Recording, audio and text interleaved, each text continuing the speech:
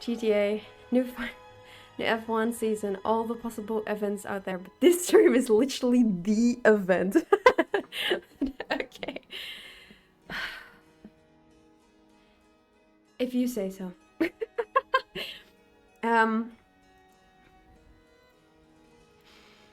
Right. So, I don't know where we are going to stop.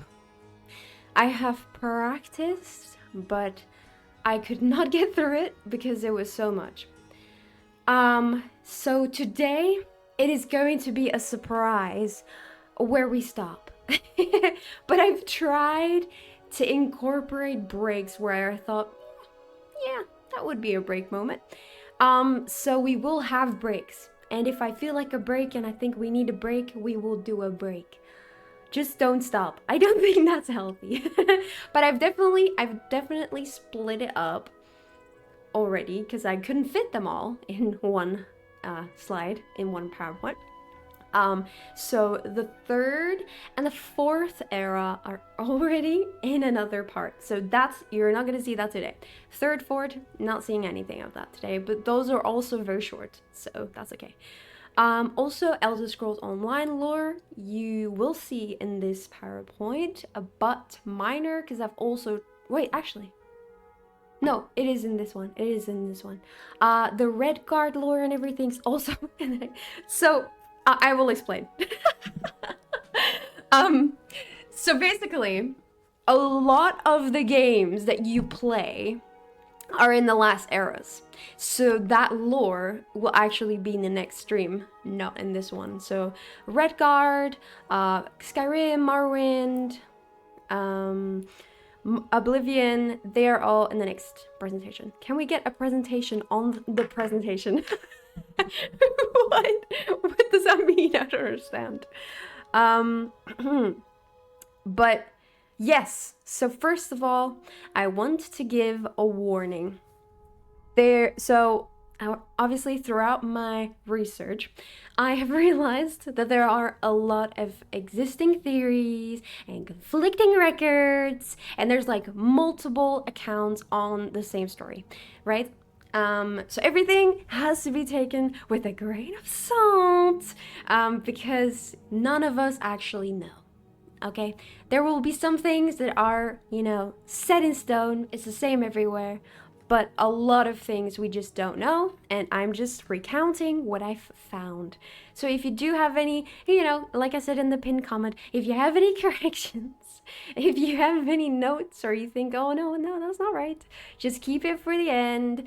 Just not because I don't want to hear it, but it's simply because otherwise we're never gonna get through this, guys, and we're gonna be here in 5 days. So I just want to keep it. I don't want to. Basically, I just don't want to discuss everything every time I say something. Like, oh, they rode on a horse, and you're like, no, it was a llama. Like, I don't want to hear that. Okay, I want to hear it, but keep it till the end. 5-day lore stream. That sounds awful. Why does it sound awful? Oh, sarcasm, right. Yeah, I bet. But yeah, like I said, it's not because I don't want to hear it. Just keep it till like the end, or keep it till a break. Just like, don't bomb me with like, actually, blah, blah, blah, blah, blah, blah, blah. I don't want to, keep it for later. Also, these are my sources. Yes, I do include sources. I thought it was really, really important because I don't want to take credit for other people's work. Sometimes I have neglected to include who made certain art. So if I did that, I'm sorry. It's just because sometimes I was like, on a roll, and I was just going and going and going, and then I forgot and I couldn't find it again. But I've been trying to include all like sources for like art and everything. I've included, what I've used for, well, the stories and everything. So all these YouTube channels, do check them out if you haven't checked them out before. They're really, really good for lore. Especially Fudge Muppet is actually one of my favorites for lore. I feel like he makes it very, very fun to listen to. Very easy as well. I've also used a lot of Reddit, and I know this is like not a good source. Okay. But when it came to like very obscure things, it was so much easier to just look on Reddit and people like point you towards the right direction. Once you get those right words, then you can find things. So I feel like Reddit was also a very good thing. So I've also included that. And then obviously the main websites, you know, the Elder Scrolls fandom, the wiki, the hub, the Imperial Library, all that shit, uh, is very important. They've got all the knowledge, So yeah, those are the main sources I've used. There will be a few like obscure ones that I just found like a random little thing that I might not have included, but these are the main ones. All from true STL. STL? What? You mean true fans? I don't know. I don't know. True shitty the Elder Scrolls. What is that?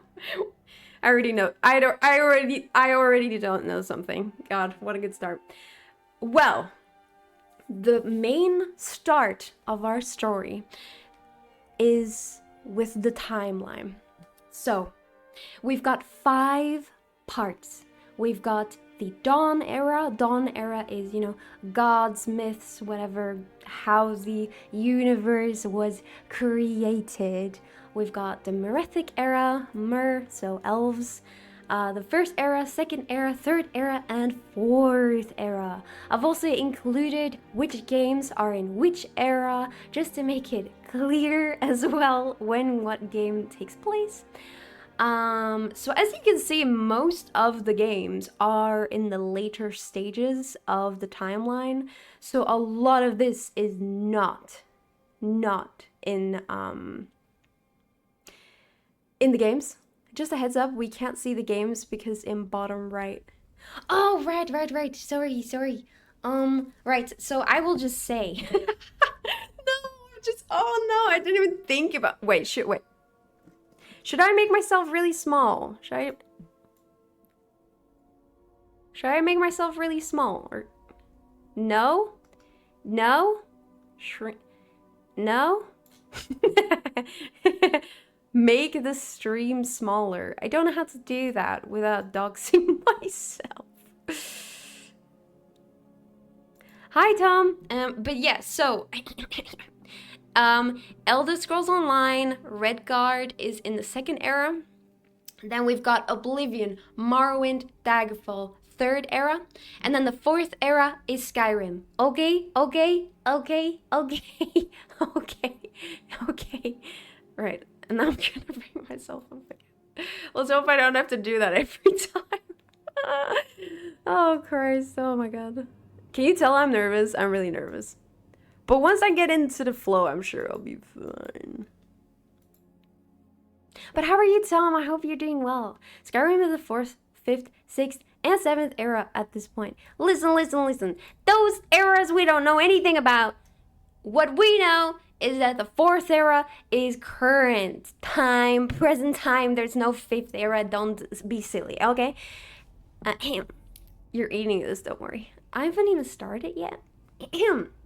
Right, now the start of the actual lore. But we're gonna start with the Elder Scrolls itself, because obviously all the games are called the Elder Scrolls blah blah blah. So what actually are the Elder Scrolls? Well, after the creation of the mortal plane, there were several fragments of creation that were left behind. And they are the scrolls with the power of this creation within them. They can be used by mortals to glimpse parts of possible futures. Because the game gives you obviously options and freedoms, it shows you all these possible futures at the time of the game, and that's why it's called the Elder Scrolls. Whoa, revelation, that's crazy, you didn't know this. But yeah, so they are linked to creation itself and the future itself. Very, very, very cool. Now, they exceed the gods. They exceed aedra, daedra. They exist outside the realm of time. They are not subject to laws and limitations of our mortal realm. They might have even existed before or during the time that Anu and Padme, which we'll get to, existed. They are not limited by mandas. They do not exist, yet they have always existed. You get the gist. They are all powerful. They are one of the most powerful things, I suppose, in the Elder Scrolls universe. She fucking killed it, man. She made a tremendous effort and succeeded, and I'm very impressed. Well, I know what this means. Doing good, thanks. I'm okay. I'm just like, you know? You'll be fine now. A deep breath and relax. I'm trying my best. When did we move on from cooking to eating? I missed the memo. Checks out, I'm old. This is cooked to being the... Okay, anyway, back to it. Now, then we have a few important... Hello, whatever. I hope you're doing well. Now we have a few important figures when it comes to the Elder Scrolls. We've got Parthunax, our favorite dragon of Skyrim. He actually had a translated Elder Scroll. We've got the cult of the ants. You can't... I'm starting to realize this inconvenience that you can't see like half of my PowerPoint, which I find quite annoying. I'm gonna have to find a solution for this. I am gonna make myself small, guys. I am gonna be tiny Noah today, I think. Otherwise, this is not gonna work. Tiny Noah, tiny Noah. Anyways, just make the stream window smaller. Oh,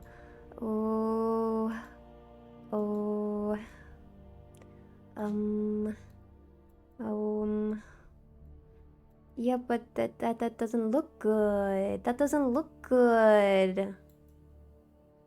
That looks bad. That looks bad. It looks good? I don't think it does.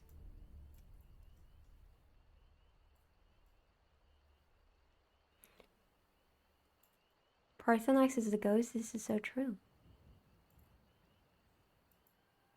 I don't think...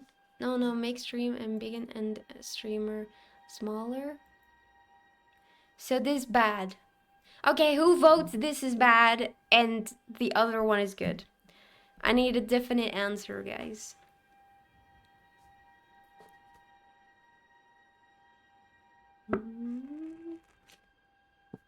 Oh yeah. This is bad, but gay. Tiny Noah, always good. So you guys don't like the smaller version of this? I mean, you can still see everything quite well.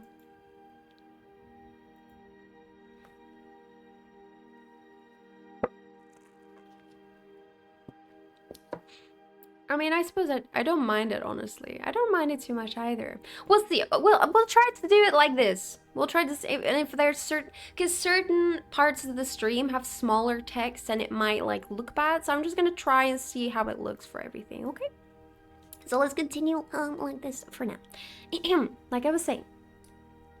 Then we have the cult of the ancestor moth. So this cult is very important for the Elder Scrolls because they believe that the spirits of their ancestors actually live on through the moth.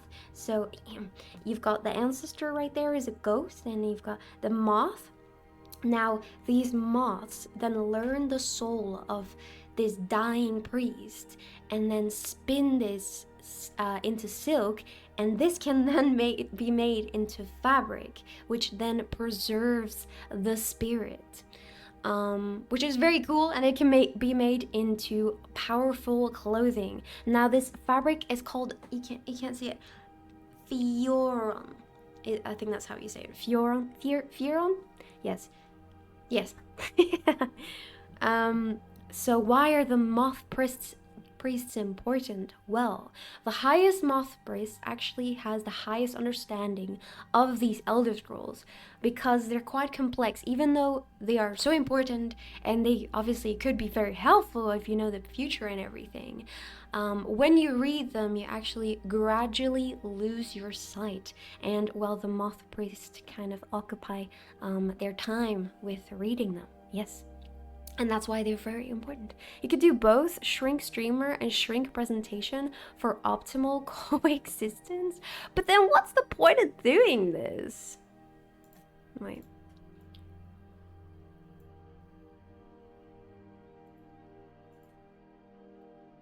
Me taking notes? I'm sure you already know all this.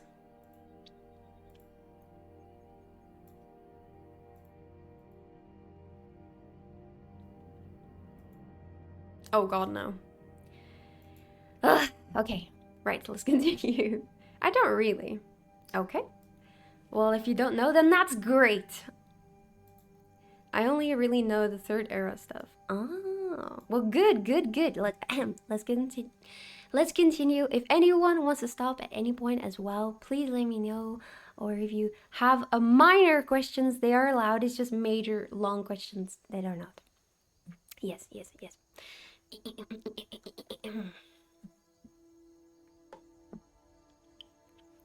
Right. Now, another very important culture is the Dwemer, of course, because the Dwemer love researching, they love their technology and everything, and they were also adamant in studying the Elder Scrolls and how they functioned. So they are also very important to mention. And then lastly, finally, we've got Septimus Sigmus, who we have met in Skyrim. He researched a lot of the Elder Scrolls. You actually do a quest line with him. He was a former scholar of the College of Winterhold, but now lives in an outpost in the Sea of Ghosts. But yeah, so these are all the important figures in the Elder Scrolls. Well, I wouldn't say universe. I would say the Elder Scrolls subject. Yes. Now, then we have a very, very important subject that I need to explain beforehand because this has boggled my mind a lot and I've been trying to wrap my head around it a lot. So I'm going to explain it to you as well because it does get mentioned in multiple eras and therefore it's important to explain now and get it out the way now. So we have something called a dragon break. Now, what is a dragon break? A dragon break is, this is the exact definition, is a phenomenon where the linear time is broken and it becomes non-linear. So you have a straight line and it's no longer a straight line. It is described as a catastrophic disruption of this linear time. It is a realignment of time and space in response to an event that makes the normal continuity of reality impossible. So this is time wobbly stuff, guys. Wibbly wobbly timey-wimey stuff. Exactly. Now, you might question, why is it actually called a dragon break? Well, the dragon actually refers to Akatosh, who is one of the aedra, one of the 8 divines, and he is actually also called a dragon, so he's a dragon god of time, and that is why it's called a dragon break, because it has to do with time. So yes. And yes, this shameless talus erasure. We're gonna get into this.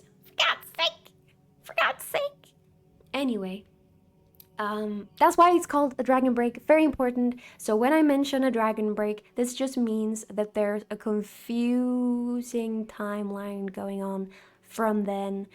So whatever happens after a dragon break, it basically messes everything up and there's not really a chronological linear time anymore. Everyone understood?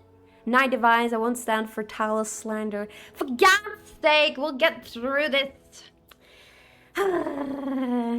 Anyway. Then we have some other very important terms to get into. This is basically, I guess you could say, the universe, but it's not just the universe. It's multiple parts of it, multiple layers, like an onion, okay? We start with Aetherius. Aetherius is also known as heaven, according to, mortals, or the immortal plane. So it is a plane of Orbis. God. Wait, should I start with? Yes. I will start with Orbis. Never mind. I've made it like this as well because I thought this was easier to explain. It's like an onion, but it's like a Russian doll, and yes. Let's start with Orbis. So we've got Orbis. This is also called the Gray Maybe or the universe. So Orbis is basically the universe, other name for universe. It contains the void, it contains all planes of existence, which includes Mundus, Aetherius, which I just mentioned and I will go over again, and the planes of oblivion. As you know, that is where the daedric princes live. So we start with Orbis. That's the biggest one. That slurps everything up. Orbis. Yes, that's over here. That's over here. Right. Then we have with Aetherius, which is, like I said, heaven, immortal plane. It is a plane of Orbis.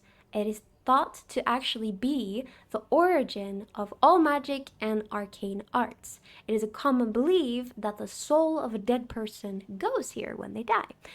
To continue, well, that makes sense. The dead person when they die. Okay, let's continue. To continue on as a spirit, for God's sake. Materials known as ethereal fragments actually sometimes dislodge from Aetherius and then fall to Nirn, which is our planet, and they are then seen as shooting stars. So I thought that was pretty interesting to include. And it is kind of like Oblivion in a way that it has multiple realms. So once again, it is an onion within an onion. It has so many layers with different purposes, but the main difference is that it is a place of searing light in contrast to Oblivion, which is darkness. But yes. So we've got Orbis, universe.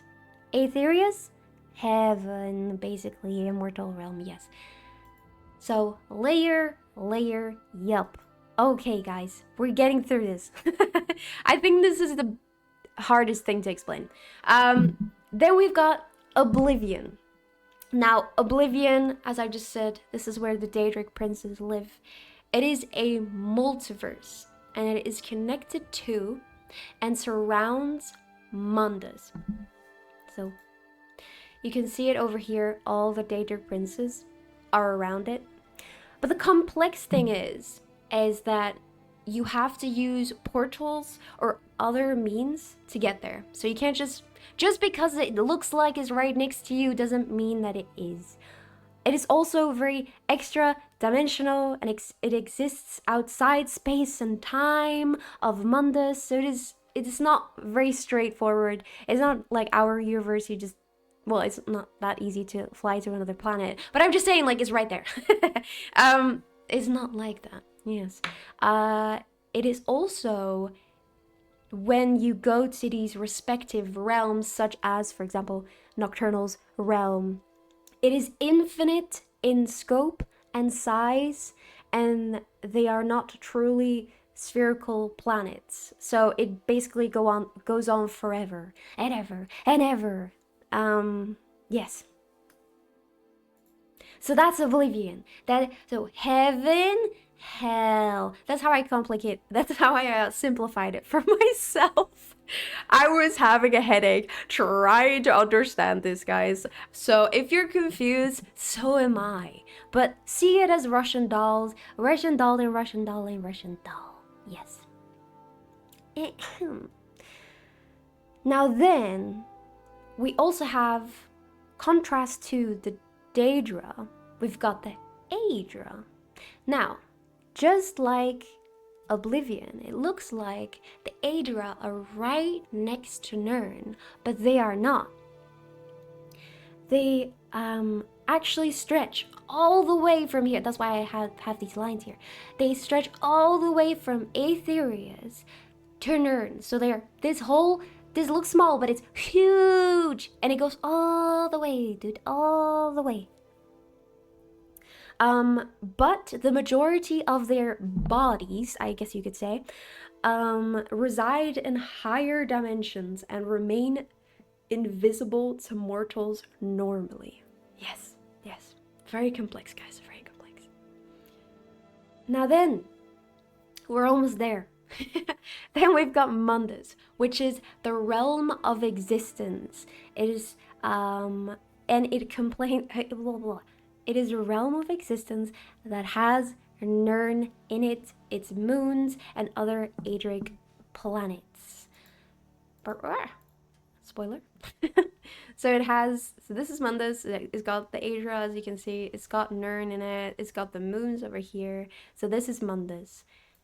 And then we finally have our planet, Nirn. Yippee! The mortal plane. This is the planet that we are on. And it floats in the void of oblivion, but as you know, it's more complex than that.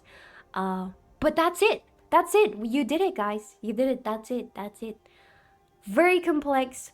Just know it's all very wobbly bobbly with time and space and infinity and all that. But if you explain it simply, it is just, they're all just in each other. Yes. Understood, guys? Any questions? So complicated. Thank God we have just a normal universe and the upside down. Yeah. That's crazy how it looks just like a wheel. Yes. Yes. But I thought it was very interesting how it all like fits together. Like the more I looked at it, the more I saw, and I was like, whoa, because here we've got Sovngarde as well, which is, as you know, the Nord heaven and everything. So it fits together. Now, I don't actually know the Magnus, why he's here, and I'm not gonna explain that. We're not gonna get into that. But you know the main things, and it's important to say this because, you know, sometimes these terms, wait, but what's in Aetherius? What do you mean, what's in Aetherius? You mean this? These are the stones. So you've got the lady, you've got the serpent, you got the thief, ritual, lover, all that. Those are the stones. I don't actually know what that is. I've not looked into all of the parts, but I'm guessing it has to do something with magic, because Aetherius is the origin of all magic and arcane arts, and the stones, I guess, are connected to that, so that's why. Yeah. Light and aedra and stuff and magic. Yes, kind of. Yes, sure. Right. Now on to more simple stuff. My goodness, right? So, now we have finally arrived in our planet. Oh my goodness. It's just Nirn, guys. Don't worry.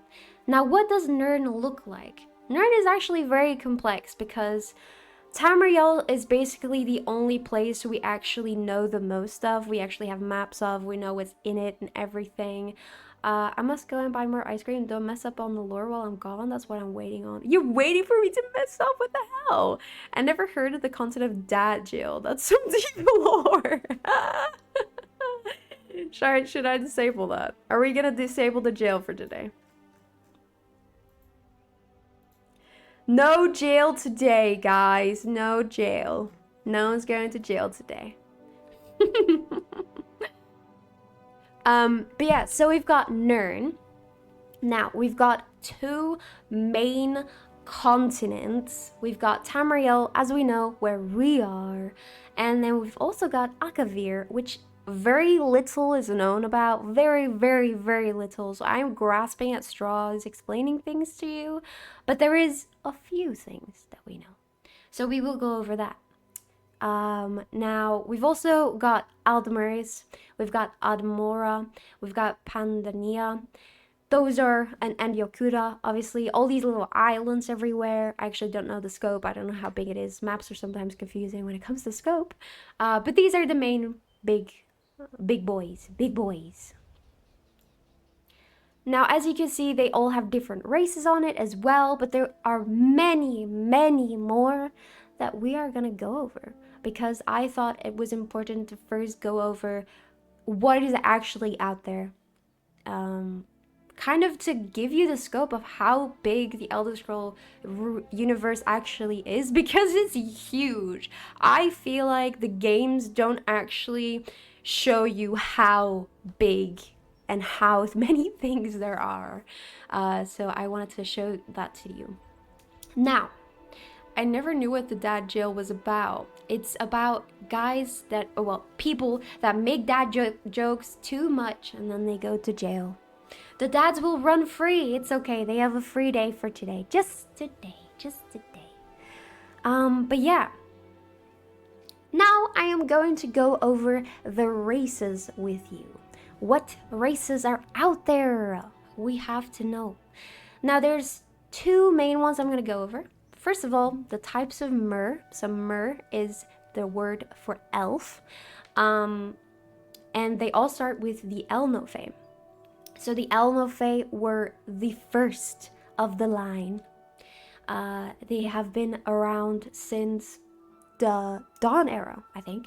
Yes, the Dawn era. And they are the origin of all elf and men. So it starts with the Elnofe.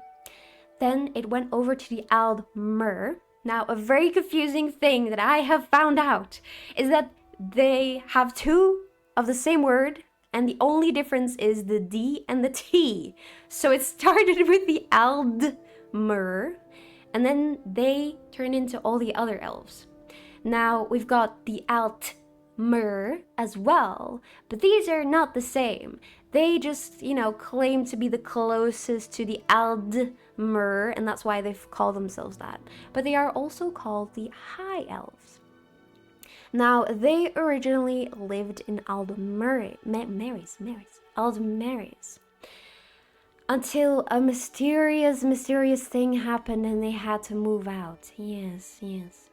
But for the rest, we also have the Aelids or Heartland High Elves. Now, this is a thing in the Elder Scrolls Online. So these are supposed to be the same race, the same type of elf, but just in a different part of the continent, I suppose you could say. So I've just done equal. What the fuck is occurring on screen? What do you mean? We're explaining. We're doing our Elder Scrolls research, Elder Scrolls lore. How are you, Mag? I hope you're doing well. But yeah, so we've got the High Elves and we've got the Heartland High Elves, same thing. Then we've got the Bosmer. I will go over how they actually differentiate and how they are actually different. Well, same thing. How they actually evolved like that and everything. Every part of this will be explained. But for now, I'm just going to let you know that these are the different ones that are out there. So we've got the Sinistral Elves. There's not actually a picture of them, which is really annoying. I found that with a lot of these races because they're so obscure. There's not even art about them. There's just like some mentions and that's it. But they did exist at one point. The Sinistral Elves, or the left-handed elf. God knows why they're called that. I don't know. They just are.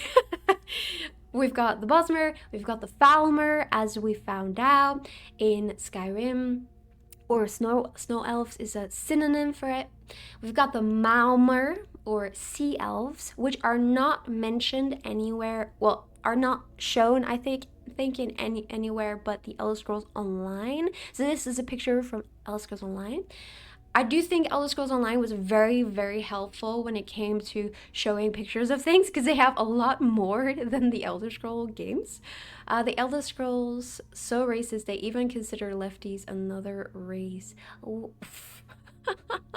So true. Very well excited to learn lots. I'm glad. And now get a notebook and a pen and keep the questions for the end, or until the break, more like. Now, then we also have the Osmer. We don't really know what the Osmer looked like before, but they are supposedly turned into the orcs somehow that we will go over later. But we don't know what they looked like before. We're guessing just kind of like high elves, perhaps, maybe like the Bosmer. Who knows? Just a regular looking elf, I guess. Then we've got the Dwemer, obviously, which you put a lot of effort into the stream. I'm enjoying it. I'm glad. We're not even... What page are we? What page are we? God knows. But there's a lot left, guys. There's so much to go through. Oh my god.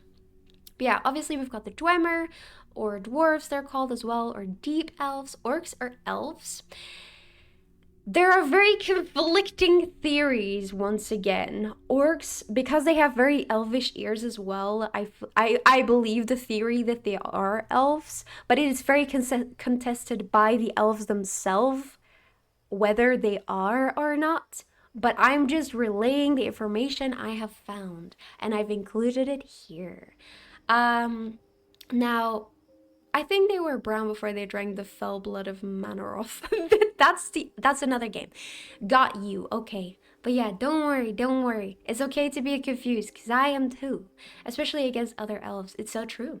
Now, then we have the Chimer or Velothi changed ones. They turn into the Dunmer, which I will explain as well. As you can see, I've included Azura here because she's the reason they turn into this. And I did the same thing here as well. Now, I've included this here because it is a little unclear whether they are directly whether they directly came from the Altmer or whether there was an in-betweener or anything. But yeah, I also included some art I found on Reddit and Deviant Art. I never know how to say that. Which I thought was very, very helpful in explaining how it works and explaining also the difference, because I feel like sometimes the games don't actually relay how different they all look. So I thought that was really cool to show here. Really, really beautiful art. And then we've got a explanation where everyone came from. And you know, a lot of question marks because obviously we don't really know very much. Now I've circled this, the Khajiit and Bosmer, and the question mark thing because that will be explained later. This is also a very contested thing. So yes, it is possible that the Khajiit are also related to the early elves. Yes. Both Orc and Khajiit might be related to elves, but we don't know. We just simply don't know, but we are thinking of theories. Real, also Nords to Dark Elves. That's very true. It's very true. I say this now, but when I see all the other blocks of text, I will say different. We'll see. What does the small red text by the Daedric O say? Daedric O? What do you mean? Daedric O? We've got Bothea, we've got Azura, and Azura. So they are the cause of them being as they are now. Sorry, should I enlarge the screen a bit? This is what I was scared of, that you wouldn't see everything. Because like there is some small text. Can you see it better now? Is this better?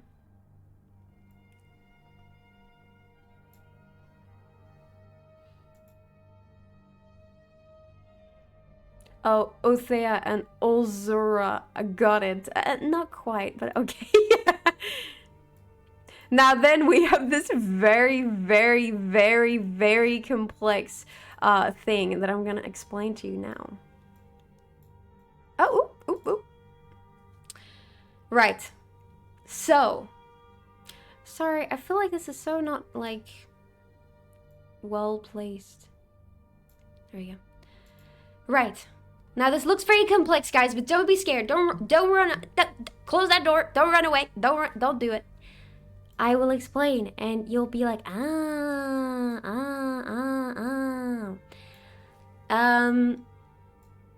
glued to my chair. Wonderful. Yes, I was about to say, oh damn, I thought Khajiit had to do with moons. They do, they do. Right. So, the Khajiit. The Khajiit are very, very complicated. They've got a lot of different types of Khajiit, which we don't actually see in the Elder Scroll games. We've only seen it in the Elder Scrolls Online, and that is why most of us are unfamiliar with this. But these different types are called fur stalks, according to the Khajiit. Now, the different type of Khajiit is decided by the moons. Not as that's propaganda. Is all Imperial Battle Mage Space Station no. The different type of Khajiit is decided by the moons. So, which moon cycle is active when the Khajiit is born? Any type of Khajiit can go with any type of Khajiit, but obviously this will be a bit hard when it's like a Senche and a Alphic. Obviously, that's not gonna work. But like in theory, any Khajiit could go with any Khajiit. And get any Khajiit baby as well. Like it could produce any Khajiit basically, depending on what moon it is at the time, which is very, very interesting. Now, as you can see, this I got from Pinterest. It is not very accurate in modern terms anymore because this was made before the Elder Scrolls Online explained it a bit more. So there was a confusion about the Dagi and the Palmer, what they actually looked like, and whether they were quadruple or bipedal. So it shows here that they are on 4 paws, but in reality they actually aren't. They are only on 2, but this was only confirmed in the Elder Scrolls Online. So this was basically changed because before there were just descriptions and it did describe them on all 4s and it wasn't actually, and that's why there's a cross through this. So to, avoid all confusion. I thought both Khajiit and orcs were elves, not only rumors. Well, the thing is, it's not about it being a rumor, it's about, like, certain races sometimes contesting whether that actually happened or not. But you could be right, maybe I misinterpreted it. But they are supposed to be, yes. I feel like you need a page title or category, like a subheading. What do you mean? Like... that I'm doing a lore stream? Well, I have included it in the title. It's funny how in a game of cat people, lizard people, and other weird things, the weirdest thing is normal looking house cats. Well, actually, sorry. Let's get back to the explanation because I'm not doing it very well. So, we've got the different types of Khajiit, the fur stalks. They will differ depending on when they are born. So as you can see, we've got all these different moons, and the type of moon at the time will decide what they look like. So we've got 3 types of moons. So obviously we've got Masr and Secunda. So these are the 2 moons that we have. They can either be waxing. So a waxing phase is when the left of it is gone. So the left is not illuminated, so it's not shown. The waning phase is when the right side is gone. And then we've also got when the moon is new, which means that there is no moon at all. So when it's crossed out, that means this moon is not there at that time. So that is what changes what type of Khajiit it is. Now, overall, what difference does it make? How different can they be? Well, the difference is usually about, obviously, the size, as you can see, but also about them being more versatile, more agile, and so forth, their intelligence and everything. Overall, all of them are very intelligent. This is not just a house cat. It is still very intelligent. It is just a different size. But they are good at different things. So which fur stalk is our favorite cat girl? I guess you'll just have to figure that out, eh? I have a Senche mount on Elder Scrolls Online. Nice. Does it talk to you? But yes, so we've got, first of all, I'm not gonna go through all of them, but I'm gonna go through some of them. First of all, we've got the smallest version, which is the Alfiq. So the Alfiq is gifted in magic and is usually used as a spy overall because of their small stature, which makes a lot of sense, to be honest, and I think that's really cute. Then we have the Dagi, which is the lightest type of fur stock, more agile, and they tend to live in trees and jungles.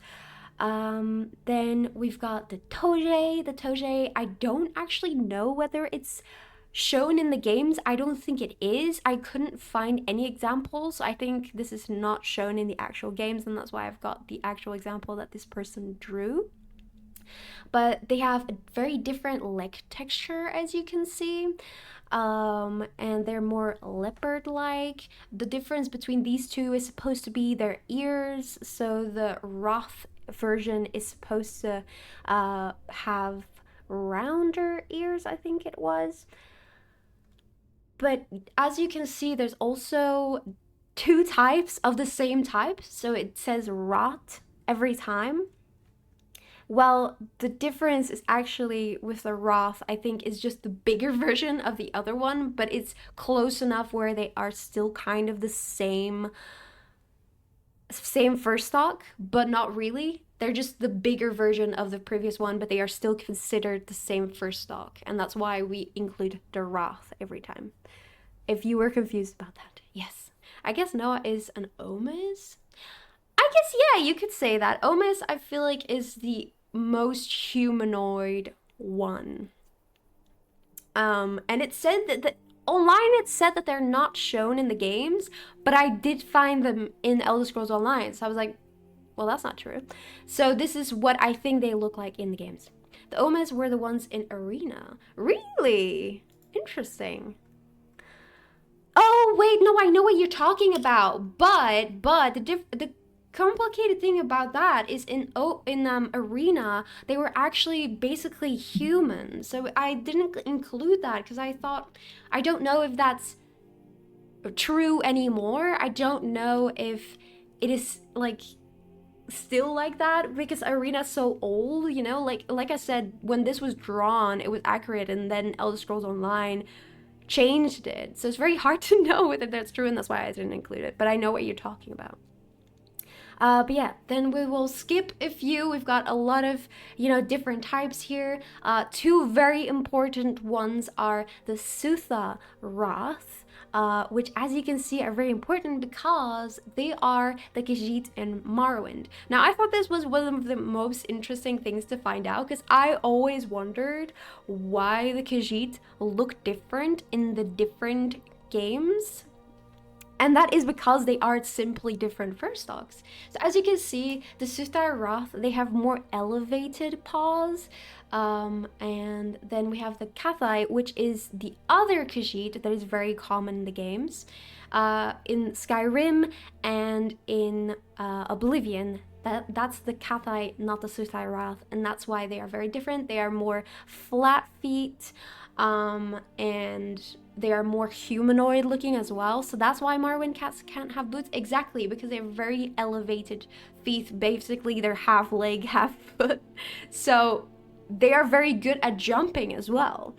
Now then, we have the bigger types of the Khajiit.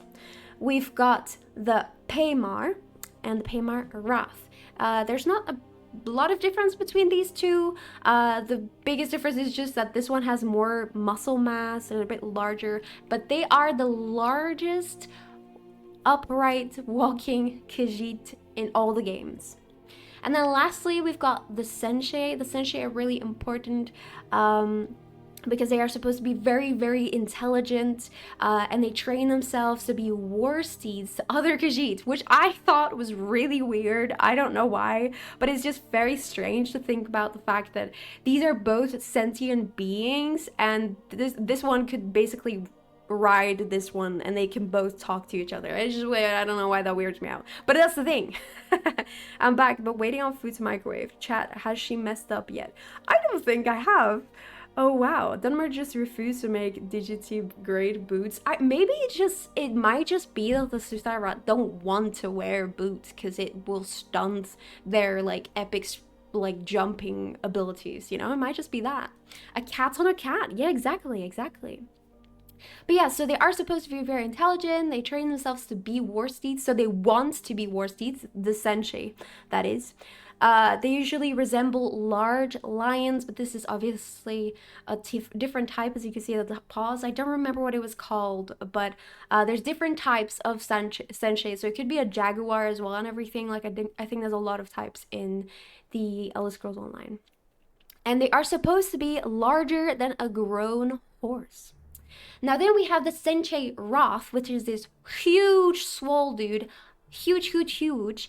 They are very much bigger than the normal Senche. They are less agile. Obviously, you can see they have more muscle mass. They are shorter and straighter legs, but they are still very fast. They actually don't like being ridden. They are just as intelligent as all the other Khajiits. They can even use magic. But they prefer not to be ridden like the Senshi are. You can still ride them, but I think they like it less than they do. So that's, I feel like, a big difference between the two. Is a saber cat a Khajiit?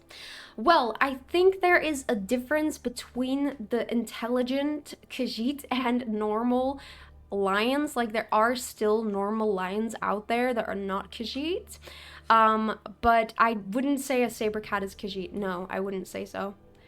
It's very hard because the Elder Scrolls Online is obviously before Skyrim. So it could be that the Elder Scrolls Online might add an event that makes saber cats that were Khajiit before no longer like able to talk, like in Narnia. You know how like trees forget how to talk? It might be something like that. Like, God knows, we don't know what the Elder Scrolls Online is going to continue making, so it could totally be that they add lore like this, but we don't know. But I personally don't think so.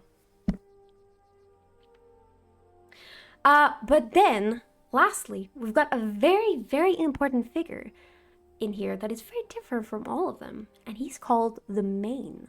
Now, the Main is a very, very unique character in the Khajiit lore and the Khajiit Fursock, because the Main is supposed to be a very rare occurrence of the moons aligning into an eclipse.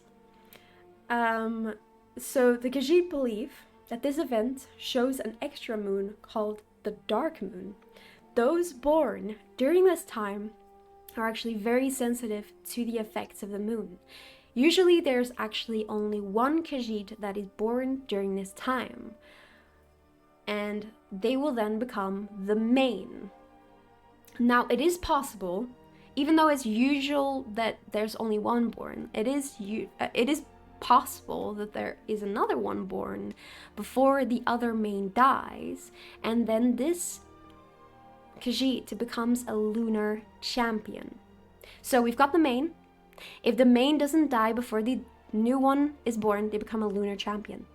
Now, if the Main doesn't die again and another one is born, then this lunar champion becomes a forgotten Main, so they cannot become a Main anymore. But this is, once again, very, very rare. This does usually not happen, but it is possible. Now, what is a Main? What does a Main do? Well, he's actually a religious leader. He's not a political leader. He's more of a neutral leader. They usually have a speaker of the Main for the political side. Mains have been around since the First Era, or even earlier than that, back when they were spiritual leaders of their own tribes or multiple tribes.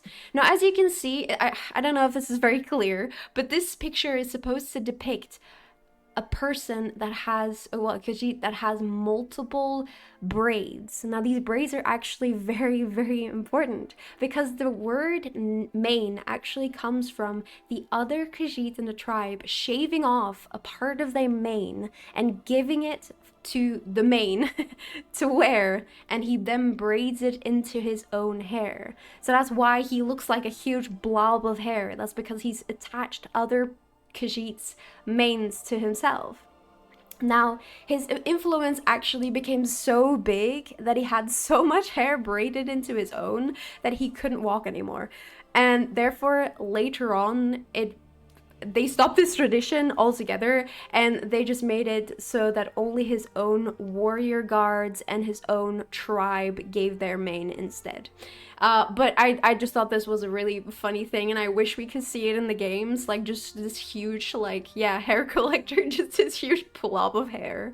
I thought it was a really cool concept art, so that's why I've included it.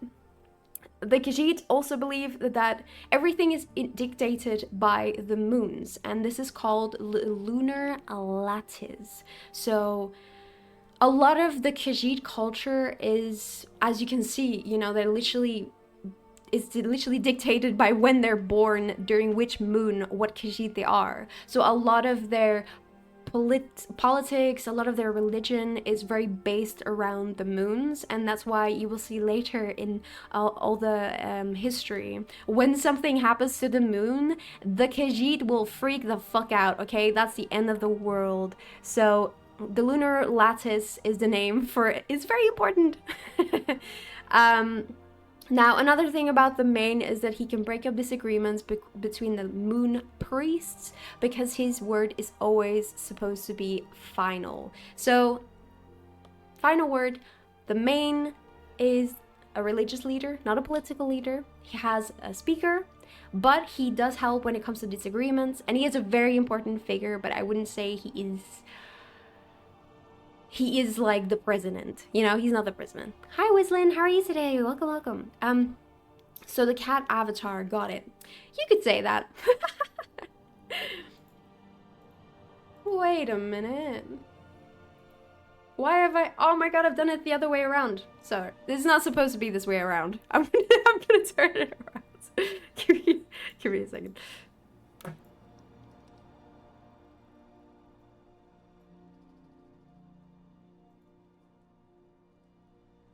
Right.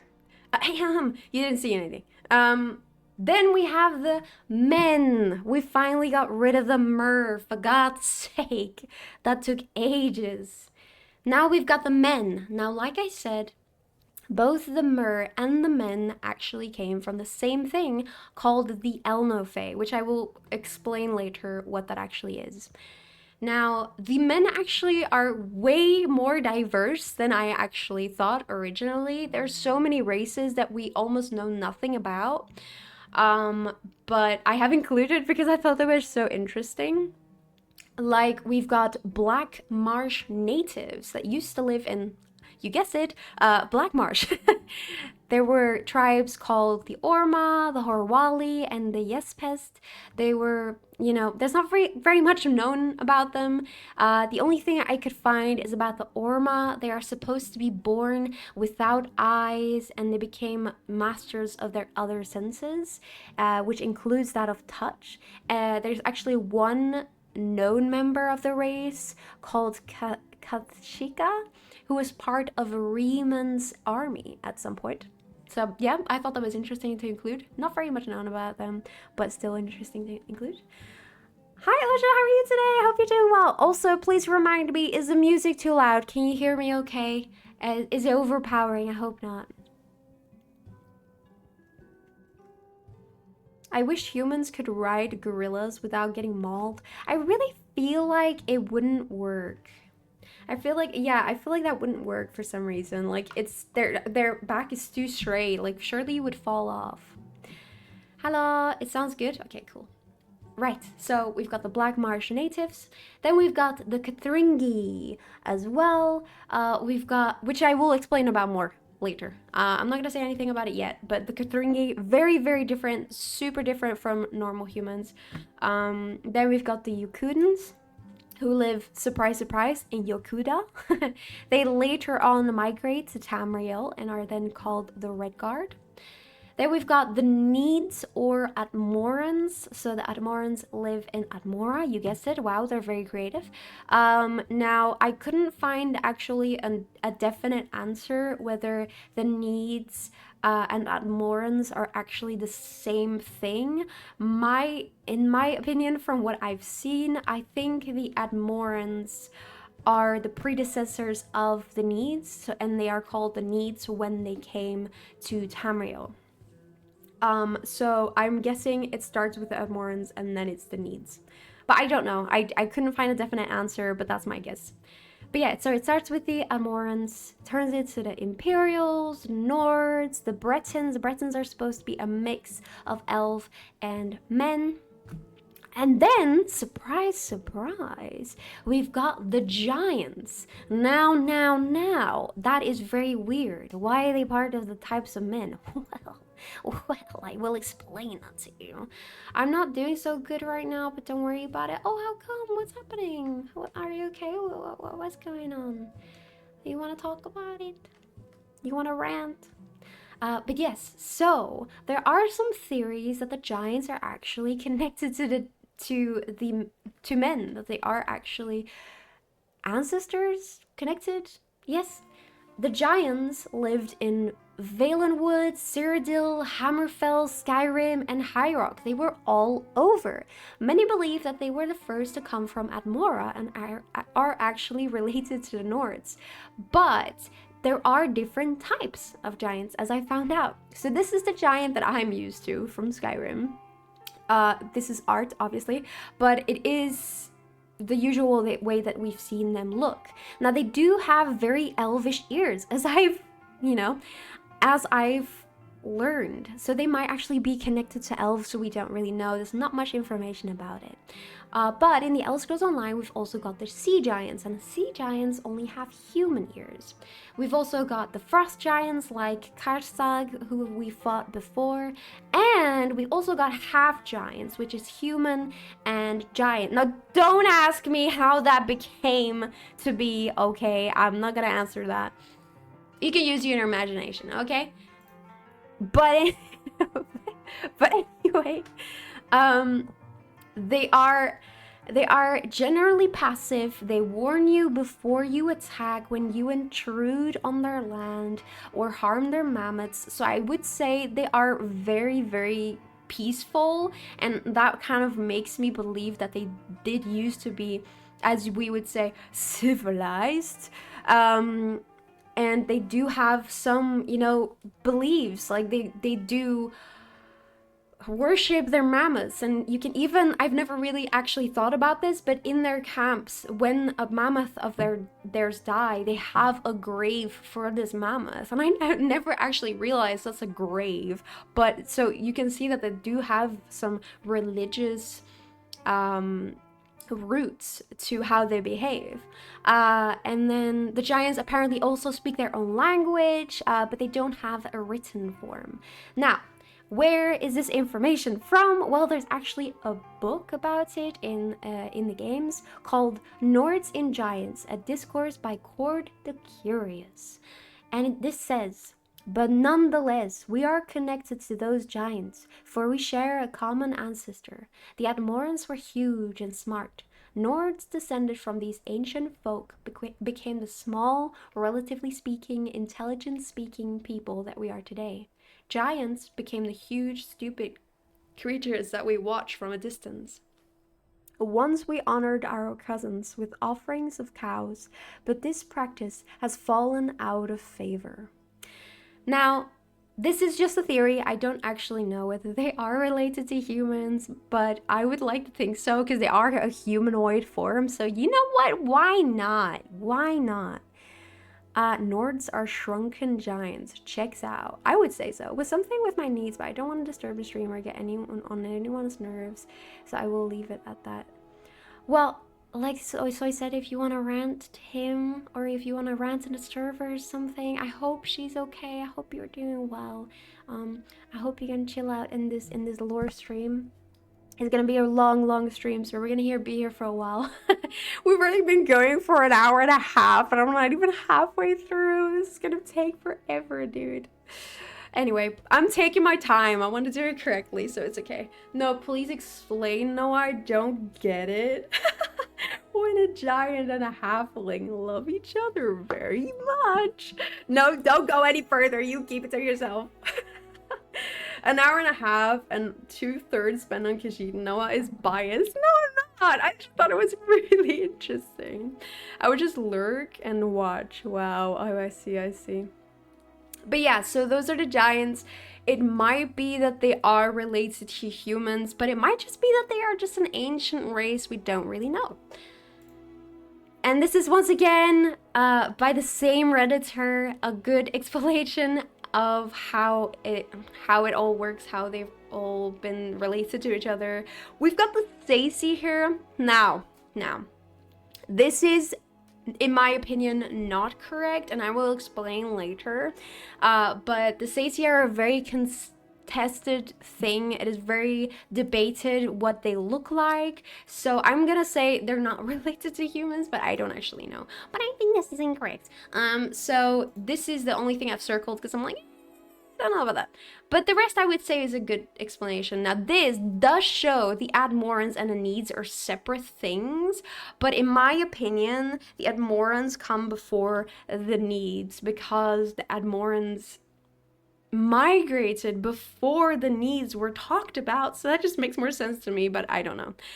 Wait, Noah, have you even thought about asking the giants? I totally could. She asked, but they just gave her their toes. They did. I did want their toes, it's true.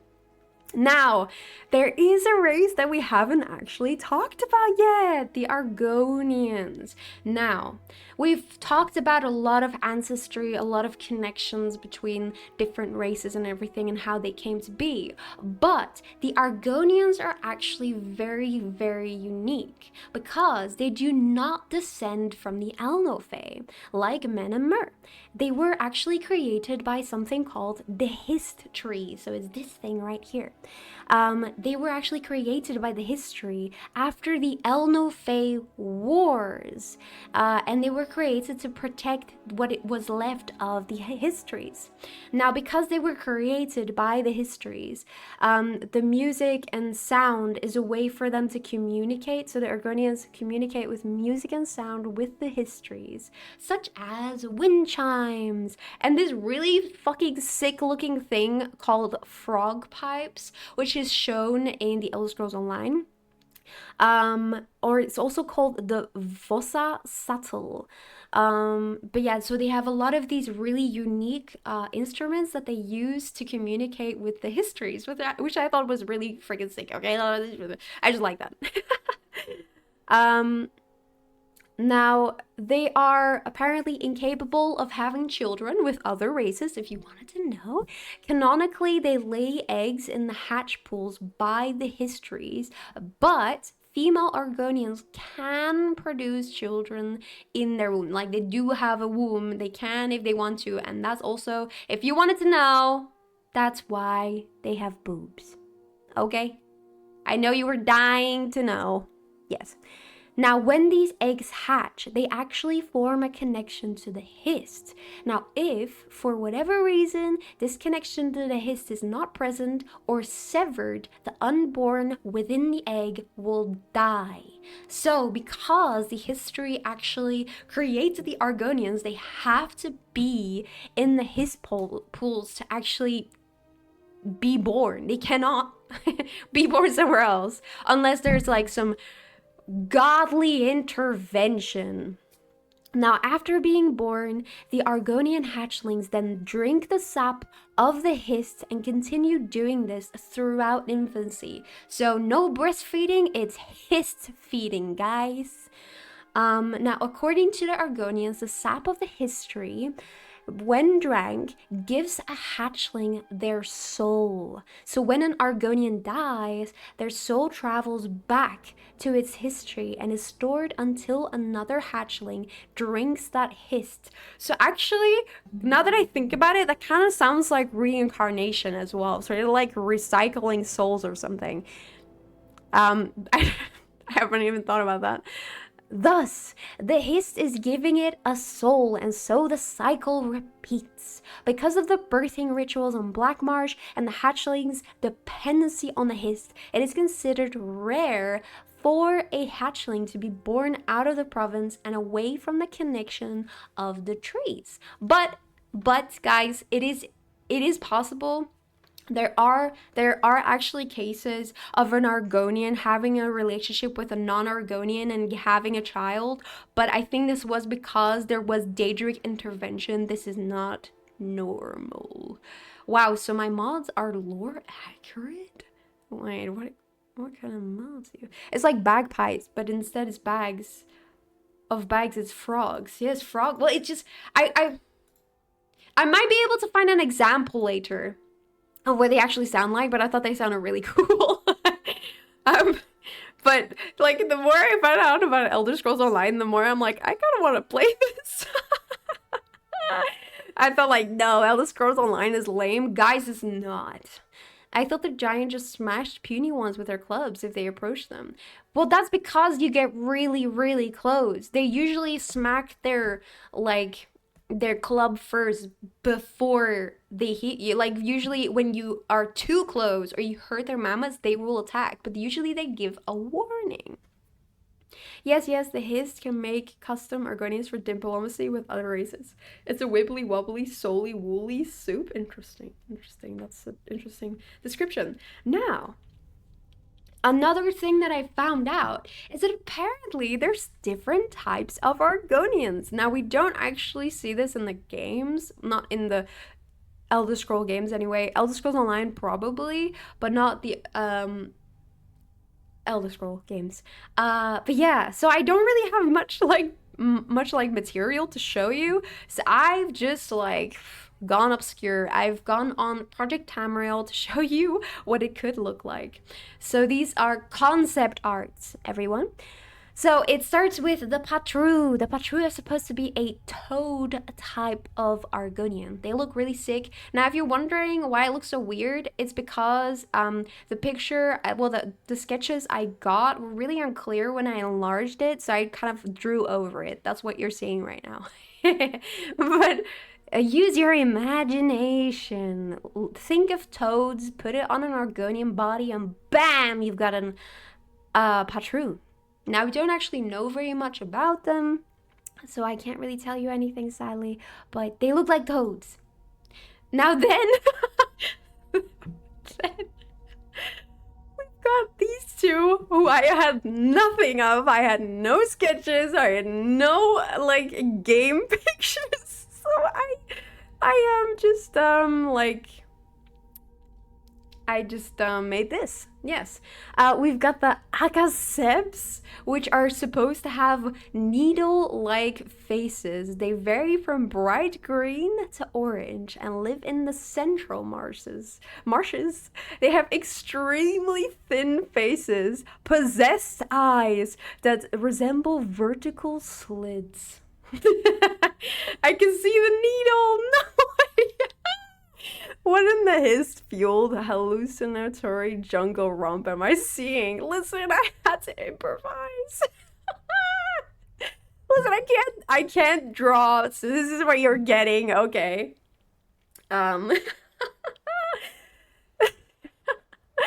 And then we have the Nakadesh, also called the River Backs. They are a tribe consisting of people with wide faces, large eyes, and broad webs that adorn their forearms and throats. Once again, there's no pictures, so this is what you're getting.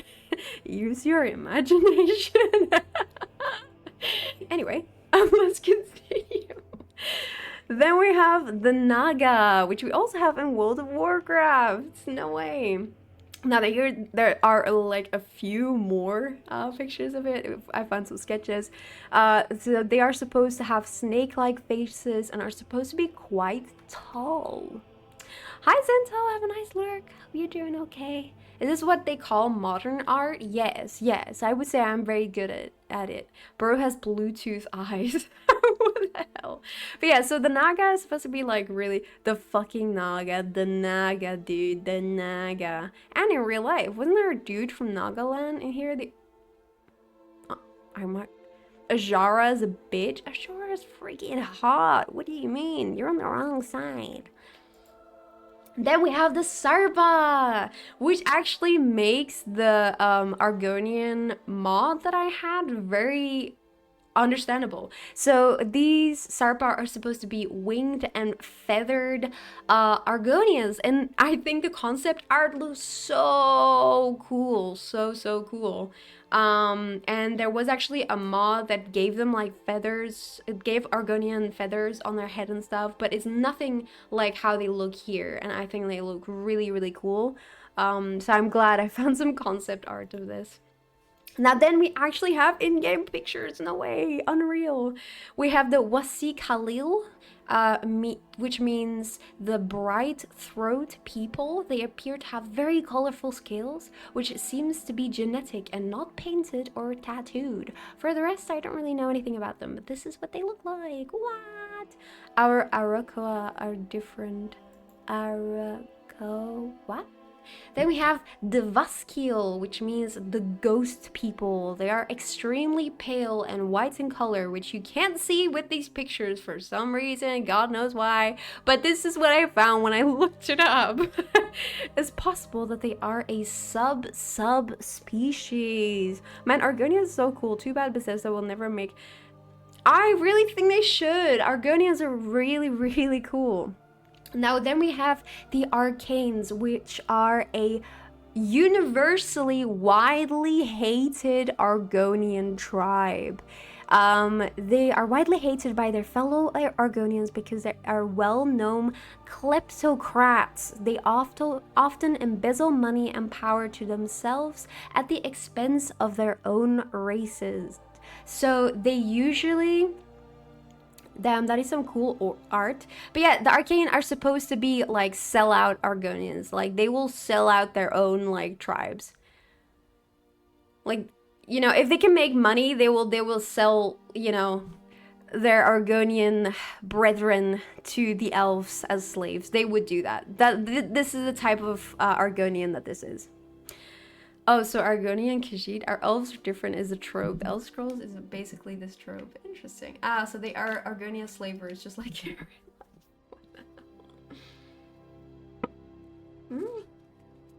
I thought the Elder Scrolls 6 was going to be in Black March, to be honest. It would be very cool if it is, but I don't know if it will be.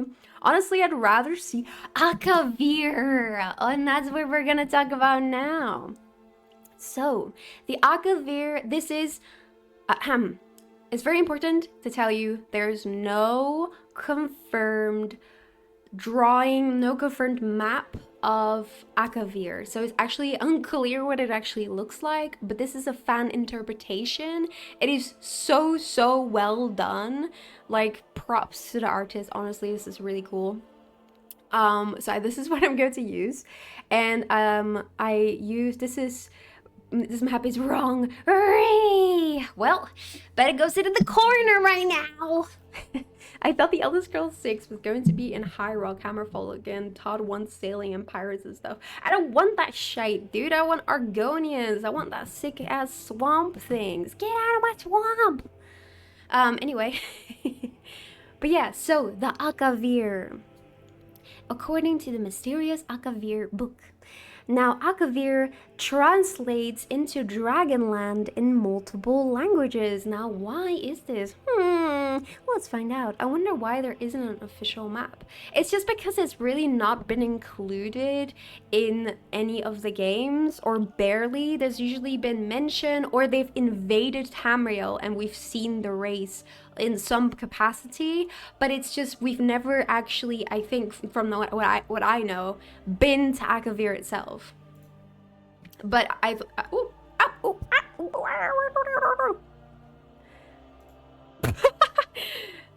like got a few links here and there, like not on purpose, but because I like copy and pasted some things, and That's what just happened, so don't worry. I wanted to swamps, drugs, disease, spiritual, crazy, shamanistic. Well, there are. If you want to see anything of like Black Marsh stuff, like any Argonian things, you just have to play Elder Scrolls Online, I'm afraid. I wonder if there will be usable ladders, and I don't know. I just want his boobs. You're obsessed, Soy? Obsessed, I say? But yeah, so the Akavir. So like I said, the Akavir means Dragonland. Now, Akavir is the kingdom of beasts. There is no men, no mer that live in Akavir, though men once did. These men, however, were eaten long ago by the vampiric serpent folk of the Seisi. Now, there are 4 major nations. We've got Kamal, Seisi, Tangmo, and Kapotan. I don't know if I'm saying that right, but who knows? We're starting with Seisi.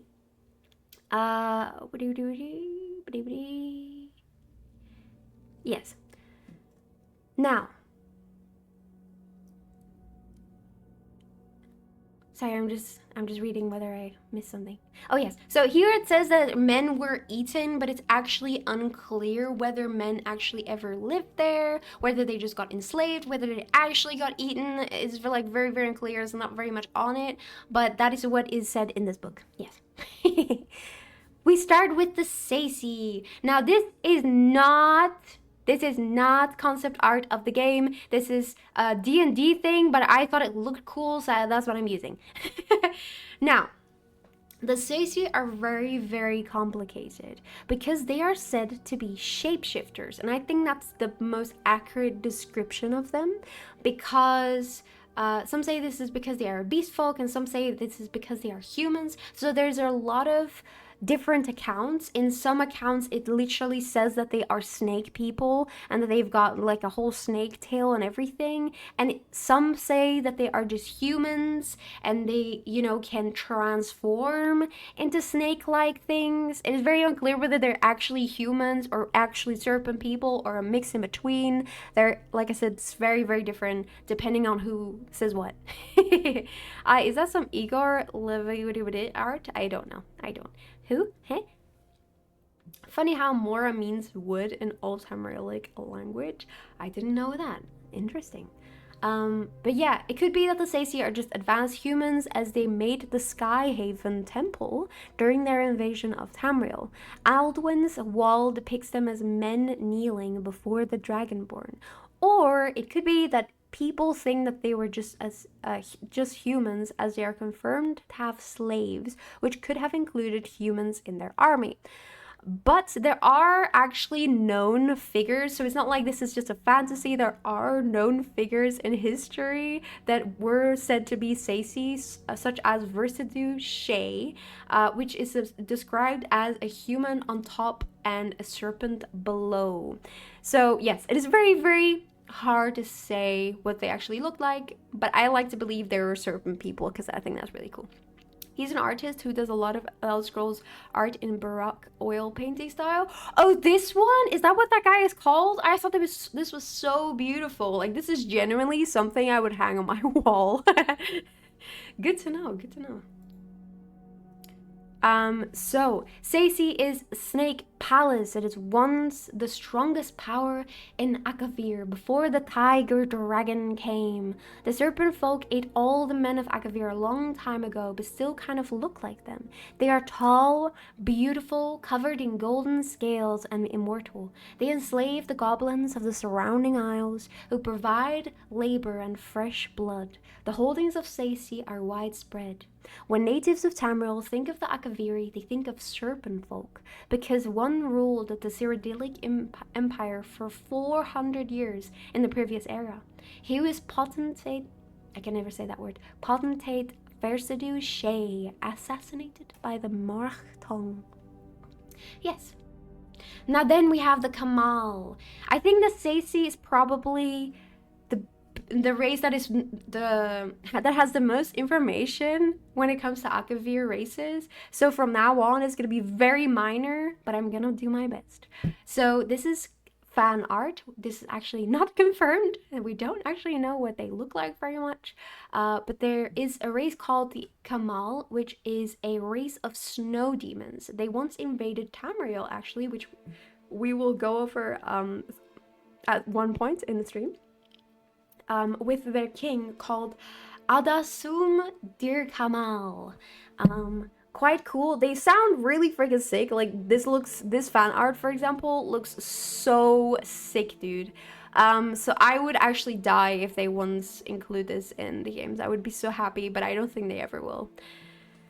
Now, after the Saisi consumed all the men on Akavir, they attempted to consume all the dragons. What? The red dragons were... Oh, wait. Whoops. This is too early. Too early in my script. Wind back. Back. Forget I said that. Kamal is a word for snow hell. So they are snow demons, as I said, ice demons, whatever. Cold guys. They are demons that live there, armies of them. Every summer they thaw out and invade the Tangmo, but the brave monkey folk always drive them away. Once, Adasum Dir Kamal, a king among demons, attempted to conquer Morrowind, but Almalexia and the Underking destroyed him. Dang, literally everyone was at Red Mount. I know! But you will see how it connects later. I hope I get there. Lord. Hi, Vigil. I hope you do well. Hi. Okay, now we're actually at the part I was about to say. Then we have the Kapotun. The Kapotun are basically, I would say, Khajiit, but not really. They're cooler, I guess. They are a race of tiger folk, similar to the Khajiit, and they are in constant conflict with the Saisi. After the Saisi consumed all the men on Akavir, they actually attempted to consume all the dragons. So the Saisi are like the big chads on this island, okay guys?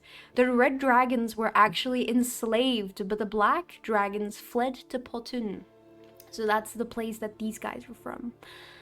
Now, a great war was raged, which left both the Saisi and Potun weak, and resulted in all the remaining dragons of Akavir to be killed. Since then, the tiger people have attempted to transform into dragons themselves. Their leader, called Toshraka, is the only one known to have successfully done so. You found a lot of cool art, I will say.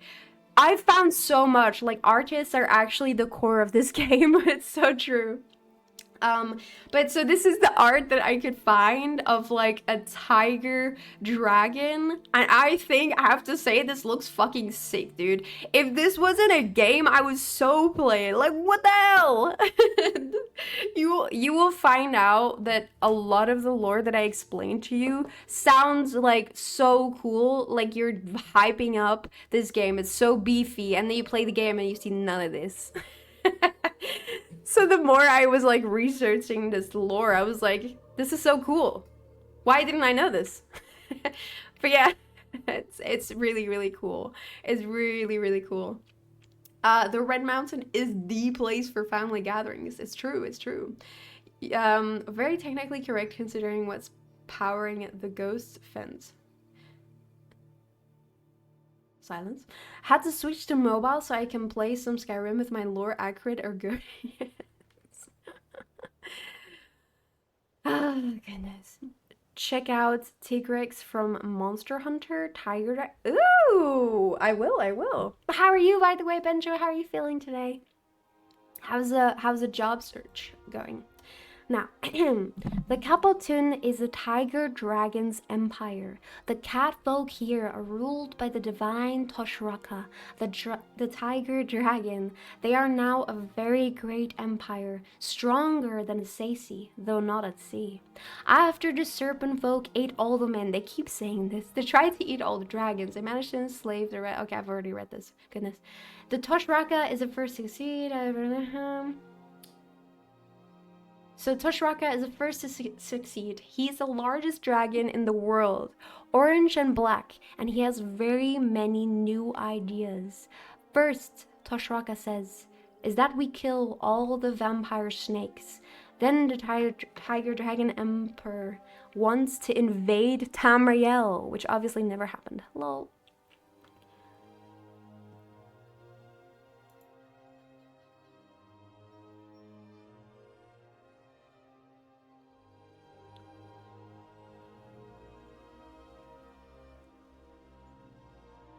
What?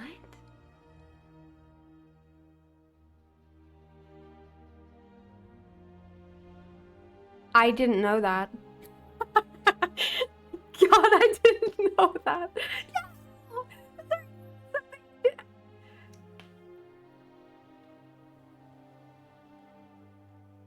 What? What do you what? I didn't know that. After all the research I've done, that's something I just don't know. Anyway, let's continue. You've not seen that. Dope walked. That's like the only thing I know. Well, thank you for contributing. Well, I didn't know that, but cool to know. That's fucked up, I guess. Dope. Walked the dog. Had some good brekkie and a pint. Was out with my family for the morning. Have had a nap now. Poggers. I've done a lot of lore research today. Again, doing job search tomorrow as I have D&D tonight and don't want to be bored. That's completely fair. I'm starving, guys. I had lasagna and I had a croissant and I'm still so hungry. What's happening? But yeah, sorry. Let's continue. Sorry, I read that and I was so confused. I was like, what? But yeah, so I'm full on snacks. I wish I had snacks right now. But yeah, we have gone through the Sacy, we've got the Kamal, we've got the Kapeltun, and now we've got the Tang Mo. Now the Tang Mo, there's no pictures of them, obviously, so we've got this concept art, fan art by this artist. Really cool looking. Like, look at that. That's so sick. Hell yeah.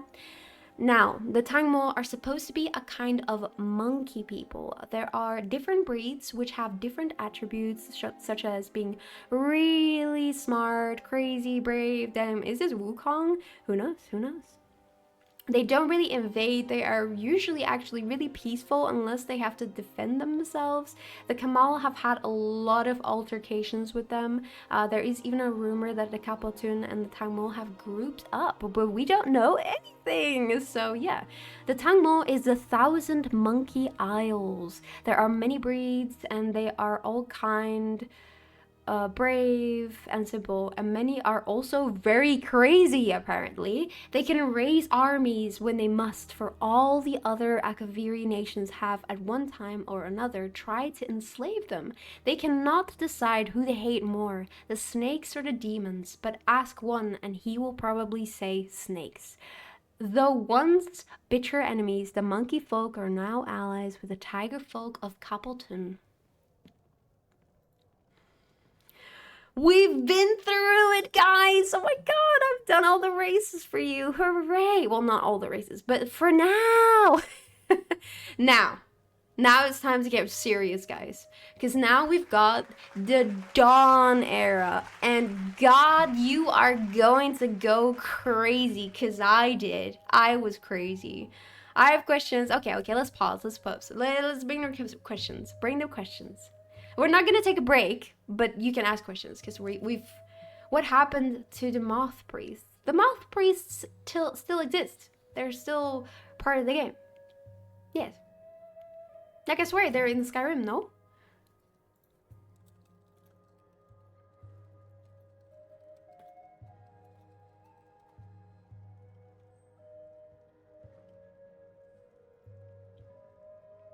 Yeah, they're in Skyrim. The Moth Priests are like a continuing, I guess, yeah, well, a cult.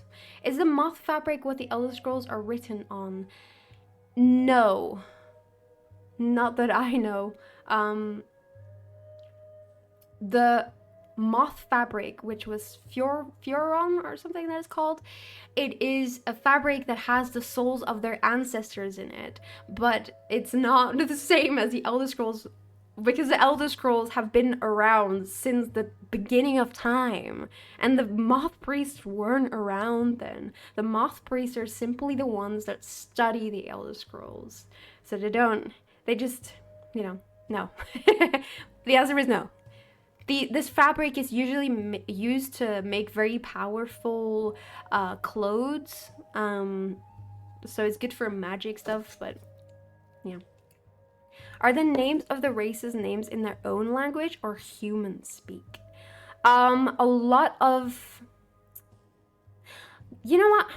Which ones? Because it depends.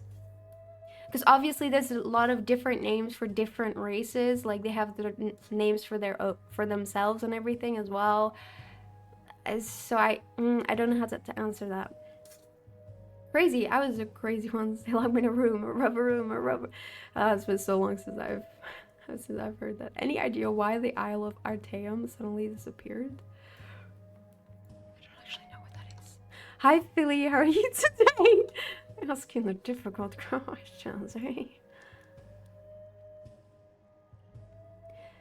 I'm gonna say no. I have no idea. Anyway, alright, let's continue. End of questions. I've had enough. No paparazzi. Let's continue. I only know what I know, okay, guys?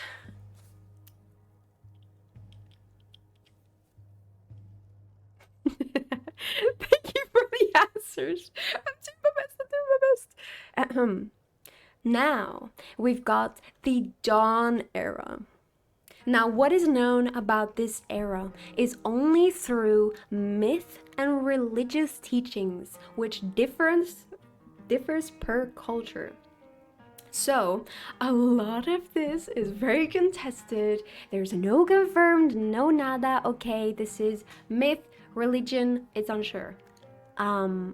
So that is why I will go through every one of them. So I'm gonna go over the Argonian, the Yokudan, the Khajiit, the Mer, the Men, all the types. I'm gonna go through all of it because I didn't want anyone to not be included. But it's very complex. But I will do my best. I just wanted to say this presentation is so good so far. I know I get the best. Thank you. I appreciate it. Guys, I am gonna be right back for a moment, pee break, and then we will start the Dawn Era. I hope you're all doing well. I hope you're like not scratching your head confused right now, because that would be bad. But yeah, I will be a moment hard, and it was frustrating and it was complex. But once I got through it, I'm like, wow, this is actually like so cool. And I think that's also why it's like so, I guess you could say, upsetting that like there's so much lore that this game has and they just don't use it. Like, why? But yeah, so far we've gone through the races, we've gone through how well the universe works, really, because that's very important, I think. And now we're gonna see, like I said, the Dawn Era. So the Dawn Era is very different depending on what race you're from. So the Argonians, the Khajiit, all very different. The Super Storm Rage Bros, I will explain in a minute why I've included them. But yes, so we have the creation myth. Now there are two versions. I'm going to explain. First, we're going to start with the version according to the Anuad paraphrased, which when I read this, I was like, this is just like a romance drama, and it kind of reminded me of the Storm Rage brothers. So there's no pictures of Padme and Anu, so I've used them here instead because I thought, wow, that's really accurate. But yes, so according to the Anuad paraphrased, there is Anu, which is order, and Padme, which is chaos. They are brothers. They come into the void, and then time begins. They then create Nur, as we know, the universe. Now, this is very confusing, because obviously, as we know, wait, did I include? I think I might. Now, as we know, it's very confusing because Nern is our planet, but it says here that is the universe, which is very confusing. Now, this is because all the terms are very interchangeable. They use it a lot for like different things, and it's very confusing. Now, the gray baby is also used to describe the universe. It's like another word for it, but they also use it for other things. Very confusing, I have to say. But Nern is still our planet. That doesn't change, but sometimes they use Nur to describe our universe. So that's what you see here. But yeah, so they create Nur, the universe. Now both Anu and Padme fall in love with Nur, which is weird because they created her, but okay. Now then, Nur sadly only loves Anu. No! So Padme gets really mad, and Padme and Anu fight. Nur then becomes pregnant, oh my god! And Padme beats her to death, but not before she bursts creation. Whoa. Now Anu is obviously very understandably sad, and then he sleeps in the sun. Now while he sleeps, the 12 worlds of creation flourish. Because, Nur just birthed creation, and there's 12 worlds of creation. Sadly, Padme returns, and he shatters these 12 worlds, which causes Anu to wake up, and Anu and Padme to fight again. Now Anu wins this time, yahoo! And he tries to save creation and forms it into one. Nirn, oh my god! So, Nur birthed creation. There were 12 worlds of creation. This gets shattered. Anu then forms them into one and calls it Nirn. I guess as in like a remembrance of Nur. Now, sadly, Padme was not dead. No! And he then stabs Anu, and they both get pulled outside of time. Now their blood then creates the aedra, which are original spirits. The blood of Padme creates the daedra, blood of Anu creates the stars, and the blood of Anu and Padme creates the aedra. Now, if you understand, very good. Now, throw it away. Forget it. That's not real. Forget it. Here's another version. This is very frustrating. If this is frustrating, it was very frustrating for me, okay? I went through like all this and it was like, no, actually, there's a different version. So now we're gonna go through the different version that is apparently more universally accepted, you could say. So this is according to both Men and Mer, the creation myth. It still has the same name, so we've got Anu and we've got Padme.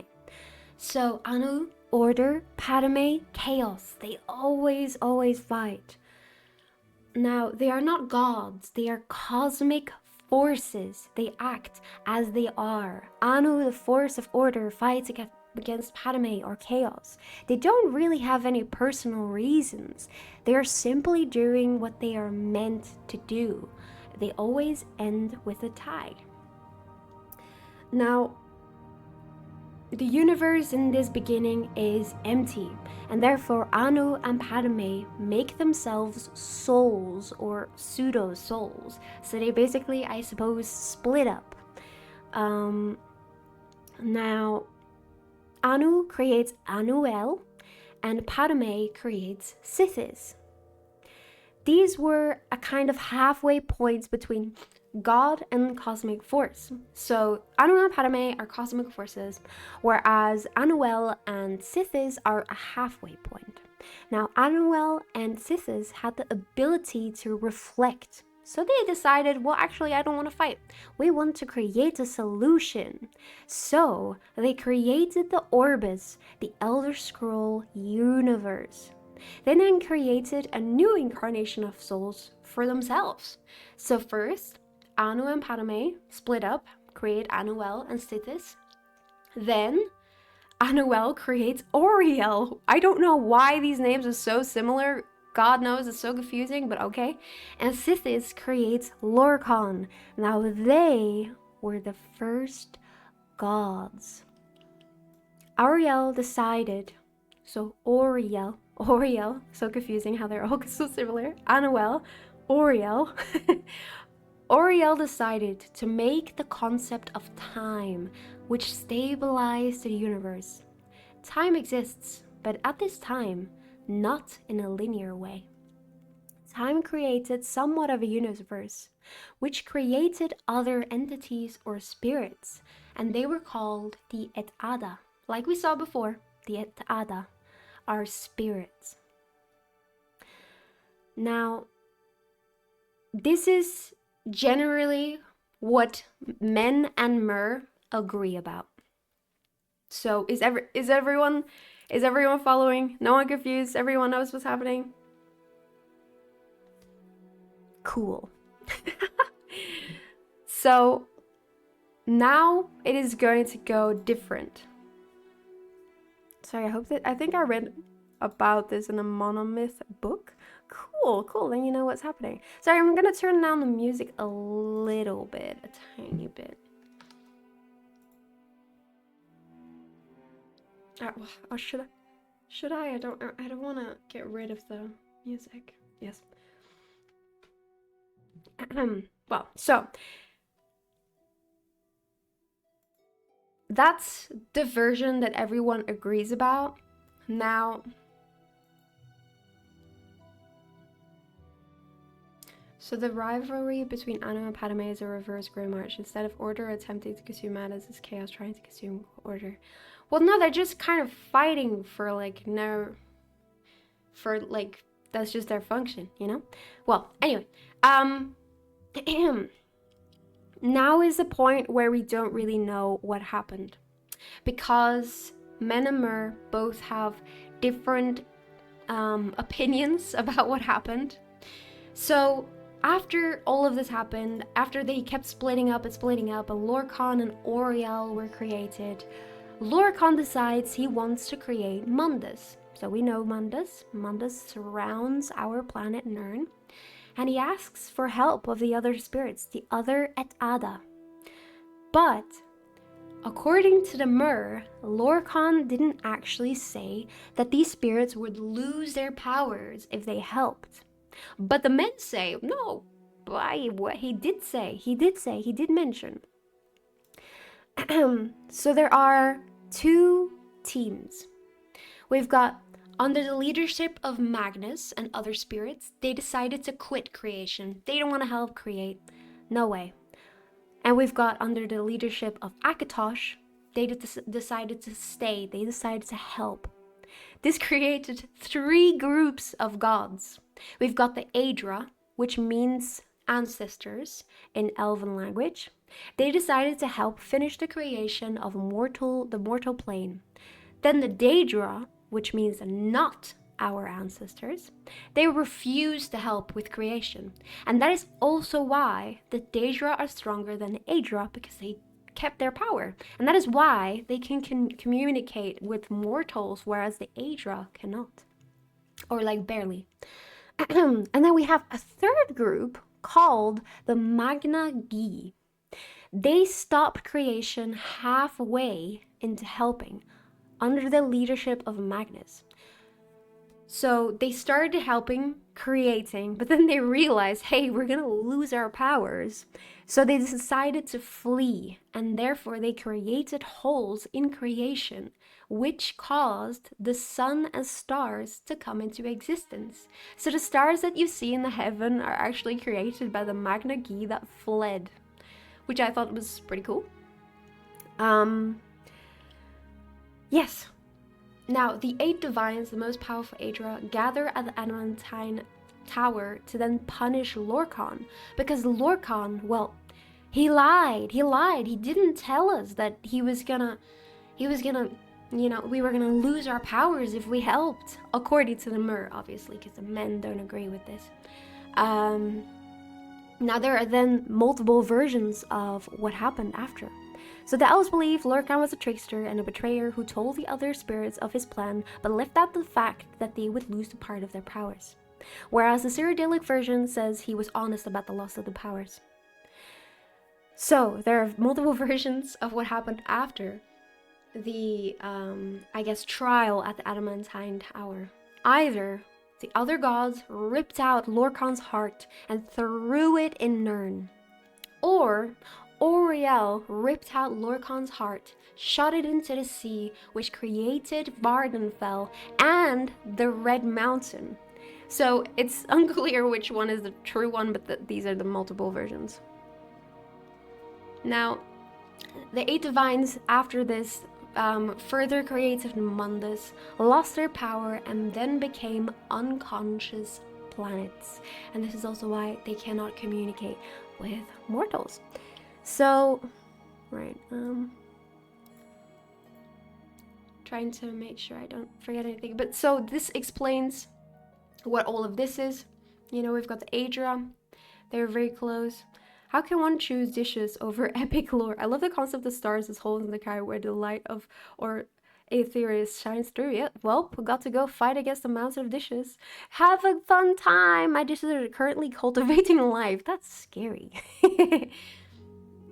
But yeah, and then we've got the Magna Gi over here as well.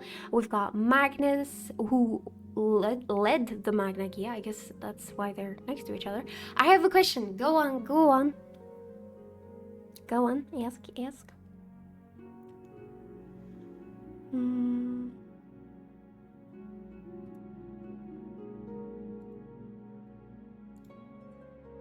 Why do you not see the other planets, but you see the moons? Wait. Give me a sec. So, we went over this earlier when I was explaining the universe and how it works. Where is it? So, I explained earlier, that the 8 divines, they stretch from Aetherius through, they stretch from Aetherius, from Aetherius through oblivion and terminate in Mundus, but the majority of their bodies reside in higher dimensions and remain invisible to mortals normally. So even though it seems like they are in the Mundus sphere, they are technically, but they stretch so far that they are actually still, because there are multiple layers in the dimensions, I guess that's why they're still invisible to mortals. It's the same with Oblivion. Like, it on this map, I suppose it's so, like, it's much easier to display it like this, but you can't just go there. It's not right next to you. It is like portals and stuff you have to take to actually get there. So, yes, too big to notice, I guess. Yeah, it's hard to explain. I don't really know for sure either, but I think, yeah, it's just because they're in multiple dimensions. They're not actually as close as you think. They're like stretched out throughout this whole realm thing. So, yes. Yes, I hope that I explained something. But they are not planets. They are planets. So, from what I wrote down, when they dedicated themselves to the creation of Mundus, when they completed it, they lost a lot of their powers and were reduced to unconscious states as planets floating around Nirn. So they are planets, I suppose. So in World of Warcraft, you've got that the Titans were planets before, and they go into humanoid form when they awaken, and I suppose this is the other way around. So they like go into unconscious state and become a planet, I suppose you could say. But yeah. So the 8 divines become unconscious planets. The daedra don't get involved. They have their own realms going on. Then the other aedric aedra, so the spirits aedra, who were weaker than the divines, were stuck on Nirn, so they couldn't go anywhere, and they became the Elnofae. No way! So we had the aedra, we had 3 types. We had the daedra, we had the aedra, and then we have the aedra that become the Elnofae. So they then split up even more. So the Elnofae, some become laws of nature and elements. They become earth bones. And then some become intact or old Elnofae. Now the intact old Elnofae created Aldmeris, where they would live. So they are the ancestors of the Myr. And the wandering were left to a changing Nirn, which shattered them with memories lost on all corners of the world and they became known as men. So even though they are both from an Elnofae, they had different experiences, I suppose you could say. The old Elnofae still had all their memories and their powers of, well, not full powers because they were too weak to leave Nirn, but they were more intact, I guess you could say, like it says here, than the wandering Elnofae that were doomed to wander Nirn, not really knowing what happened, I suppose. During this time, Nirn was chaos. The only survivors. Oh, wait, did I?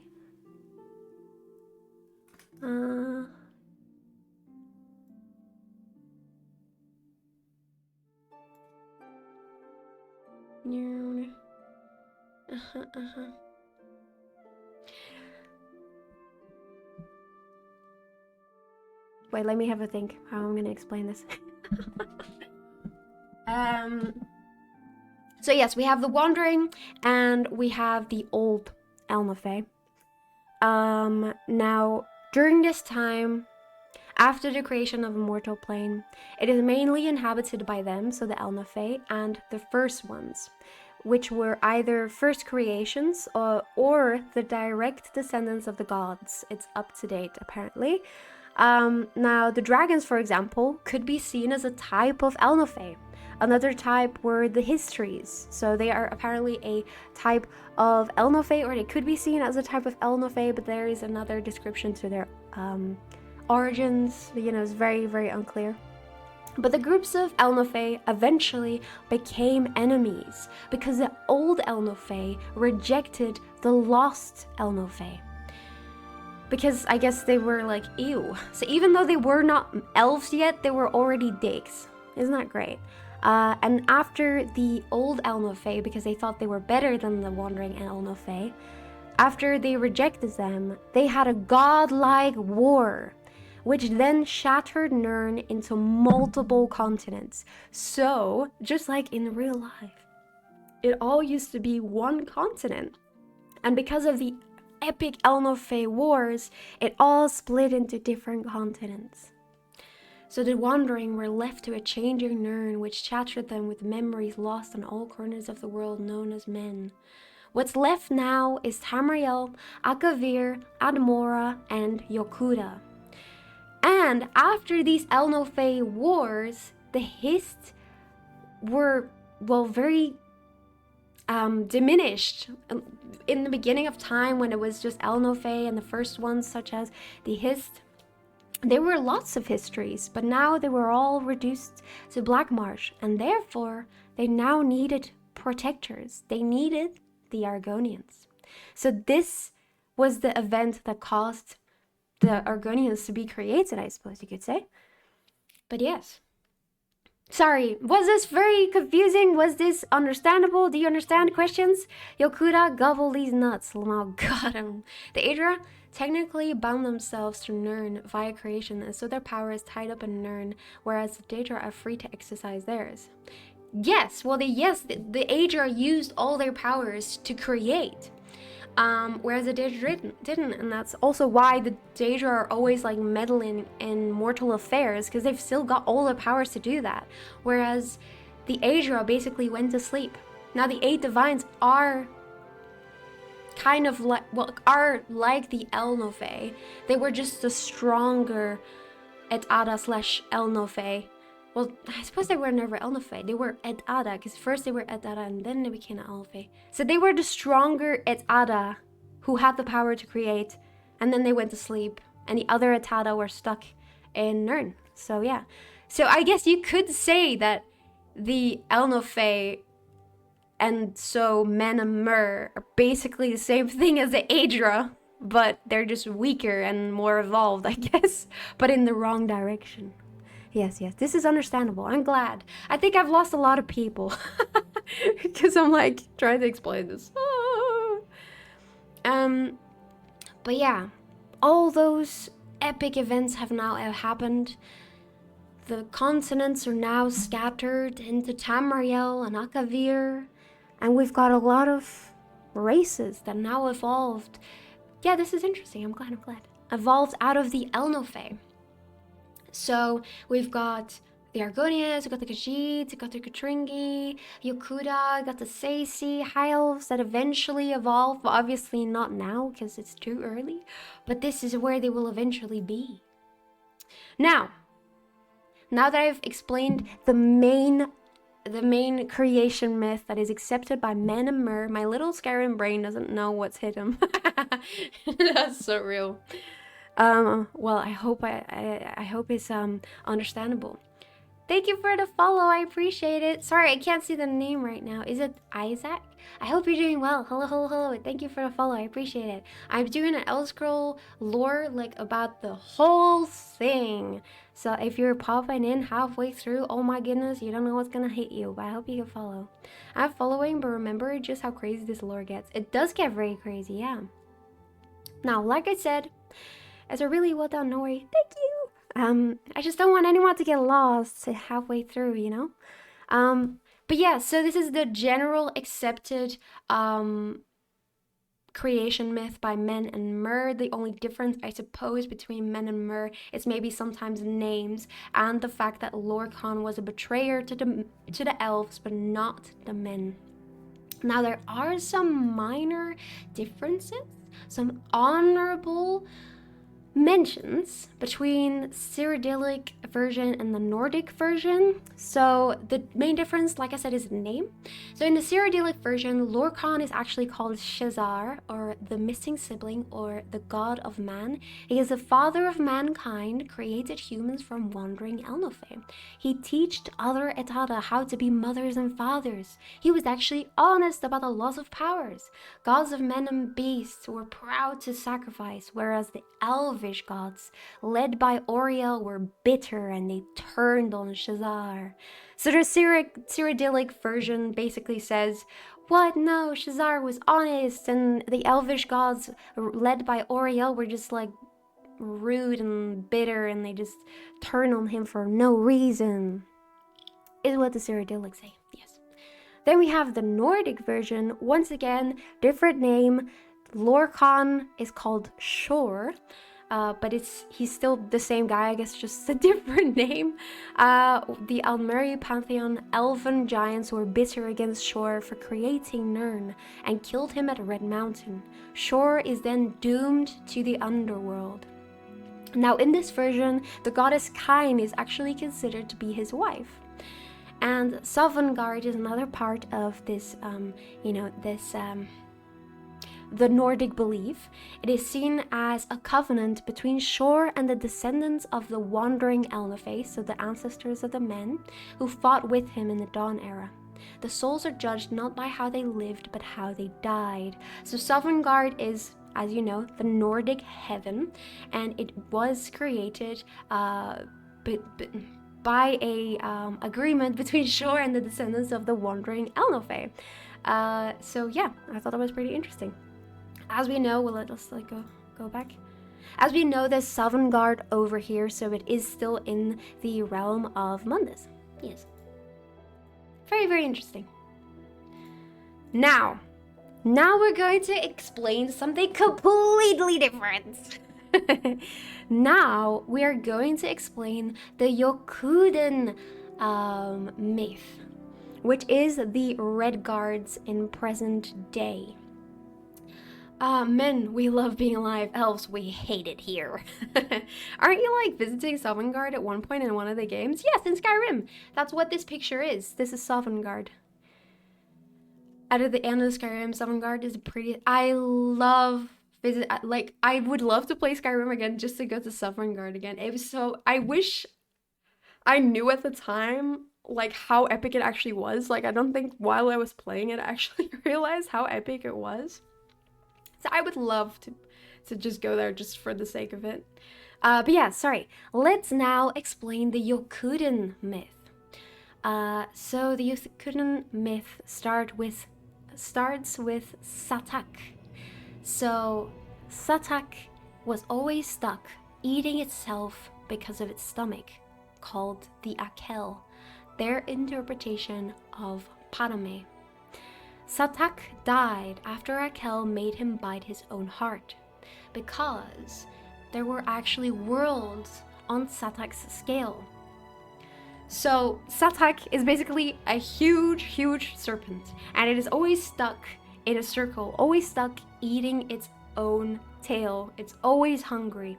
Akel is his hungry stomach, and he hears the calls for aid from the worlds that have grown on Satak's scales, and he decides to help by causing Satak to bite his own heart.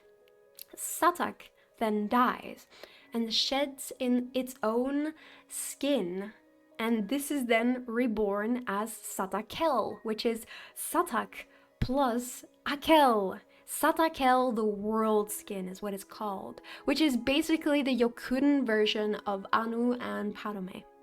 It's like Ouroboros. Exactly it. Always hungry, relatable, so true.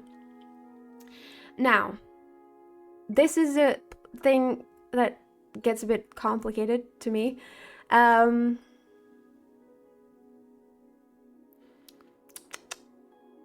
Yes. The things within the devoured worlds realized the truth of the cycle.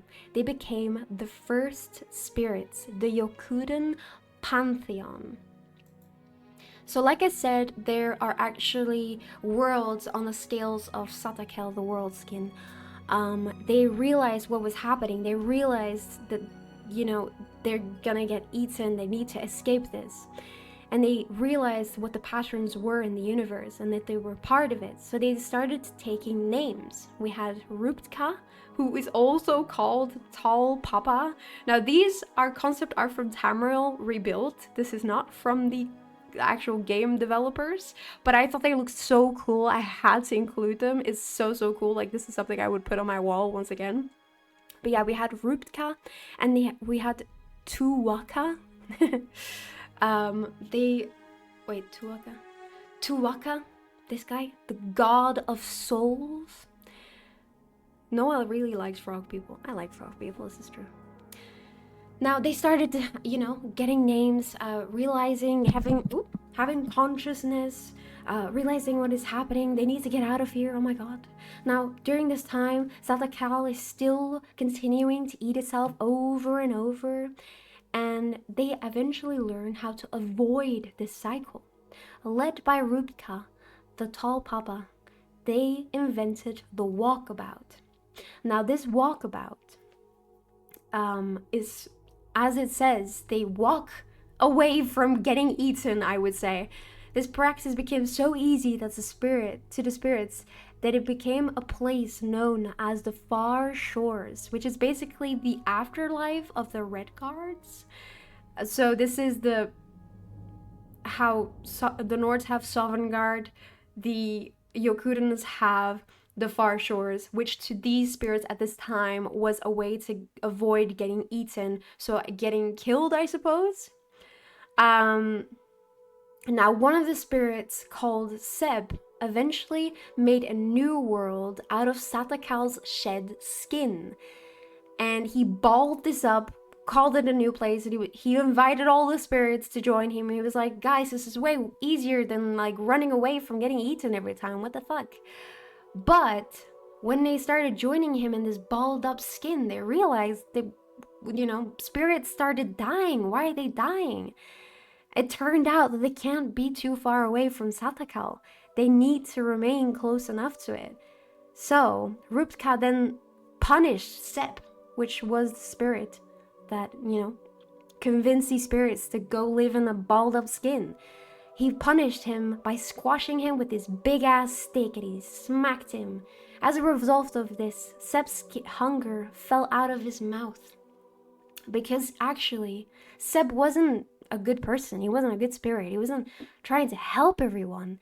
He was actually possessed by the hunger, such as Satakal itself has. He had the same hunger and this need to consume, and that was his plan all along. He didn't want to help anyone. The other spirits could all attempt to reach the Far Shores, but not Sep, who was stuck trying to eat the stars. He now lives on as a non-space. I don't know what that means, but that's what it said. That tries to prevent mortals from reaching the far shores. I guess you could say Sep is kind of like the Yokudan devil. So he's starting to stop mortals from going to heaven. Very interesting. But yeah, very confusing. There's not very much on the Yokudan myth, but basically how you can see it is Satak plus Akel is the Satakal, the world skin, continues to eat. You try to avoid getting eaten by it, I suppose, by avoiding the circle of life. And that's what these spirits were trying to do. So these are part of the Yokudan pantheon, which is the Yokudan group of gods. There's other gods such as Leki, the goddess of swordsmanship. We've got Tuwaka, who is god of souls. Zet, god of agriculture. These are all concept arts by Tamriel rebuilt. Very beautiful stuff, honestly. They are doing such a good job. Far Shores kind of sounds like a liberation from the cycle of incarnation. Kirkbride being a comparative religion guy, it kind of makes sense. It does, yes. Yeah. I would say it is. Now that was the Yokudan version. Very confusing, but I hope you got it. I kind of got it, kind of. Now, we're going to look at another version, which is even longer. So now we're going to look at the Argonian myth. Now, with the Argonians, it is very, very different depending on which tribe. So we are going to look at the most clear creation myth, which is from the Adsi Castile tribe. So, according to them, in the beginning, there was only Atak, which is very, very similar to the Yokudan one, which had Akel. So don't get confused, it's Atak. Atak, or the great root, the origin of everything, which is their version of Anu. Now this great root, he grew and he grew, trying to fill all the void in what it existed. Other roots grew from it and got names of their own, and wanted to fill the void as well. They all want to fill the huge, huge void that is out there. Now Atak then grew aware of these roots, who were different from himself. This new roots enjoyed creating new things, which only lasted as long as they changed them. Now then all of a sudden, a new root with eyes and scales and a mouth was created. This was called Kota, the serpent. Their version of Paname, which is once again hunger. They both fight. Atak and Kota, they fight each other, and this created things. They then eventually became one. They fought so much that they became one being and shed their skin and cut off all their small roots. So everything that they have grown so far, they cut off. And then they call themselves Atakota. Their skin that they shed then suddenly becomes conscious, and it becomes Atakota's shadow. And Atakota then went around in the void, devouring all its fallen scales, which were supposed to represent worlds. Once again, very different, very similar to the Yokudan version. Now that they were one being, time became a thing. There was now a beginning and an end. The roots that the shadow had eaten kept growing inside of them. When the shadow could no longer bear it, it spit it out. The shadow now saw these roots as their children. So let's go over what we've seen so far. Atak, the great root, plus Kota, the serpent, become Atakota. Atakota, their skin, ate the roots that they had been growing. And this is now Atakota's shadow. Then they spit out these roots. And I guess they see it as birth. And these are now his children. Okay? We caught up? Okay. This is why I made it so much easier here. So it's like, yes. Now, Because the shadow now saw these roots that he just spit out as his children, he told them all the secrets of creation. He's like, yeah, let me tell you. Before he went to sleep, together with Atakota, they both went to sleep. The roots then found, the root babies, I guess you could say, the roots then found others and told them how to survive in the shadow's belly. This act changed the roots. They all now took new forms and names. Some became spirits who wanted to create, but the shadow was still part of their essence, so that everything they created was bound to have an end. And then they started fearing change. They started fearing death. They're so scared to change and to end. The remaining roots then showed them that if they go in rivers, which Atakota had created by rolling around, these rivers could actually help them to avoid death if they remain in them. And these spirits were content in the rivers. They created an excellent clip art usage, thank you, root babies, and Amun and Tut and Amun. All the names is just like Aten and Akaten and all the other ancient Egypt names. Yeah, it feels very, very confusing. I feel like Atakota is such a... I agree! Atakota is such a cool name, isn't it? But yeah, anyway. So these roots realize that if they're in the river, as long as they're in the river, they don't change. Because a river flows, I suppose. But sadly, they grew so much that they forgot Atakota and the shadow. They forgot all about the danger and they thought they were the only ones left. But eventually, they ran out of rivers. So they asked the roots for more rivers, but the roots were asleep as well. The spirits were so afraid of death that they eventually attacked the sleeping Atakota. They tore at its skin and drained its blood. Atakota was so damaged that it actually split up again into Atak and Kota. And therefore, Atak remembered being everything, whereas Kota remembered being nothing. So they started fighting again. They learned about death, which intensified their fight. There was violence, there was blood, and there was sap. The spirits panicked and started devouring each other in this desperation. They're just panicking and panicking. Oh no! Now some of the spirits who survived drank some of the violence and blood that was coming off of Atak and Kota. These spirits grew fangs and scales and wings, and they became dragons. Some spirits tried to protect what they had created. A certain strong spirit saw that roots loved their creations like she loved her own. She taught these creations to walk and talk. These creations told her secrets with new words, and the spirits sang to them. The roots woke up to protect their creations. Now it is unclear what these creations are supposed to be, but it is likely that the roots that were created by the spirits were the Elnofe or others. Now then, the Kota's blood created oceans, and Atak's sap created stone. So a lot of blood, a lot of sap, a lot of violence, everything's going into chaos. Oh my god, what is gonna happen? Ah! So the remaining roots try to wake up the shadow. You remember Atakota's shadow?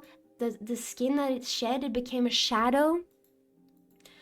The shadow got woken up, and it was asked to protect its children. It woke up and saw Atak and Kota fighting, seeing the world would go back to how it was, and it didn't want that. The shadow decided to eat Atak, Kota, ocean and stone, blood and sap, and devoured all the spirits. When it then found its children, the roots, it realized it was itself the skin of what was before Atakota, and maybe now it had devoured, and that it would always be. The shadow then shed its skin, even though that's all it was skin, and the skin then fell over the roots, protecting it with secrets. Whatever that means, I don't know. Don't ask me. But there's skin on the roots, guys. There's skin on the roots. I have a question. What is your question?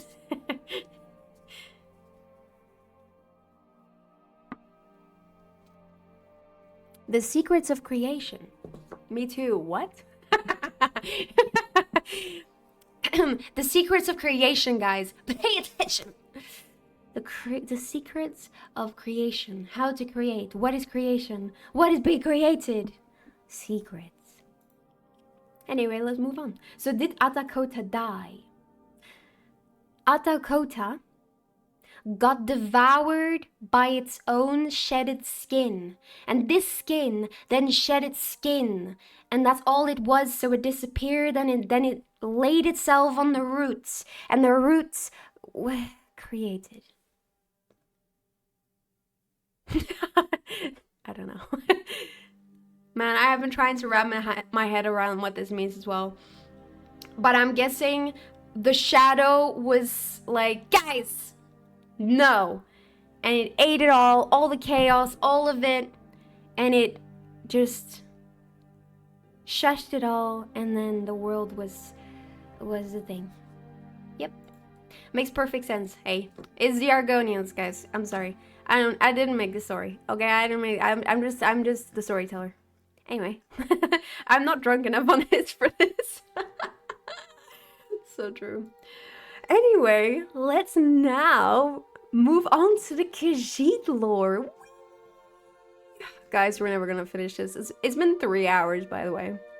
It's been 3 hours. What slide are we on? We're on slide 53 of the 463, guys. 463. We're never gonna get over this.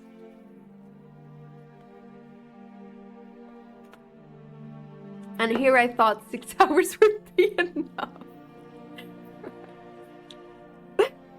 I love this so much. I'm glad you enjoyed this. This is great. I have all night. Well, I don't. I'm gonna turn on my lamp.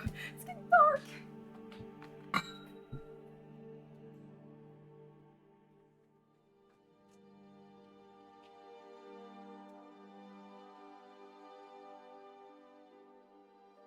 Oh god. I'm enjoying it. I'm glad you're enjoying it. That's great, guys. You're doing great. Let's do some squats, shall we? What? Everyone, let's squat with me. 1, 2, 3, 4, 5. Yes, totally. 6, 7, 8, 9, 10, 11, 12, 13, 14, 15, 16, 17, 18, 19, 20. Are you guys also hot? Jesus Christ. I'm boiling, dude.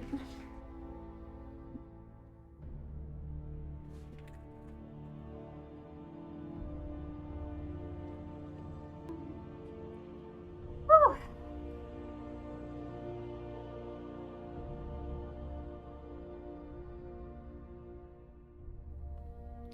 I can't, but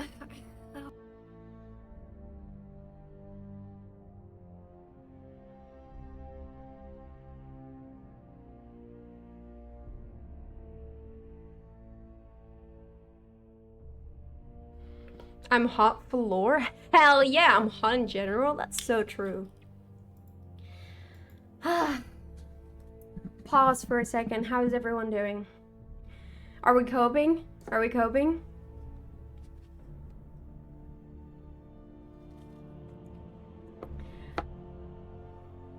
I didn't really realize how long this was gonna take. Whoops. But now we know.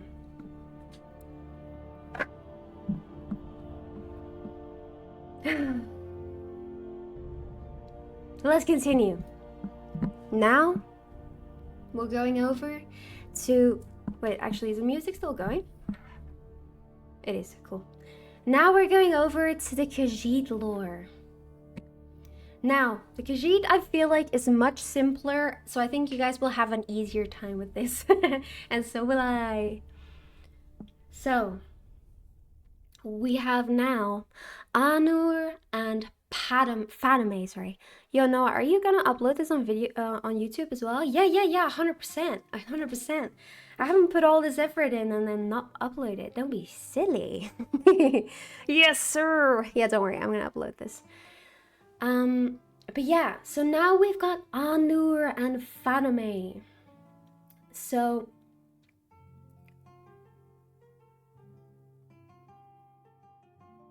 wait.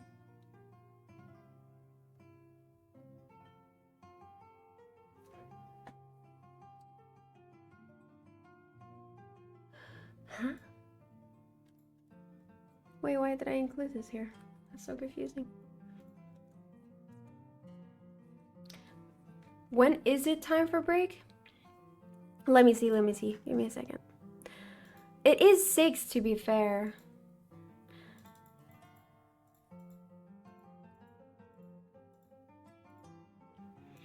Okay, how about we get through the Khajiit lore and the Bosmer, and then I'm gonna take a break. Is that okay? Because then I need to make dinner, I suppose. Dinnerings. Right. Absolutely. Nice. Right. So then we have the Khajiit lore, which start, I'm chilling, it's only one here. Oh, nice. Sounds great. So now we have Anur and Padme. Now, Anur and Padme were madly in love cats. And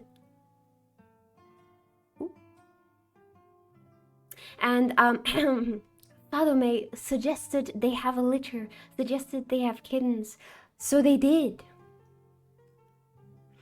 And their first litter had Kenarthi, which was sky and wind, Magras, which is cat's eye or the sun, Mara, the mother cat.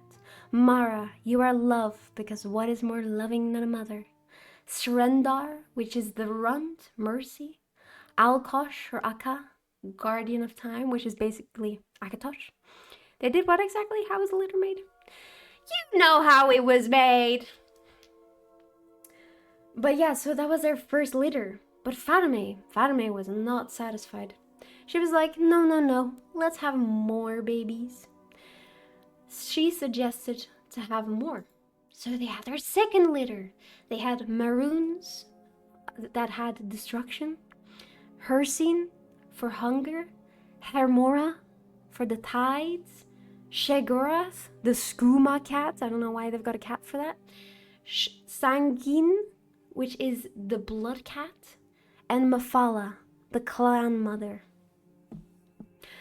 Now after this, Anur decided that's enough.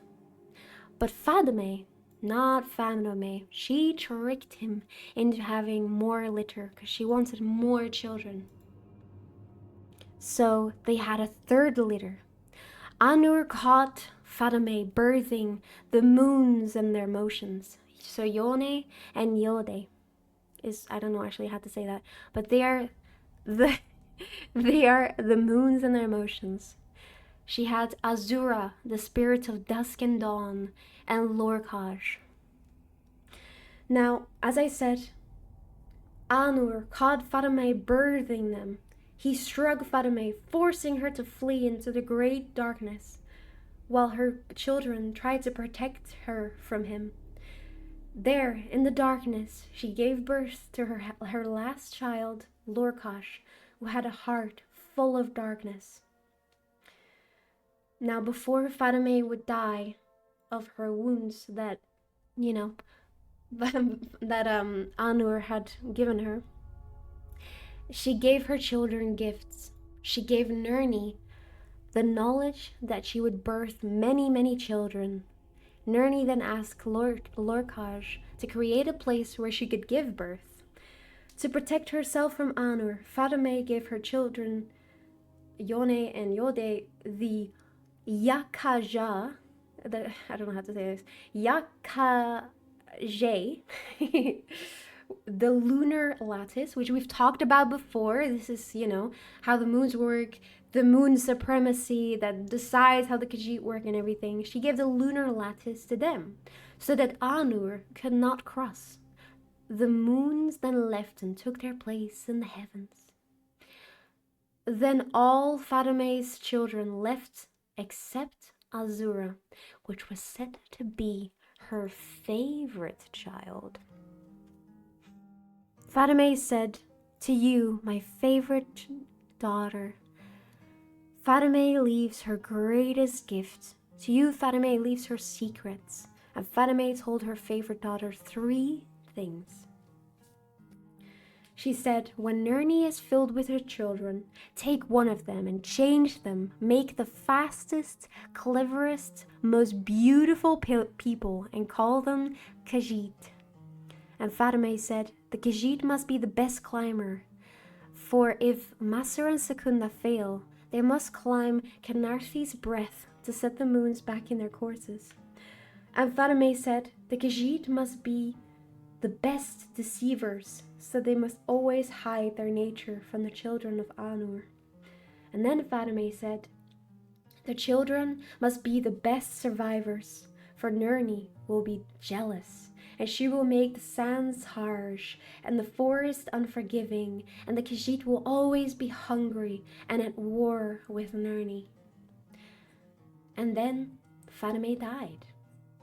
Azura sat in the great darkness for timeless ages, musing on what she had learned and mourning the loss of her mother. She wept, and now the darkness fled from her tears and from the lunar lattice. She wept for so long that soon she was no longer in the great darkness, but in a place of moonlight and shadow. And Azura tried to return to Fatime mother, but her tears had formed a great sea. Beyond it was a great black gate that opened into a hungering dark. Lorcash stood in the doorway. He was broken and bleeding, and there was a hole in his chest, but the great darkness was still in his blood, and it filled the hole where his heart had been. The dark mass beat like a heart, and black blood spilled out into the threshold. Azura heard each beat of the heart like the beating of a drum, and each drop of blood tapped to form a rhythm she felt in her tail. And Azura tore out the dark heart of Lorgosh, and all of the darkness in him came with it, and she cast it beyond the sea. Now, as we said, Nirni and Azura don't get along. They don't get along. They're always competing for their mother's love. So when Nirni heard that, Azura got all these cool secrets and she didn't, and she's just like stuck birthing things, she was like, what the fuck? So Nirni made deserts hot and sands biting, forests wet and filled with poison. Ifre then made the forest people into elves and Bosmer and bound them to the Green Pact. And then Bosmer and Khajiit became enemy. So yes, this is the cause of why they're the way they are.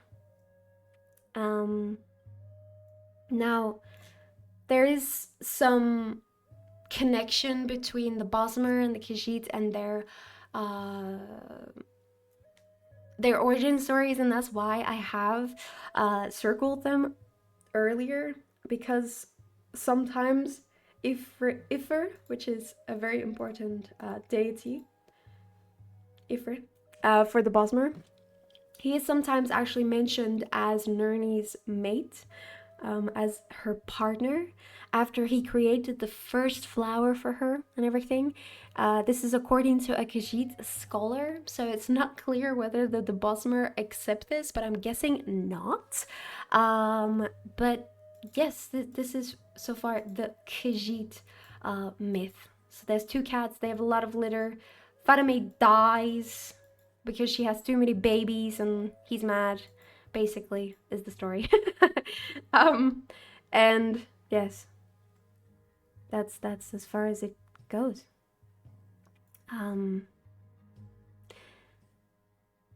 Azura is basically tasked with creating the most perfect of beings, which are the Khajiit, which sounds very, I guess you could say, propagandish, like saying, oh, we're the best, which is very interesting. Question, where is this from? A book or oral stories passed up? This is from a story. This is from a book. Sorry. Wait, sorry. Let me tell you exactly which book.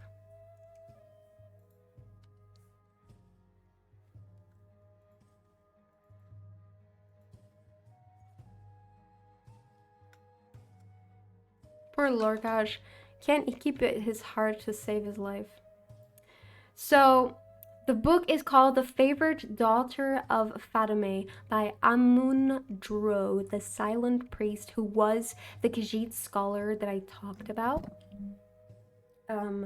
So a lot of the stories are from books, and they are usually written by Khajiit, obviously, because they are very biased towards the Khajiit. There's something Clan Mother, Words of Clan Mother, and her, yeah, and that one as well. There was multiple, I think. Yes.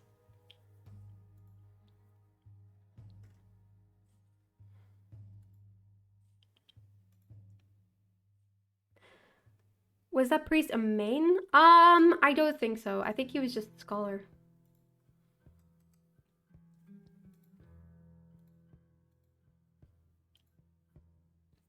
But yeah, then we have the Bosmer. Like I said, very, very connected, and that's why we are going to continue the story kind of from the Khajiit onto the Bosmer. So before Fatimeh died, we know that she gave her children gifts. She gave Nirni the gift to reach children. Mortals are her offspring. So she gave her the gift of birth, like told her, "You're gonna birth children. That's so cool." Azura was granted the honor of choosing mortals to transform into the most beautiful and cleverest race. And then Nirni apparently wept because her forest children did not know their shape. So Azura took some of them to transform into the Khajiit. So both Azura and Nirni were tasked, I suppose, with making the race. Nirni had her forest children, so the Bosmer, and Azura took these forest children that did not know their shape and transformed them into the Khajiit. So Bosmer turned into the Khajiit, I suppose, according to the story, but this is according to the Khajiit, not the Bosmer. Now, Ifre, I never know how to say this guy, Ifre, he found out that Azura had taken Nirni's children and had turned them into the Khajiit, and he told Nirni, who was very protective of her children and was furious at her sister. So not only was she mad because, well, Azura had been given more than she had, she was also mad because she took one of her children and made them into something else that, her mother Fatimeh had told her to do.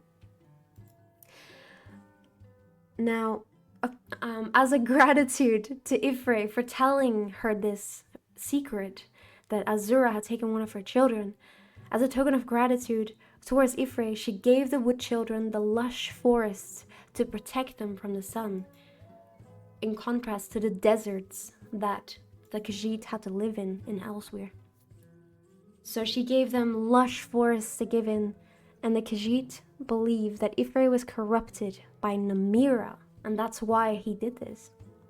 And this is the whole reason, apparently, that the Bosmer and the Khajiit don't get along, because of these gods that had a feud. I hope that was not confusing, that I didn't explain that very well, but yes. Now, this shapelessness that I told you about, that Nirni was crying about, her children didn't have a shape.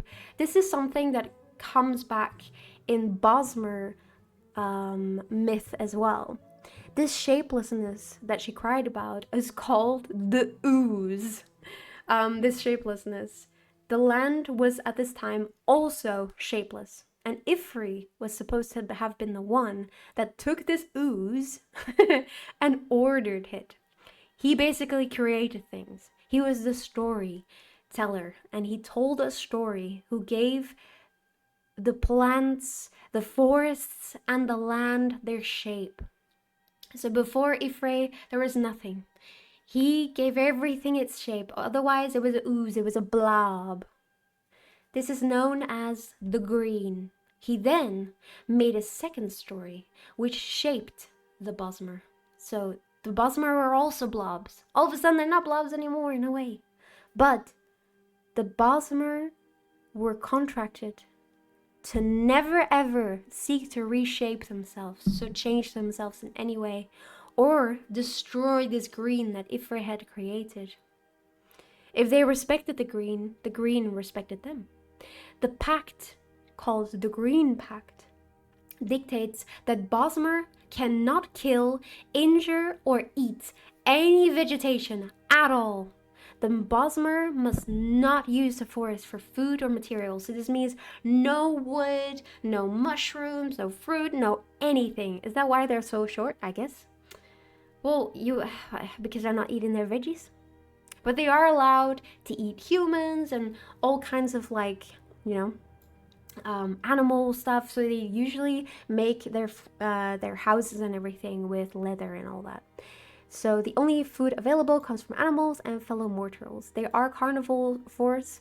All meat should be consumed. All materials have to be used. So when they kill something, they have to use it. If an outsider hurts the forest, the Bosmer have to kill them as well and consume their flesh. That is according to the Green Pact.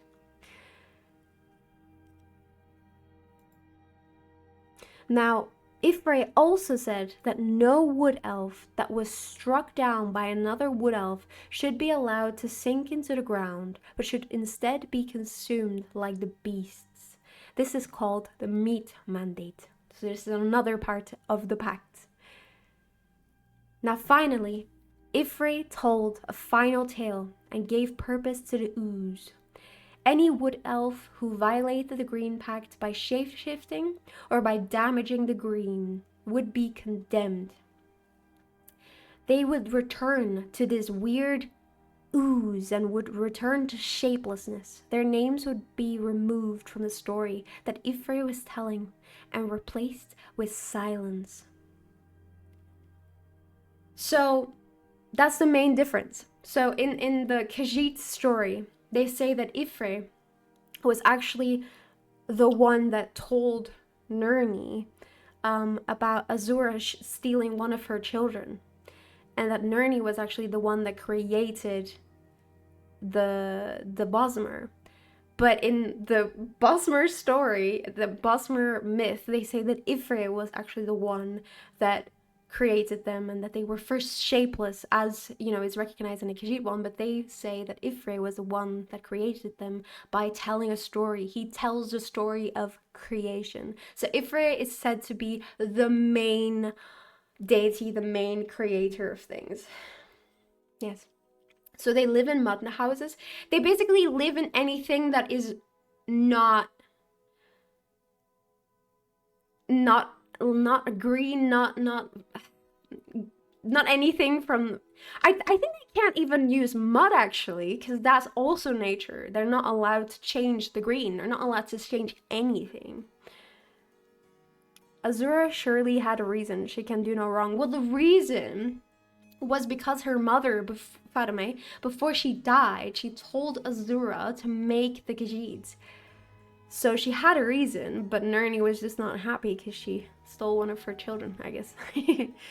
Now, Ifre gave everything a name, taught the birds their song, the rivers how to rush. Everything was crafted by him. Valenwood's history and stories are kept alive. Another important thing about the Bosmer is that Valenwood's history and stories are kept alive by something called the Spinner Priests. They spin stories, and Ifre is their chief deity. So this is... Oh my god, the music is going hard.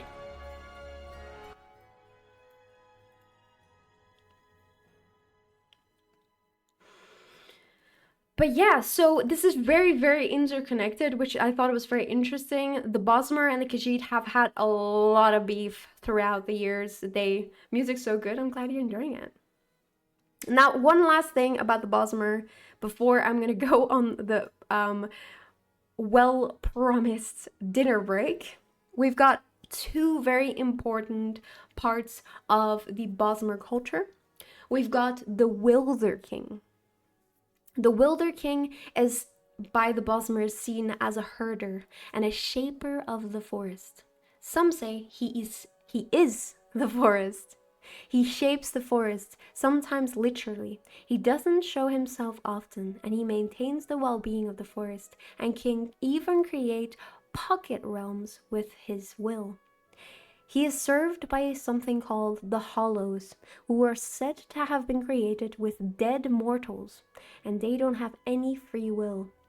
He controls them by singing. He can see and feel everything in the forest at once, and he is worshipped as a god. Now, the role of the Wilder King is taken on by a mortal, so he's actually a mortal, or I guess former mortal. Another one will take over as soon as the previous Wilder King dies. Legend goes that the first Wilder King came to be when, during the Merethic era, the early elves of the Somerset Isles tried to conquer Valenwood. They had among them a boy named Ostion, who had a strong connection with nature. He could manipulate plants and forests. The Aldmer forced him to work for them. They sent him to Valenwood to build a city. But when he tried to shape the land to build a city, the forest resisted. Ostion and the Valenwood fought very long, one trying to create the city, one resisting. After some time, both of them actually enjoyed this struggle, as they both found the cure for their own loneliness in each other. After some time, Ostion remembered who he was, and he looked around him only to see that all the builders that he brought with him to build the city were dead, and one such builder named Tamriel was also killed. Ostion actually liked this builder, so he wept. He asked Valenwood to help him revive Tamriel, and the Valenwood accepted and recreated him into the first ever Hollow. He was the only Hollow to ever exist to have free will. After this, the boy Ostion and the Valenwood fused into one, and they became the Wilder King. So that's the origin story of the Wilder King. A very, very still existing, you can see it in Elder Scrolls Online, deity. I can see what's happening, but they don't have a clue. Wait, what? Sounds like the Swedes and the Danish. I see. Sounds like most neighbors. True. Now, the interesting thing about the Wilder King is that, obviously, like I said, it is a formal mortal. And when this mortal becomes the Wilder King, they actually lose all their memories as a mortal, which is in stark contrast with the Sylvanar and with the Sylvanar and the Green Lady. The Sylvanar and the Green Lady, they actually get all the memories of the previous one. So the Sylvanar represents the Bosmer's emotions and physical well-being, whereas the Green Lady, they are always together, they're always one thing. The Green Lady is wedded to the Sylvanar and represents the strength and physical presence of the Bosmer in the forests. These two are seen as gods. Once one of them dies, the other will die as well. So that's why I'm saying they are one item. Now, two new mortals will then be revealed by these Valenwood spinners that I mentioned.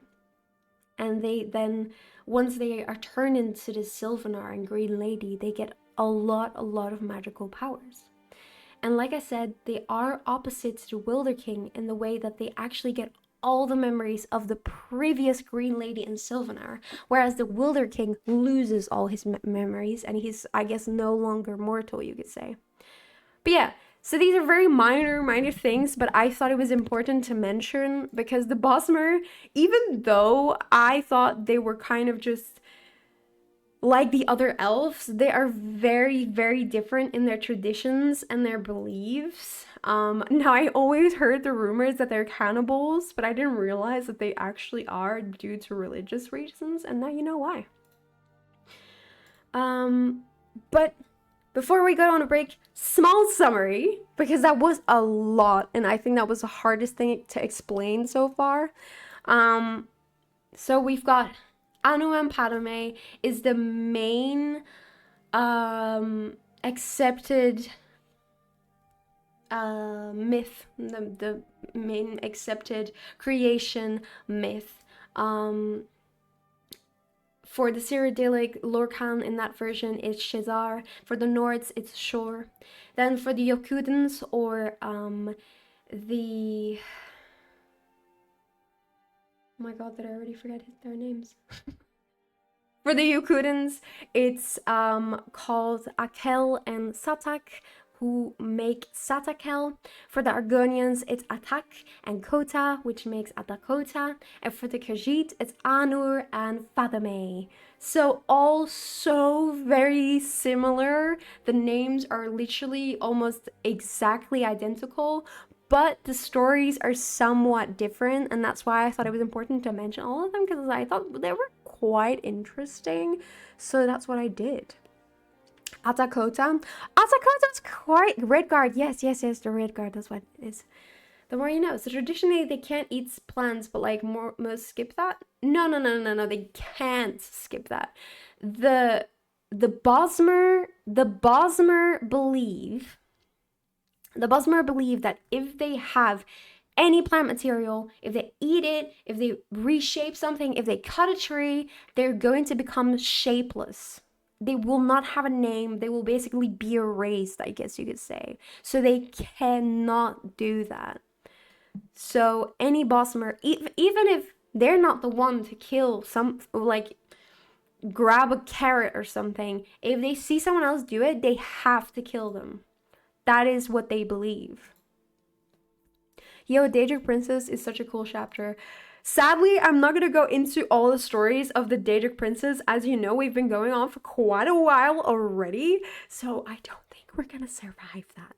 So, I already had a pair. So,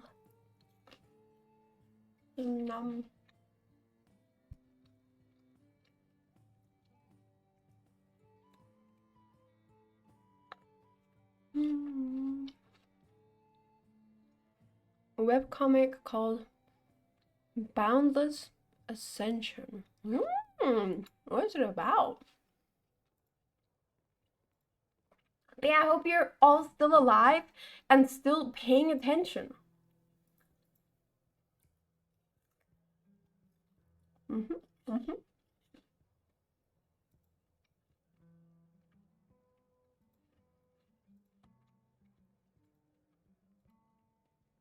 Alive and ready? I'm so glad. I'm getting EP and unfocused, not gonna lie. Aw, I did think so.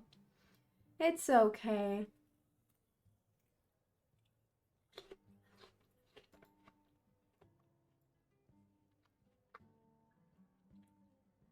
I won't understand any of this. Hello, have you been? Hi. Well. I'm just doing my best, guys.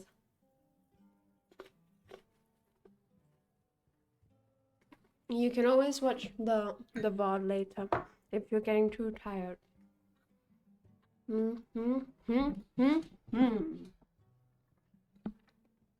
I think we'll go for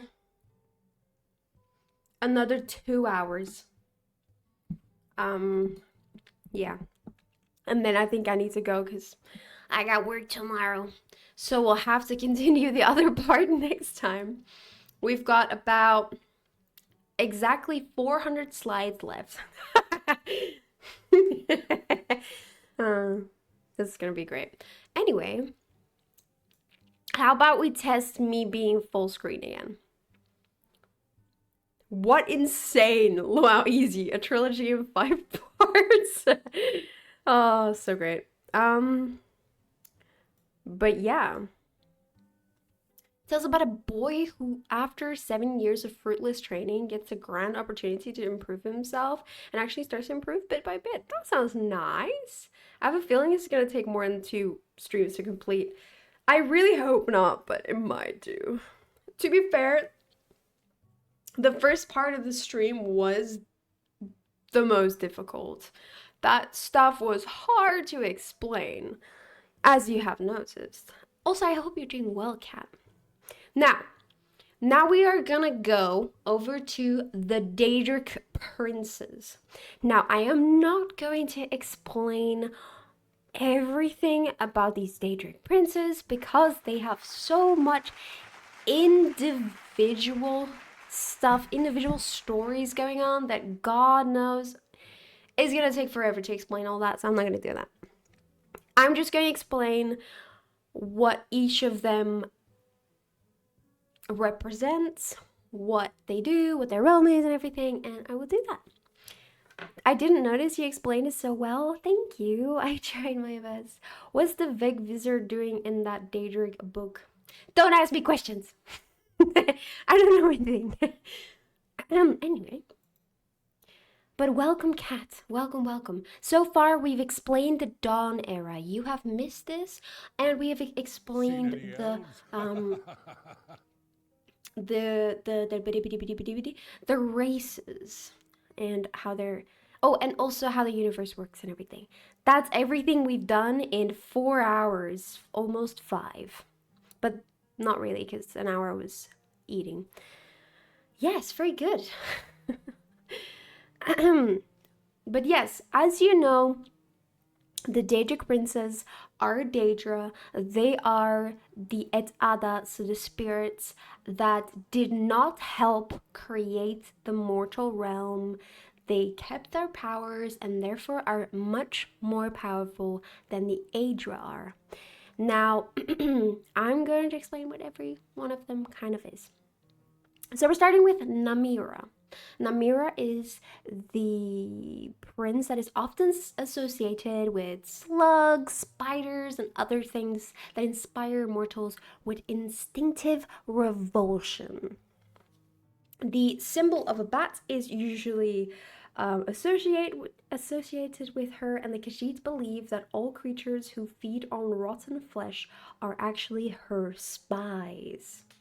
The Khajiit also believe that she is a spirit of infinite realms, and Namira herself sees herself as a rightful ruler of all the spirits. In some cultures' creation stories, she is actually responsible for corrupting Lorkhan, which we have mentioned before, or making a deal with him during his endeavor to create Mundus. And this is obviously believed by the people that think Lorkhan did something wrong. Yes. Now, the people that worship her are the Reachmen that you can see in Skyrim. They pay reverence to Namira. Some tribes call her the children's god because she is the mistress of all small pests. She's also called the goddess of death, the black fly, and the spirit queen. Hircine and Namira's roles kind of complement each other, so they have some complementary features, I suppose. While the reach folk dwell in the world of the living, Hircine is a guide that helps them navigate Nirn's hardships.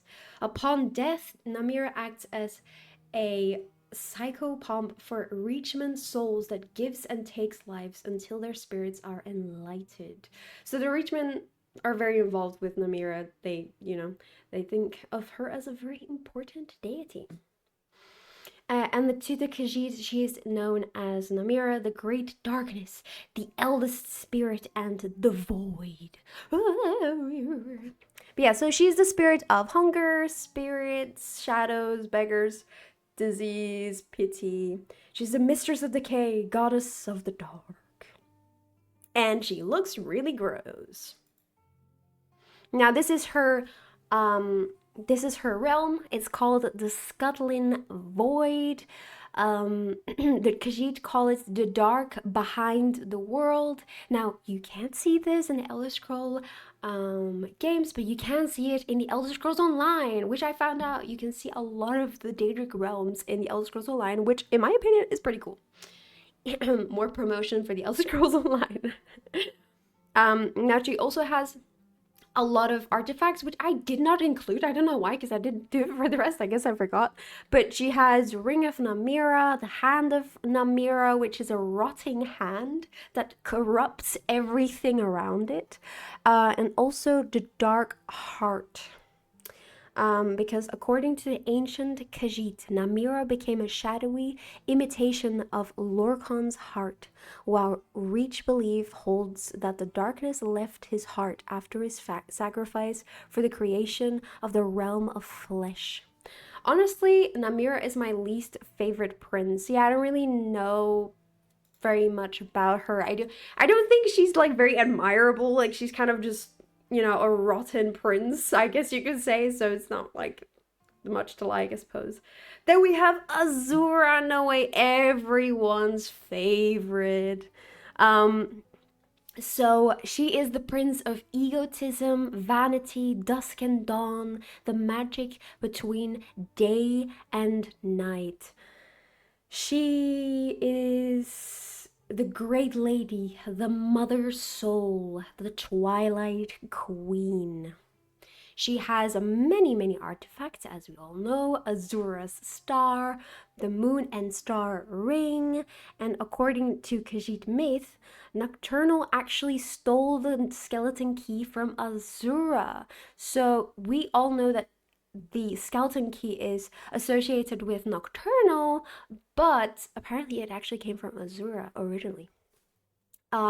She is also called the Mother Soul, the Mother of the Rose, the Great Lady, as I said.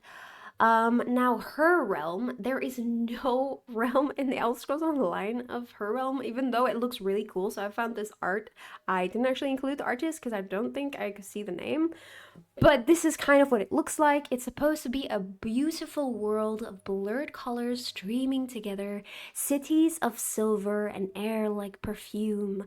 According to myth, as Azura wept in the great darkness after the death of her mother, the light from her tears chased away the darkness and eventually left a place of moonlight and shadow. So this is some concept art of what it could look like. Very cool, very cool. Then we've got Buthea, who I don't actually really like very much either. Shigarath is better than Azura. Lies. I actually like them on equal standing. Yes. So, then we've got Buthea. She's a prince, or he. They are all, you know, he, she, they, whatever. They are everything. But we will call... I will call them they. I feel like Buthea is the most unclear out of all of them, to be honest. They are the prince of deceit, conspiracy, murder, treachery, sedition, torture, and cruelty. They are the prince of plots, the dark warrior, he who destroys and she who erases. As you can see, she and he. They are both. They are the dark mistress. I thought it was pronounced both. I don't know. I'm always guessing how you pronounce stuff, but Bothea, I don't know. Yes. Everyone has their own way of pronouncing things anyway, so it's okay. Bothea is one of the 3 Daedric princes, along with Azura and Mafala, directly responsible for the existence of the Dunmer as a distinct race. So very, very interesting, yes. They are known for their enjoyment in the suffering of mortals. How nice. Like all Daedric princes, Bothea has no absolute gender and as such chooses to appear as male at some times and female at other times.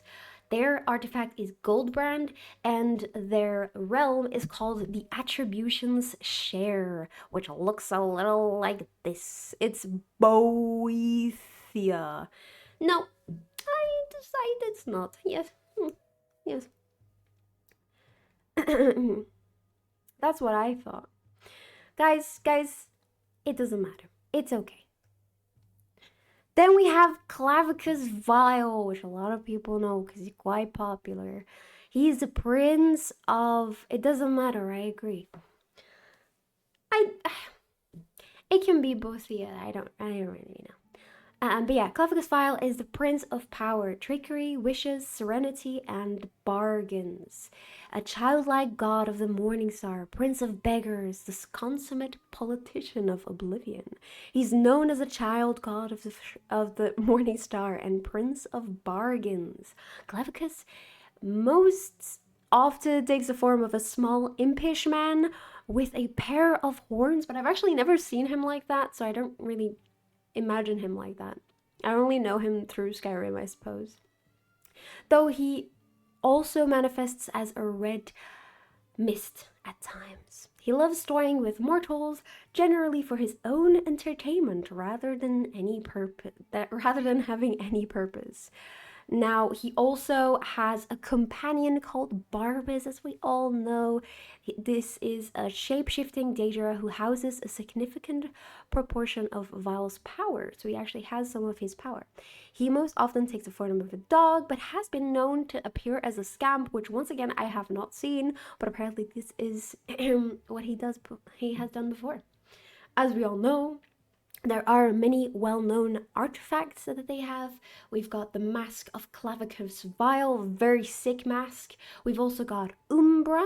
Now, the Umbra sword I did actually not know, so I looked up what it was. So the Umbra sword was created by Naenra Ware to trap souls at Clavicus Vile's request.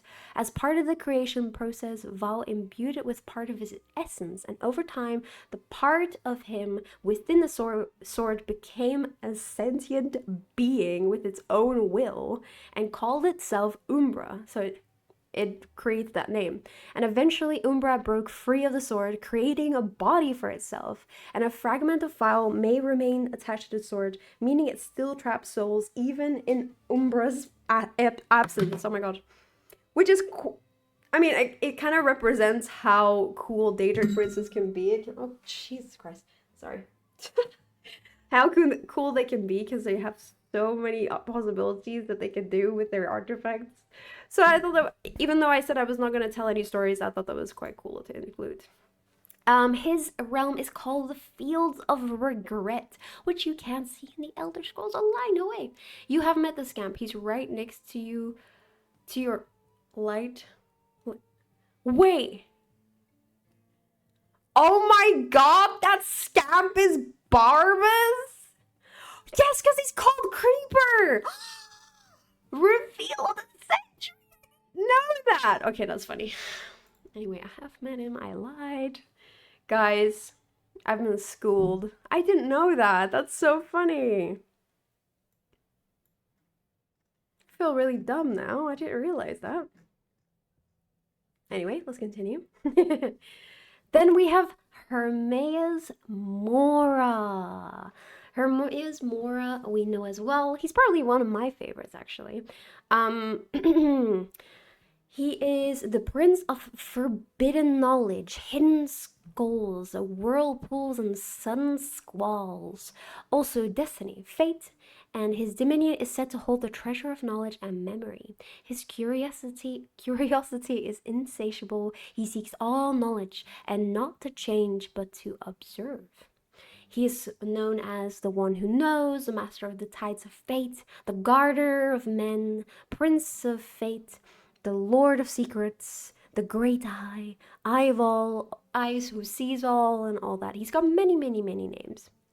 Now, the Admorans and the Bosmer know him as Herma Mora, the woodland man. To the Aelids, he was Hirma Mora, and the Khajiit know him as the Tide King and Hermora.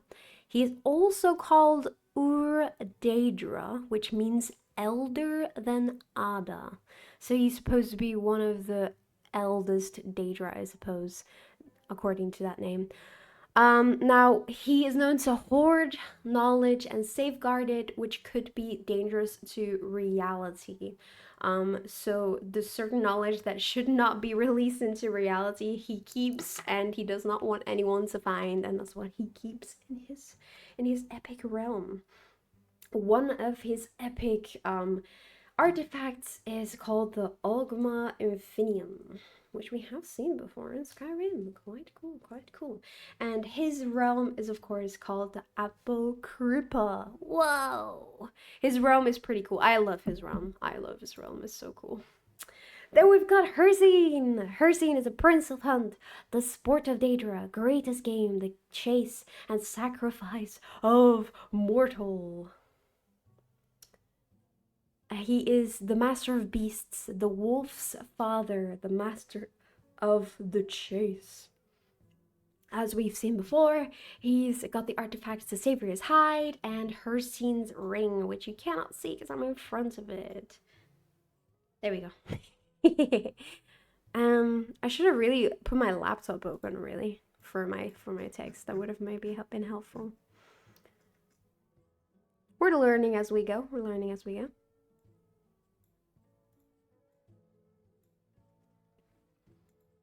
As I said, very Hircine's ring has a wolf on it. So edgy, so true. And his realm is called the Hunting Grounds, which you can see in Elder Scrolls Online. They've got a specific DLC for it, so quite cool. If you wanted to check it out. Then we've got Malakath. Malakath is the prince of lies, deception, and hypocrisy, the spurned and ostracized, the keeper of the sword oath and the bloody curse. He is apparently not recognized by the other daedra, which I did not know. He is hated. His artifacts are the Volendrung and the Helm of Orain Bearclaw. Now, keep in mind that I have only included some of the artifacts, but these daedra princes have other artifacts that I've not included. I've just included the ones that I knew, so because I was like, yes. But there are others. And his realm is called the Ashpith. I could not find something, so I found this really cool art by, you can't see it, so I'm just gonna say it, by Sergei Demidov on ArtStation. It is like, this looks so beautiful. Wait, not recognized as in he's not a real daedra? Or the others don't recognize him, more like it's not about not recognized by the community. Apparently the other Daedric princes don't recognize him. Sorry, I am gonna make it smaller again. I do want you guys to see. They think he is quiet.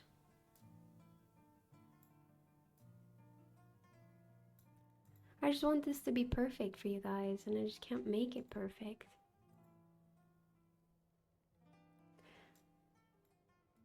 But we will get into that, yes.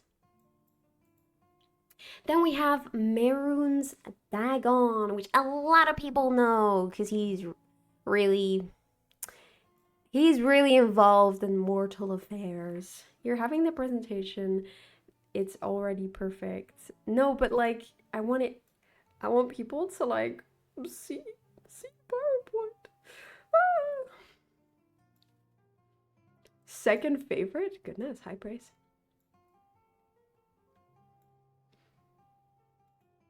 Hi Bogdan, how are you? How are you today? How have you been? Hello. I just want it to be like in a way where you can see me and you can also see the PowerPoint, but it's not too small, it's not too big. You know, we might have to.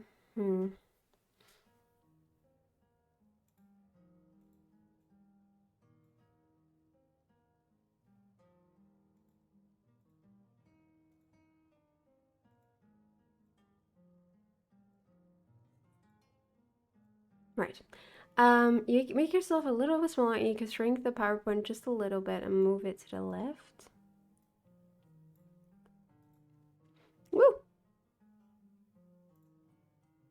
No, but like if I'm too small, then it's also bad, you know? He'd be in a tier if I made a Daedric Prince tier list. An A tier. Oh. I don't know. He's not really a good guy, let's be honest. Anyway,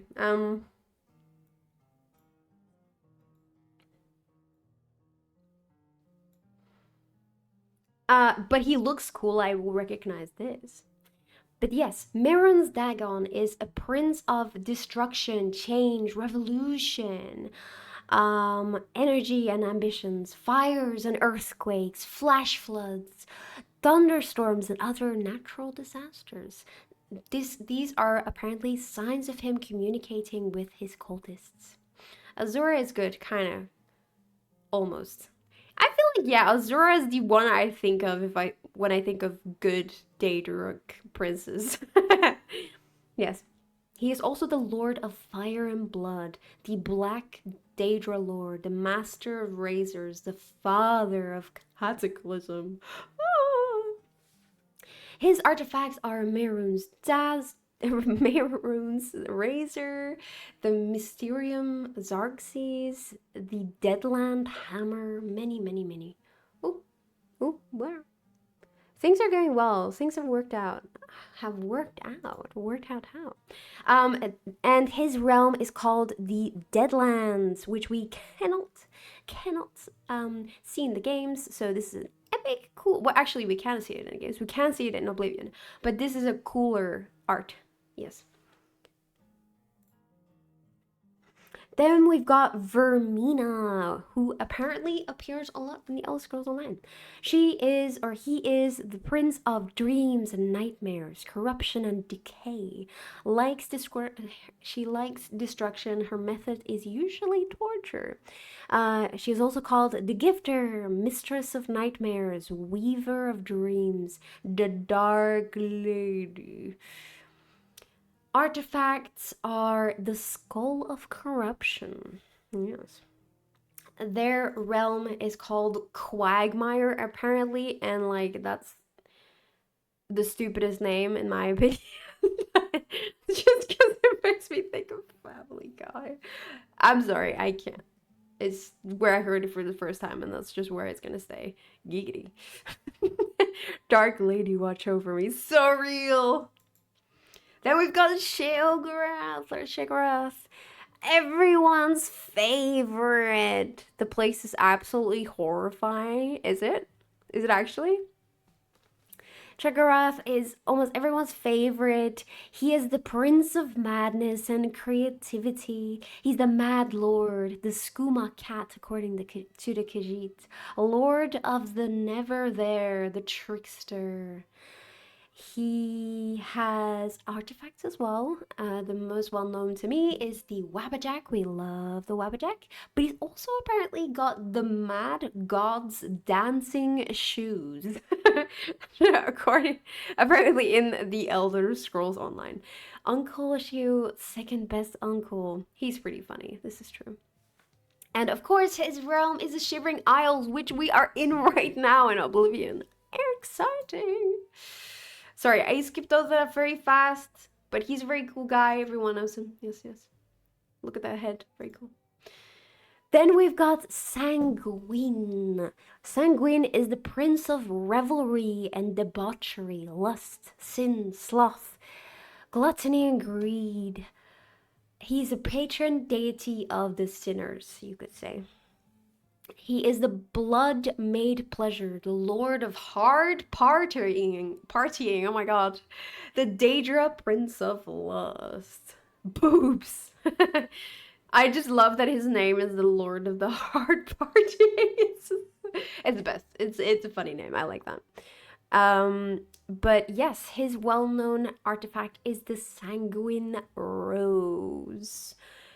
And his realm is the myriad realms of revelry, which has over 1,000 personal realms. They are used as pleasure pockets, apparently, where guests can personally customize them as to meet the needs and desires of its visitants. Sanguine's nature is to indulge his visitors. So basically, the realms that Sanguine occupies will reflect the visitor, which I thought was really interesting. I didn't know this. I know we visited it, but I didn't realize that, I suppose. I didn't remember that.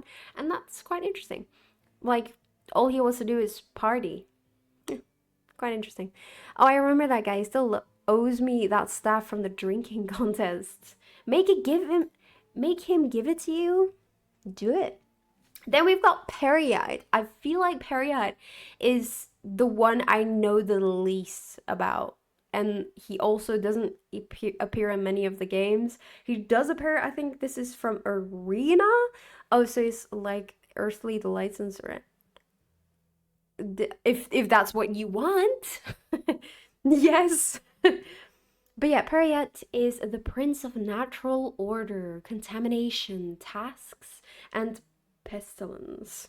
He is the taskmaster, the blighted lord, the lord of infection and pestilence, the bringer of disease and pestilence, the lord of natural order, the master of tasks, which sounds so lame, lord of abundant pus and bountiful vomit.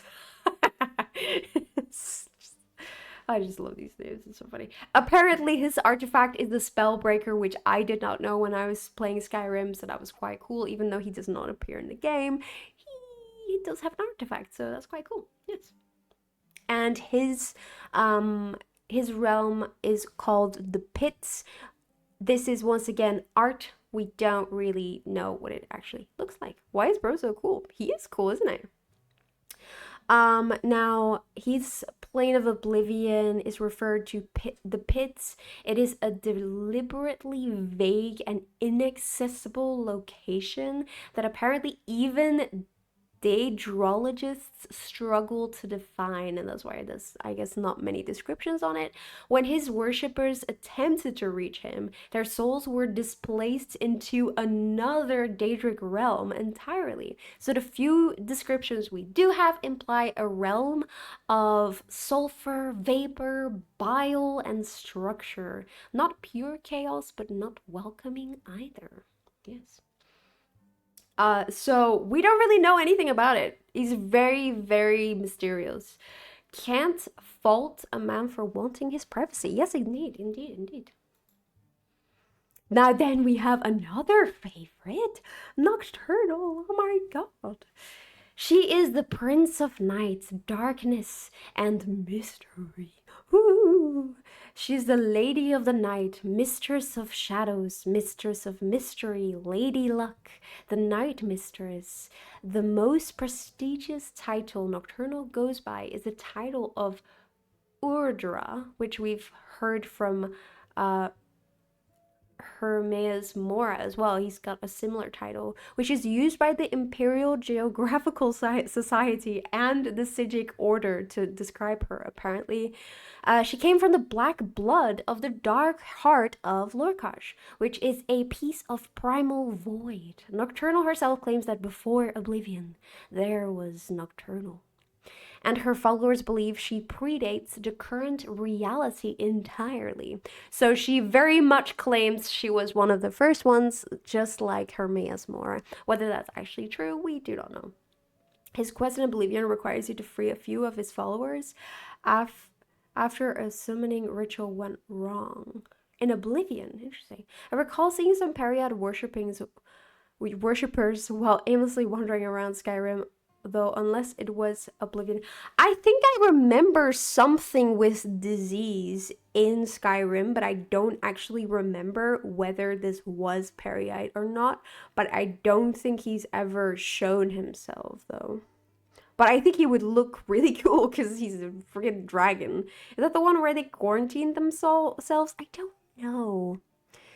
We have to play it again, I guess.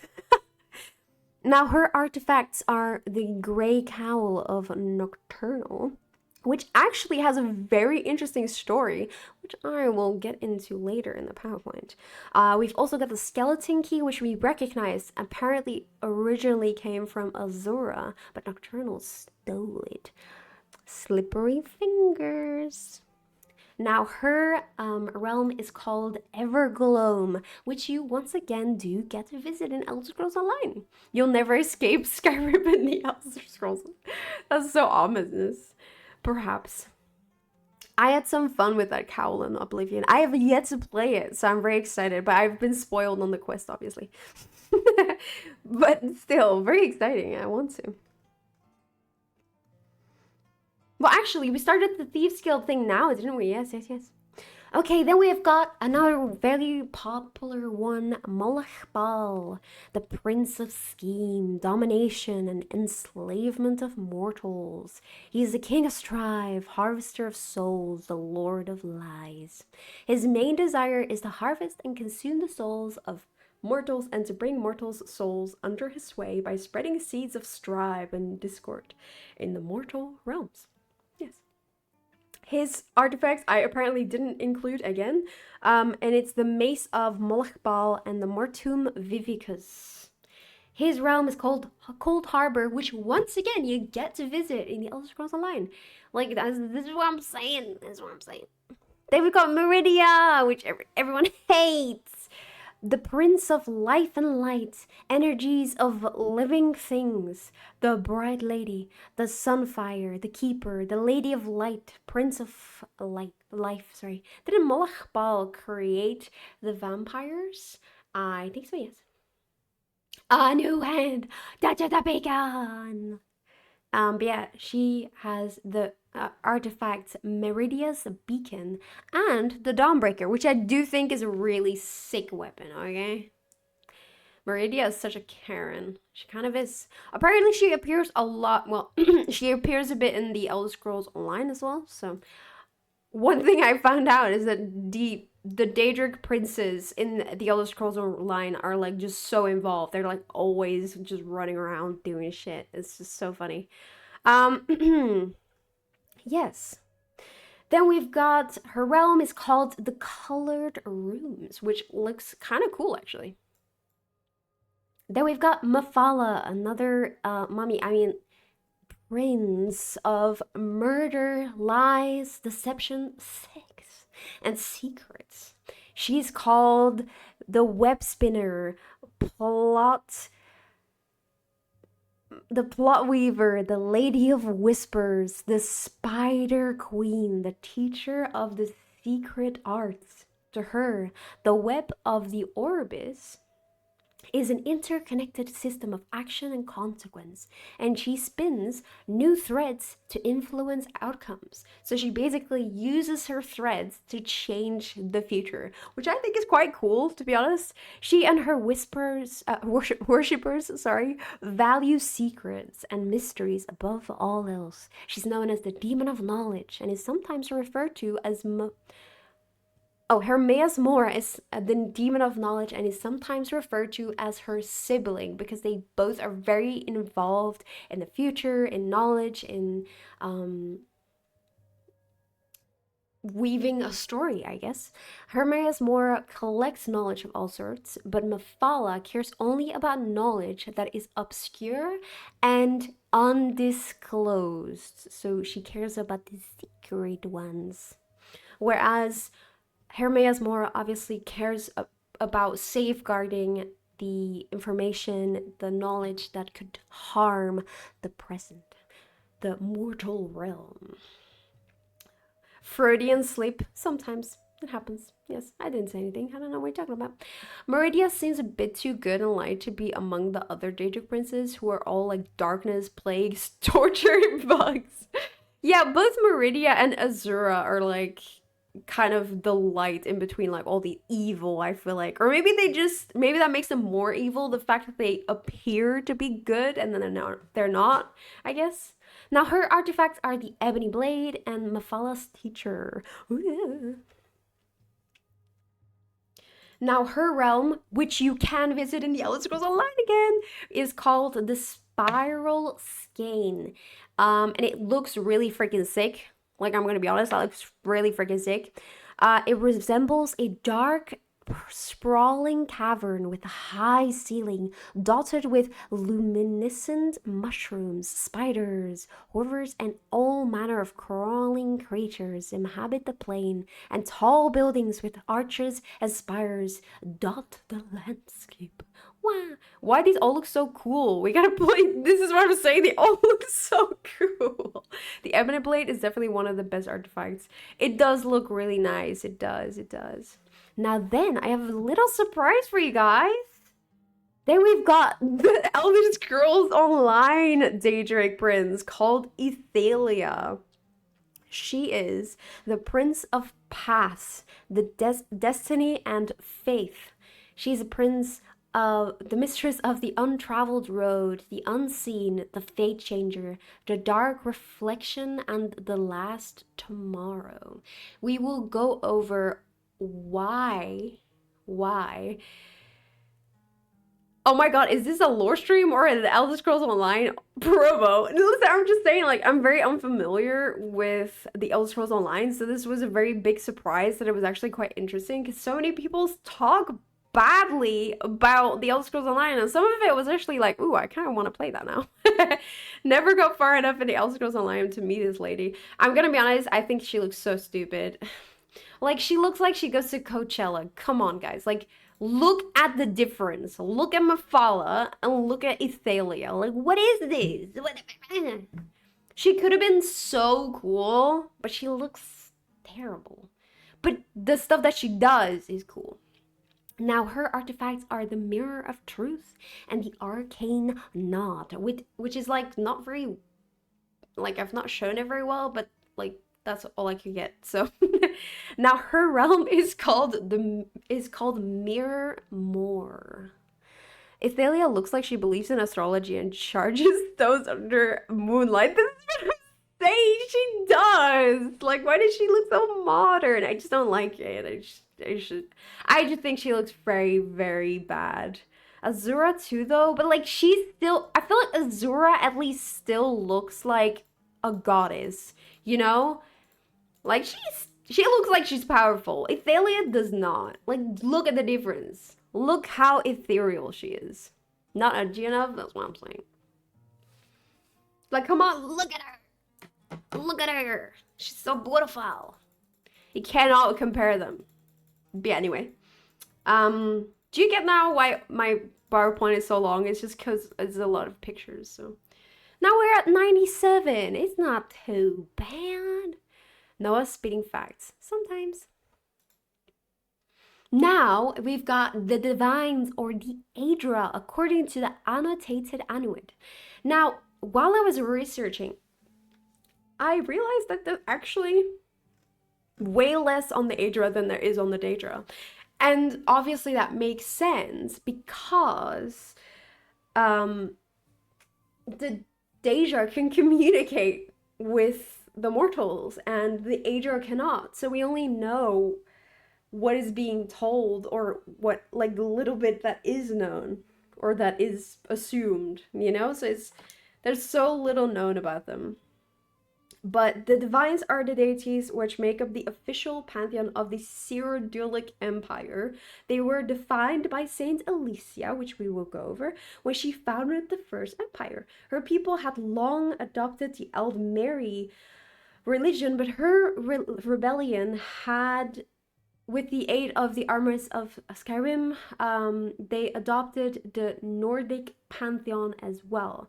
Because Alicia couldn't force anyone to adopt a new religion, she developed a combination of both called the 8 divines. So she combined the Eldmeri religion and the Nordic pantheon into one and made the divines. Now, I will not call it the 8 divines, because everyone gets on my case.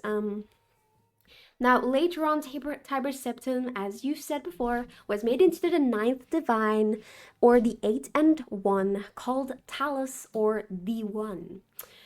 This lasted until the 4th era, when the Eldmeri Dominion demanded a stop, of course. Now, hi Yawar, how are you today? Welcome, welcome. I mean, Etheria does have a misfortune to be introduced during nowadays and not 10 or 20 minutes back. I think even if she was introduced way back, she would have still been shite. She just looks bad. That's all I'm saying. Like, I think her powers are cool. I think her story is cool. I think she just her design is not good. I think it could have been better, especially because the other ones look so cool. Why couldn't they do the same thing? Talos doesn't have a planet. Talos is not a divine. Oh, that's controversial. Anyway, well, I suppose you could say he's rather a saint than a divine. But yeah, according to the creation myth presented in the Anuit, Dibella and the aedra gods were born from the mingled blood of the primal forces of Anu and Padme, and therefore have a capacity for both good and evil. In contrast to the daedra, who were born only from the blood of Padme. So he was the chaos one.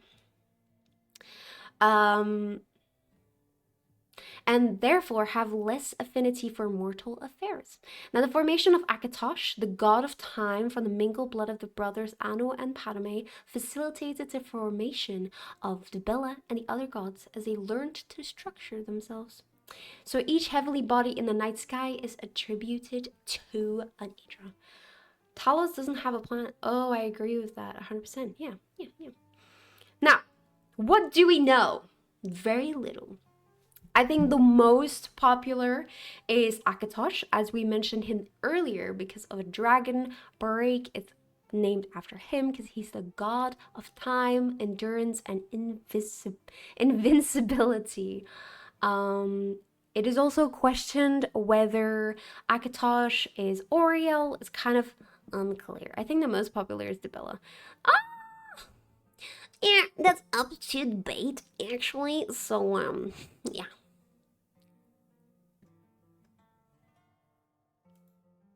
Oh, and he has an artifact, which is the cuirass, I don't actually know how to say that word, of the Crusader. So I actually found out that the aedra, or the divines, actually each made an armor piece for Pelennor during the huge Elysian rebellion. I did not know that. Yes. And he made the chest piece. Yes. Then we've got Arcade. Arcade is the god of birth and death and the seasons. He's the bringer of light, the god of cycle of birth and death. He is apparently, it is apparently debated whether he once a mortal man, and it is also debated maybe he was the son of Akatosh. There's a lot of stories of what his origins are. It is kind of unclear. Once again, it's just like myth and story, so we don't really know, but it could have been. It could have been a mortal man. It could have been the son of Akatosh. Who knows? The artifact that he contributed was the sword of the Crusader. Yes. Akatosh is my favorite in Daggerfall. Dibella if I'm horny. What the fuck? That's crazy. That's a crazy thing to say. Yes. Then we've got Dibella, whatever. She's the goddess or god of love, affection, art, and music. She is the lady, the passion dancer, the lady of love, the queen of heaven, and the goddess of beauty. She contributed with the helm of the Crusader.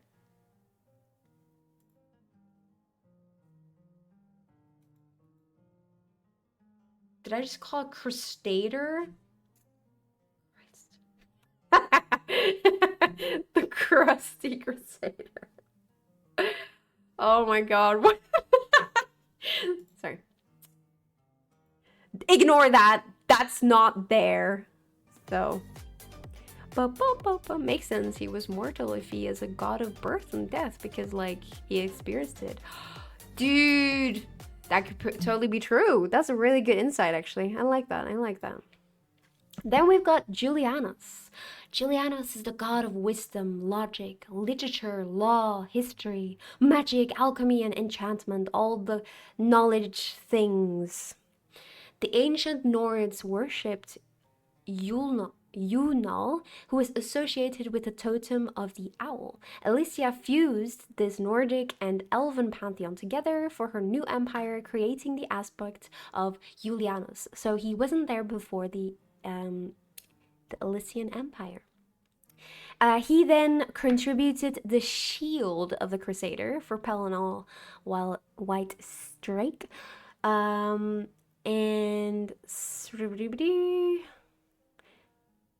his are the divines actually benevolent or just absent parents? So we've got the aedra and the daedra. Now the aedra actually contributed their powers in the creation of the mortal realm, and that's why they can't really communicate with mortals like the daedra can, that did not help with creation. So it's not really their fault. Like, I think if they could, they would, you know? Named after Julian Lefay. Oh, really? I didn't know that. Aw. Then we've got Kinareth, also called Kain, Kin, Kenarthi in Khajiit lore, and Tava. She's much more talked about, like she has much more information about her. She's the god of heaven, winds, elements, unseen spirits of the air. She's a patron of sailors and travelers for good fortune. So, like I said, she's called the Kain by the Nords, Kin by the Kothringi, Kenarthi by the Khajiit, and Tava by the Redguard. So they all have a different name for her. So I suppose she is a very big part of everyone's culture, which is nice to hear. Now, it should be noted that all of nature can be seen as Kinareth's chapel. Kinareth is also famously the mother of the demigod Mori House, which once again we will talk about later, who we will discuss. In Skyrim, Kinareth is known as Kain, and she's believed to be the wife of Shor, which I also mentioned. Shor was the Nordic version of Lorca. She is also cited to have gifted the Thuum to the first Nord heroes by sending Parthunax to teach it to them. So she's very, very important when it comes to that stuff. The Khajiit believe that she is a messenger for Azura and carries the souls of the dead to the sands behind the stars, which is the Khajiit's heaven. I love that all of them have like a different special name for heaven. Is so nice. This only applies apparently to true cats though. So there is this thing called the true cats and the bent cats. So when true cats die, their souls are lifted by Kinarthi, so Kinareth, and flown to the sands behind the stars to play and pray until the next pounce. Whereas the bent cats, when they die, this is a picture of the Elder Scrolls Online, when the bent cats die, their souls are dragged down by Nymeria into the dark behind the world, so hell, to serve the heart of Lorcash until their tails are straight. And this is from the book Littermates of Darkness, which I'm guessing is Elder Scrolls Online lore. So the bent cats are apparently a type of Dromathra, which are former Khajiit whose spirits were corrupted by something called the Bent Dance, the drumming of the dark heart of Lorcash, and they serve Nymeria, which I think is quite cool. I thought that was quite interesting lore. Or you learn that in the Sky. Wait, what's happening? A god for my preferences. Definitely would have some interesting conversations with Julianus. I mean, he does sound like a very smart guy. Oh, you learned that in the Skyrim main quest, yeah? That Parthunax taught the first two. Yes, but apparently he learned it from her. So, yes. Did Kinareth teach humans the voice? That's what I just said. That's what I just said. That's what I just said. Kinareth taught the humans the Thuum. the Nords. She taught the Nords the Thum, which is the voice, to teach it to them. And this is the central object of worship for the Greybeards and their way of the voice. The Thum was a secret kept by the dragon priests, and Parthenites kind of came down and gifted it to the regular folk. Nice. Nice. But yes, she's very, very important, guys. Very important aedra.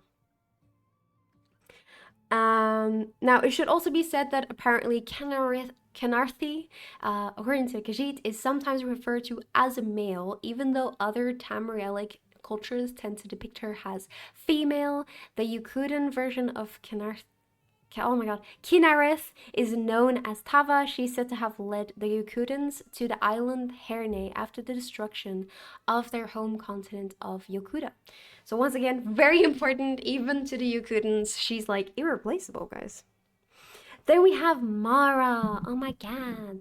Mara is the god of fertility, agriculture, and love. She is the mother goddess and goddess of love, handmaid of Kain, wife of Akatosh, unknown, or Lorcan. It is debated which one. So Nur, the female principle of the cosmos, was credited as the mother of creation, is occasionally associated with Mara as a result of her role as a goddess of fertility. So Mara and Nur are associated together. As a result, priests of Mara credit her with giving birth to creation. So they are linked together. Now we also have Shazar's song, which is a Cyrodiilic creation myth, claims that the creation of Mundus to the sacrifice acclaims the creation of Mundus to the sacrifice of Mara and the gods whose sacrifices were embodied as planets. Now, Mara and the gods were subsequently bound to the earth bones as a result. Oh my god. Yes. Now, the Nords of Skyrim, like I said, consider Mara a handmaiden of Kain and a concubine of Shor, or Lorcan, depending on who you talk to, obviously. However, the Bretons, the Aldmer, and the Bosmer consider Mara to be the wife of Akatosh, or Oriel to the elves. For God's sake, all these names. And there are also documented cases of Mara intervening more directly, enabling the departed to briefly return as ghosts to share their final moments with their loved ones and guide them beyond the mortal realm. So, big love goddess, she's important. Mara, named after Marilyn Wasserman, who wrote the real Berenzia. Oh my god, why is everyone dying? As opposed of the fake Berenzia. What? What is the fake Berenzia? Mara is actually more powerful than war gods because love shapes the civilization. This is true, it does. Now she contributed to the Pelennor White Stakes armor with the greaves of the Crusader or the cuirass. It's kind of unclear. Which one she gave. There's some confusion. How many are left? 2. Then we've got Stendarr. He is the god of righteous rule and compassion, the goddess of righteous might and merciful forbearance. The knightly order dedicated to the knightly order, which is important in the lore, actually dedicates a temple of Stendarr, and the Crusaders are tasked with protecting his temples and acting as his blade. So he is a very important part of their beliefs and their goal, I suppose. And then lastly, you've got Zenithar. Not very much is known about him. He's the god of work, commerce, and trade, and he contributed with the mace of the Crusader. Crusader, yes. He's often said to be closely associated with Kinareth, which we mentioned before, as the materials required for Zenithar's craftsmanship must be derived from Kinareth's natural world. Thus, one cannot worship Zenithar without acknowledging the power of Kinareth. So they are going hand in hand because he obviously needs her materials to make these weapons. Yes. Yes. Now, for God's sake, we're finally through it. Oh my god. Those were all the aedra, the daedra. We've had the dawn era. We've had the all the races. I've explained all of that. Now we've got the Merethic era. So as you can see, it says Mer, and this is because it was dominated by the elves. This took 6 hours. Yes, it did. Yes, it did. Huge! I'm doing my best, guys. I'm doing my best, please. We are on page 17 of my summary, by the way. One era is 6 hours, so 4 streams, I guess. No, so, well, each era gets shorter and shorter. The reason, like I said, why the Dawn era took so long is because there's so many versions of the same story, and it's complex to explain. I think that's why it took so long. But yeah. So the Merethic era, the thing that separates this era from the Dawn era is the construction of the adamantine tower, or Direni tower, known as that as well. Yes, it is built around 2,500 years before the first era on the Isle of Balfiera. Wait, that doesn't... Yes. This tower is where the gods actually held their convention and made the laws of Mundus, which is our universe, and discussed Lorkhan's punishment, which we talked about in the beginning, where they either cast his heart into the sea or into Nirn, something like that.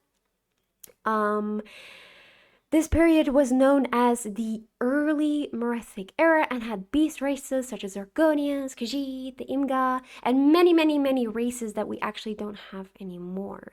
Now, this 800 to 1,000 years before the first era, the first migration from Admora occurred, so a lot of things are happening. It's unknown how long the elves have been in Tamriel exactly, time-wise. But it is estimated that it was around 700 to 800 years or more before men arrived. The Nords only arrived 500 years before the first era, so the Dragon Wars are blah blah blah. I'm like, that's a neat bit. Why did I include that in my script? That's not necessary. We will talk about the Dragon Wars anyway. 1 month at a time, boys. Yes, but also contain more and more detailed lore. Like, there's so much going on in the second and third era. No, but like... We'll see. The first era lasted 2,920 years, so that's gonna take a long time to break down. Well, yeah, but like... God, guys, just let me talk. We'll get through it. We'll get through it when we get through it, you know? We'll see how long it takes. Yep. We've got an hour and 10 minutes left. So let's see where we get. I'm here for it. Okay. But yes, so it all started with the Adamantine Tower, and this happened on the Isle of Balfiera. Now, if you're wondering where this is, it is right here on the main map. So it's in between High Rock and Hammerfell, and we've got Daggerfall here, Wayrest for your points of understanding where we are. So it's right here that we have the Adamantine Tower. Oh my god, that's how it all started. That's where the laws of Mundus were made, and that's where the gods discussed the punishment of Lorkhan. Now, before we can start on all that, we've got to discuss the fact that there were 500 to 700 years without elves and men. Now, there were a lot of races that were actually discussed that did live during this time, according to Topal the Pilot in The Father of Niben. This is so cool. I've been to that island a lot in Daggerfall. Nice! This is the kind of way to learn lore for anything you think. But yeah, so I'm going to discuss all the races that have existed during these 500 to 700 years where men and mer just did not live there because they had their own little island and things. So first of all, on the western coast of Tamriel, Topal encountered the orcs in High Rock. Even though it was said that the orcs did not arrive till the Aldmer had settled in the mainland, but it could be that these were actually goblins and not orcs. Obviously, we only have the description in the book, so it could be that he confused them with something else because he's never seen these orcs before, so who knows. They were supposedly taller and less cowardly at the time.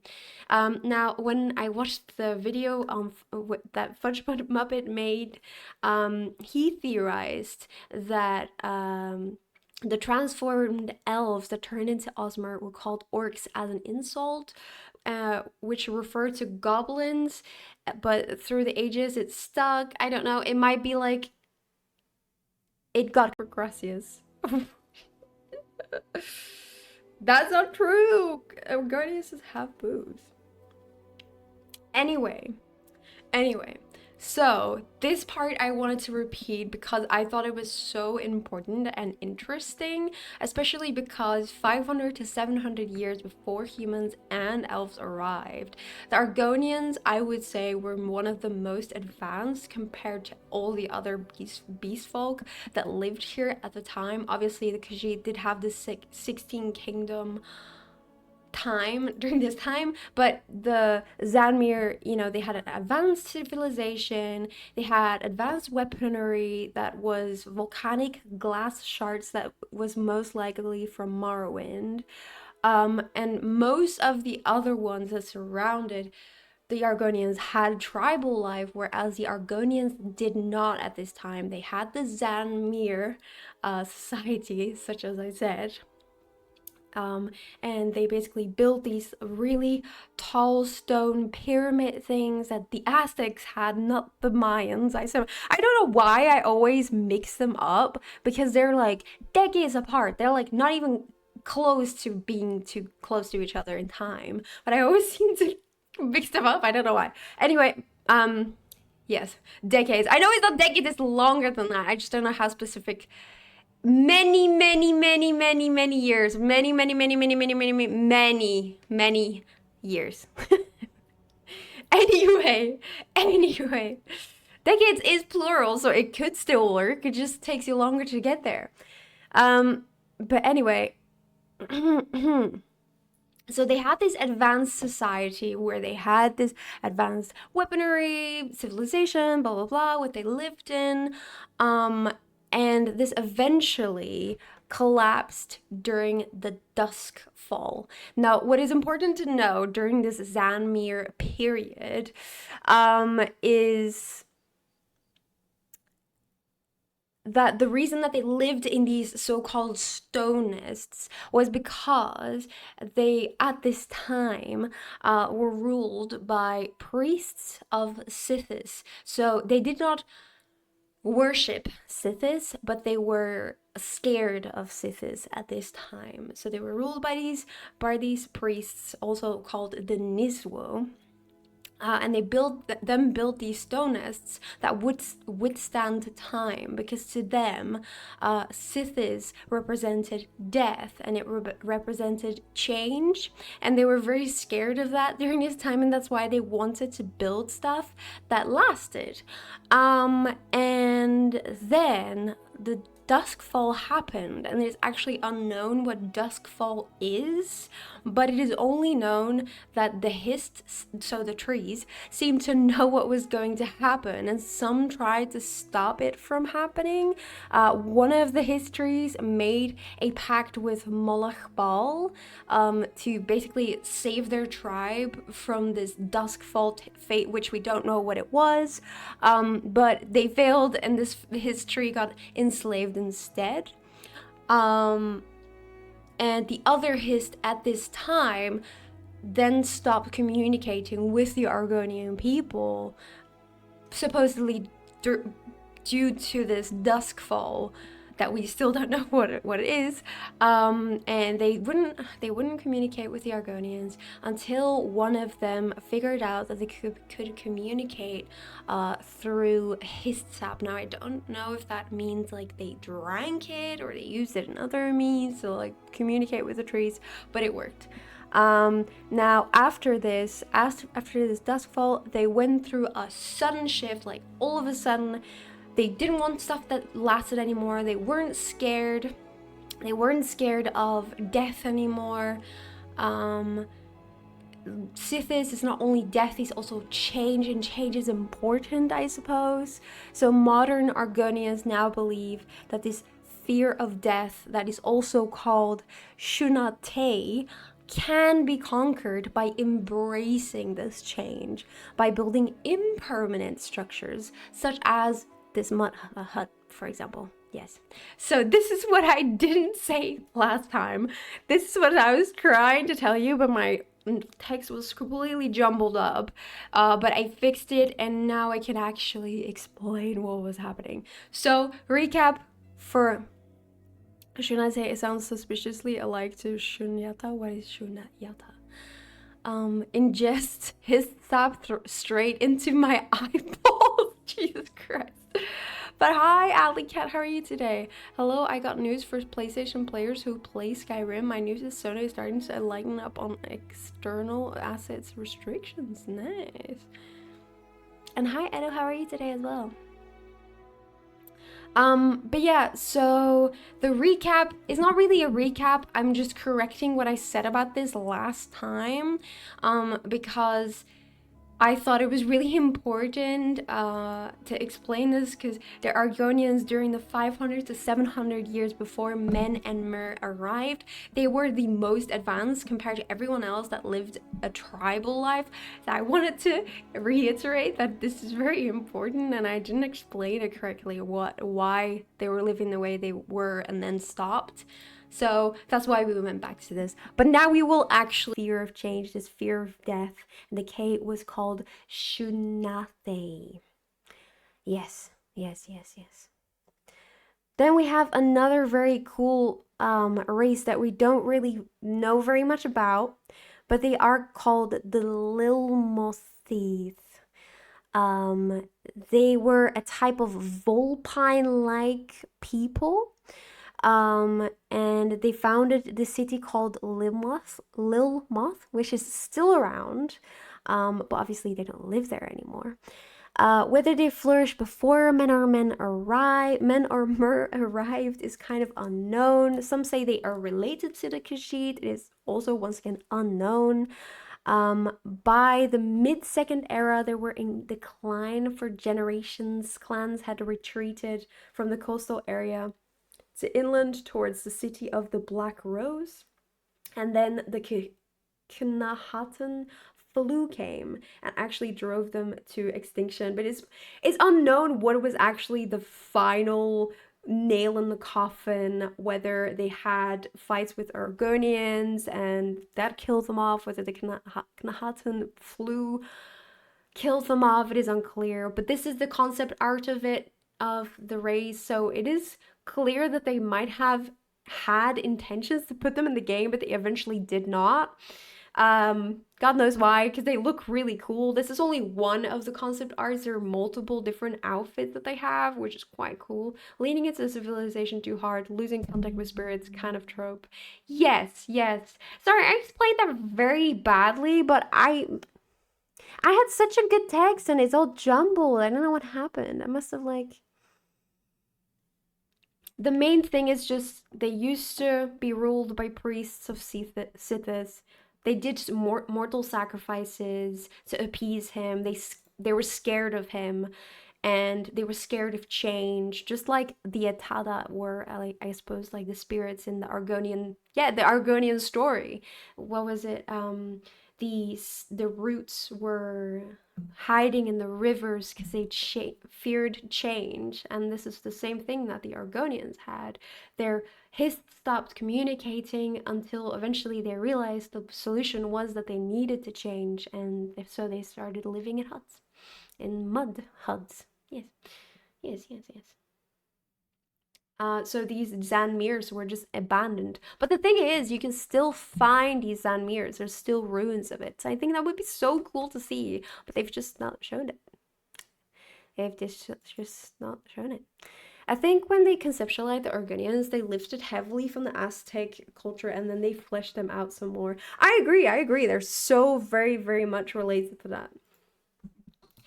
But yeah, and the Lil Moth's name is apparently given by the Khajiit, so who knows what they actually call themselves? We don't. We know like so very little. But this was mentioned in the Pocket Guide to the Empire. I love how the Argonians, Khajiit, and the Bosmer are so entwined. They are very like overlapping when it comes to the stories. Then we have the Khajiit, just like when you mentioned it. Oh my god. Now, the Khajiit were very, very different during this time because in present day, it is very much one country, whereas during this time, before Menamur, it was a 16 kingdom period. So it was 16 kingdoms, 16 clans. Each clan had towns and trading hubs. These are largely what we see in elsewhere today, but the Khajiit see it differently. Besides the town themselves, the Khajiit had no claim over territory or lands. Most clans were still nomadic, but more and more Khajiit were moving to these cities. So during this time, it was loosely ruled by the Moon Emperor, but it is unclear how this Moon Emperor was elected and whether this term referred to a title used by multiple emperors or whether it was one person. It is very, once again, unclear. The dominant clan who would represent elsewhere on the world stage was once again, of course, the lunar lattice determined by the stand of the moon. So which type of moon, which moon period it was decided which clan would represent the Khajiit overall. Now, the kingdom collaborating with the sense of the moons had the most influence. For example, Anaquina is at power when both moons are full. Now, which kingdoms did we actually have? Well, this is the only map I seem to find, but it doesn't actually say all the correct ones. So I don't actually know if it's right. I should have maybe made my own map, but I didn't know where what was, so this is just all I have. Just use your imagination. I don't think like all of them are on there, but some of them are, so I'll just use this one. Yes. So the one that is still kind of around today is Anaquina. So this is like local tribes.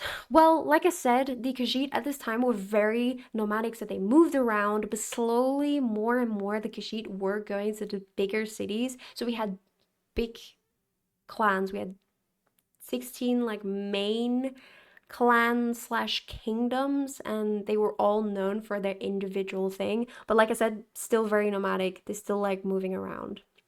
So Anaquina was known for its warriors, Rimmon was known for the trade with the outside world, Riverhold for the farmers, Dune for the priests, Orcrest for thieves, which is a very interesting thing to be known about.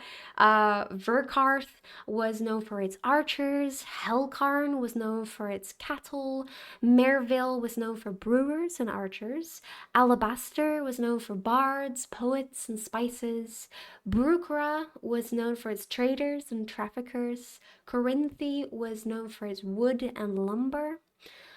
Pa'alathin was known for its mages. Tenmar was known for its furs.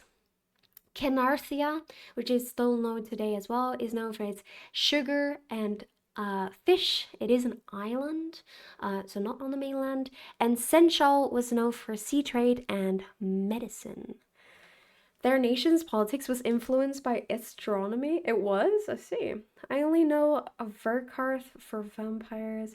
A lot of traders. Yes. I did not know Verkarth was known for its vampires. Now when you say sugar. Yes, I know. Moon sugar. Now, another very important story of this time is Kalgrontidd. Now, this is Elder Scrolls Online lore. So, some might not recognize this, but this is supposed to be what happened during this time. So this is what was introduced in the Elder Scrolls Online that happened during this time. So Galgorn teeth is believed by some to originate from Alduin's horde in Atmora and Skyrim. He wanted to become Akatosh's equal with the moon power. So he was trying to actually steal this moon power from Elsewhere, which is obviously now the 16th Kingdom, not Elsewhere yet. And it was called Yode's core, which we saw in the Khajiit lore is one part of the lunar lattice, one part of their moons. But yeah, so he wanted to become Akatosh, the dragon god's eagle. He wanted to become a god. So there was a gang of Khajiit that actually stopped him.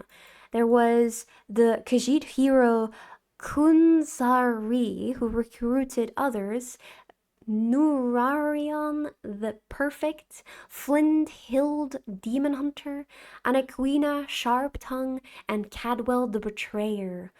When fighting them proved to be futile, Cadwell suggested that it may be best to convince the dragons that they were now a willing part of their plans. The dragon wanted Yode's core.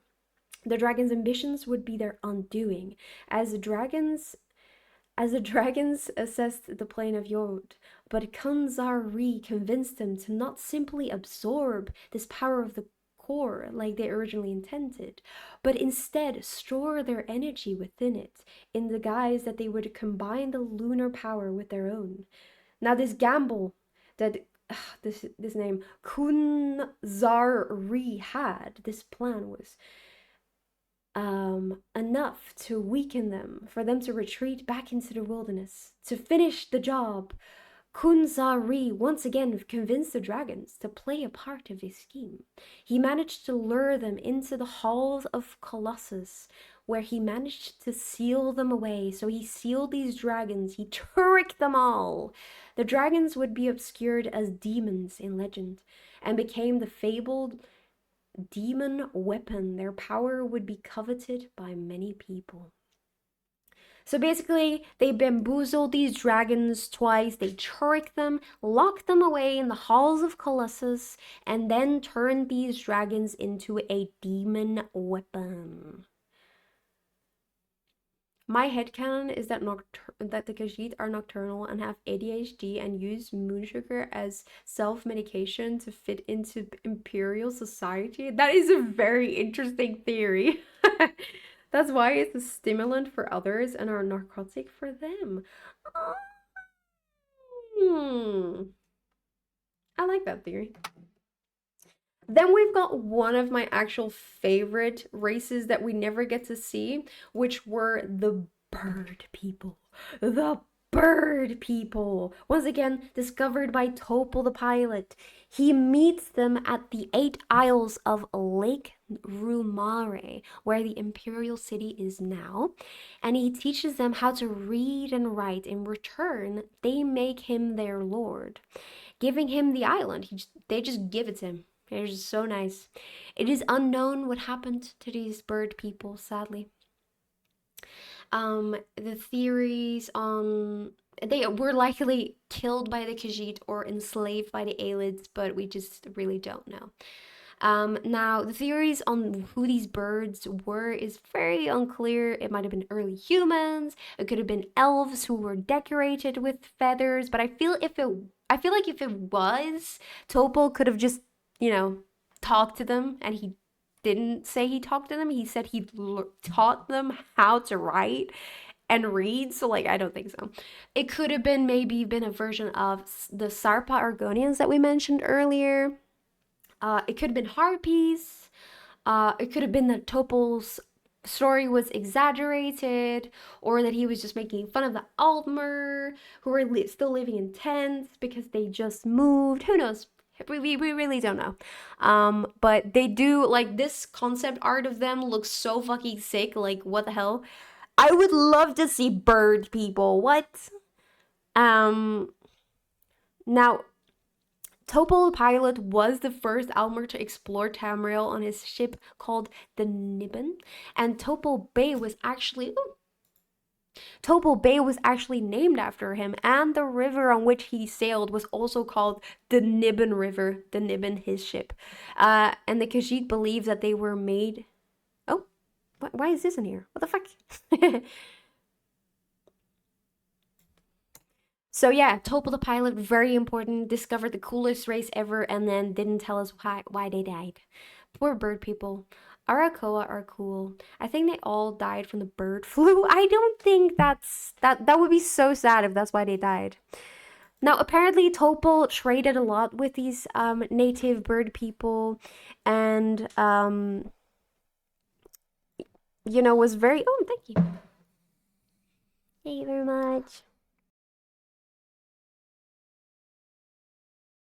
Okay, thank you though. Soupsy brought me tea. I am very excited. But yeah, so Topol traded with these birds.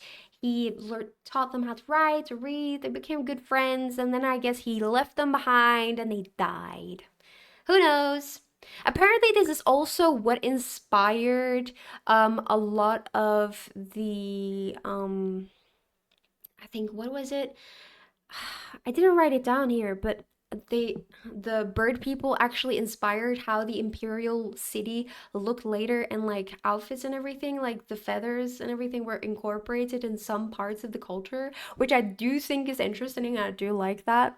But I'm just sad that they weren't really mentioned very much in the games, because they are quite cool. Now, another quite cool race. I think Topol introduced foreign bacteria and viruses, so they all died. Probably. Probably, yes. Another cool race is called the Imga. Now, this is the only actual concept art that we have. Very unclear, but Tamriel Rebuild actually has some really, really, really cool concept art of them. Like, this looks fucking sick. Rip Inga, they're so cool. They're so cool. But yeah, so the Imga were great apes who had been there before the Almer arrived. They lived in treetops, in old human and elf ruins, and Bosmer cities together actually with the Bosmer. They were said to be quite large, even larger than the High Elves. We know that they exist because there are first-hand accounts of people encountering them or living with them, so they're definitely not a myth. Now, usually the Bosmer and Imga live together, but there is possibility of conflict in some places. Their society was supposed to be intelligent but lower than playable races. They lived quite tribal and didn't claim any land. They used very simple tools, usually using what was left behind by other races, and they also cooked very simple meals. Apparently, the Imga were also Apparently, the Imga also really admired the High Elves, seeing them as the highest of society. They wore capes to imitate them, they imitated their accents, gave themselves like long, extravagant titles and so forth that like made no sense. Like, they were nonsensical, but they were just long, so they're like, yeah, basically the same. They even pretended to apparently hate humans, and would hold up their capes to their noses when they walked by, to basically say like they stink. Now, the Imga might actually be more intelligent than they are portrayed here, because there was actually at one point in history there was an Imga that became a powerful necromancer, which was able to become a lich, which is a super complicated process, so it does require intelligence. So that account makes you think that maybe they were more intelligent than it is portrayed in Topol's stories. And he even this necromancer even became a tyrannical ruler of a city. Maruk? No, that's not Maruk. That's another one. That's another one. But yeah, so it's very unclear whether these accounts are true or whether this is like propaganda. Like it might have been made up by the high elves. Like, oh yeah, they loved us, so they like pretended to be us. Like it could be totally not true. We don't know. But like you said, there is another well-known Imga that was the prophet Maruk, who would inspire the creation of the Elysian Order, and we will mention him later. Now, then we also have the centaurs. Yes, there were centaurs that we just don't get to see, I guess. Now, the centaurs would refer to others as mortals, so this suggests that they might have been immortal. They were encountered in both High Rock and Hammerfell by the late Thirds era, so it is likely that they are widespread in the Merethic era. Now, it is once again, there's very little known about them, but they are seen as the true followers of the old ways, as they have ancestor worship and traditional spiritual practices. They are intelligent but nomadic. It could be that they had greater lifespans. As I said, they refer to others as mortals. And they even taught others their language in the third era and are in tune with Ifrit's will, so I think they would really get along with the Bosmer. But for the rest, it is very little is known about them. Question: did they have 4 sets of lungs or just a very long windpipe down the horse lung? I don't know. If we barely know like what they lived like, I don't think we're gonna know that, I'm afraid. And where do they wear a tie? Obviously around the neck. What the hell? Trust us, guys. There's actually one race who totally loves us. That's so real. Actually, do centaurs wear pants on their hindquarters? They just don't wear pants. Look, they just wear like this drape thing, this cape dress thing. Yes. Then we have another race called the Lamia. So this was possibly a high society. We don't really know. There are Lamia in the Elder Scrolls Online, so it is not totally unseen in the games.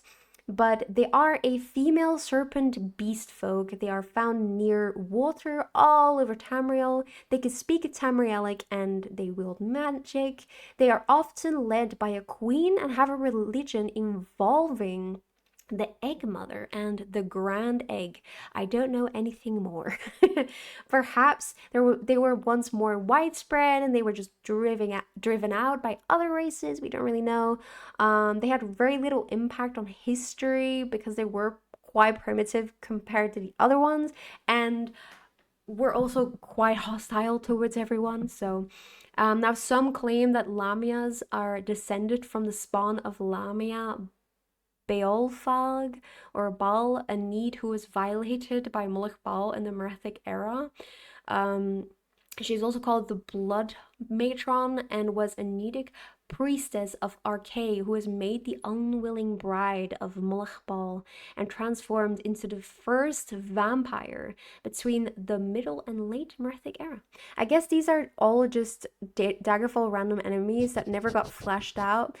Basically, like a lot of them are. Some of them are just literally mentions, so we don't really know. But yes. Right. So then we also have goblins. Goblins are a thing throughout all the games. It's just they're always seen around, so they're not like very mysterious or anything. But they used to during this time they used to live in the Somerset Isles, and the Aldmer ended up, of course, enslaving them when they arrived. Hammerfell was also full of them till the arrival of the Ragada, which are Yokudan warrior waves. They obviously killed them all, but the goblins were spread all over Tamriel during this time.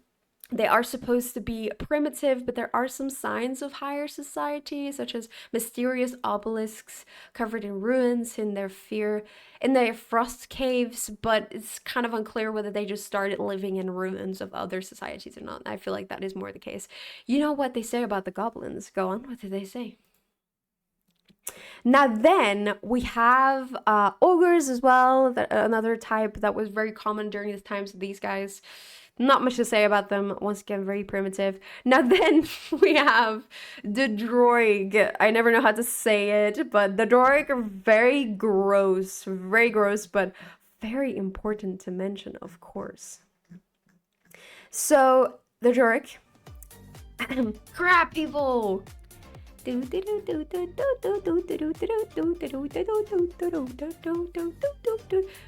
Oh my god, I can't believe you did that, say Christ. But yeah, so apparently in Dunbar teachings, it is actually said that they once had a civilization where they ruled the world as violent creatures with Molech Baal as their chief. In 36 lessons of Vivek, they are spoken of as the Ultima of the Sea in castles of glass and coral. Another commentary by Mankar Cameron in Mythic Dawn Commentaries book commented that the tyrant Droid kings ruled all of Mundus and the oceans until Merun's Dagon actually destroyed it. So the Droid enslaved the oceans of Lig, which is where Merun's Dagon was created by the Magna Key. They then fought off the Droid. So apparently some books say that they used to rule the world. I am very doubtful about it, but I thought it was very interesting to mention because like I can't imagine these crab people ruling the world, but I thought I should just throw it out there, you know, why not? Now I was very confused why there are land droids and water droids and whether they are the same thing, and apparently they do have a very interesting biology. So they have something called Carvanism. So they have something called what?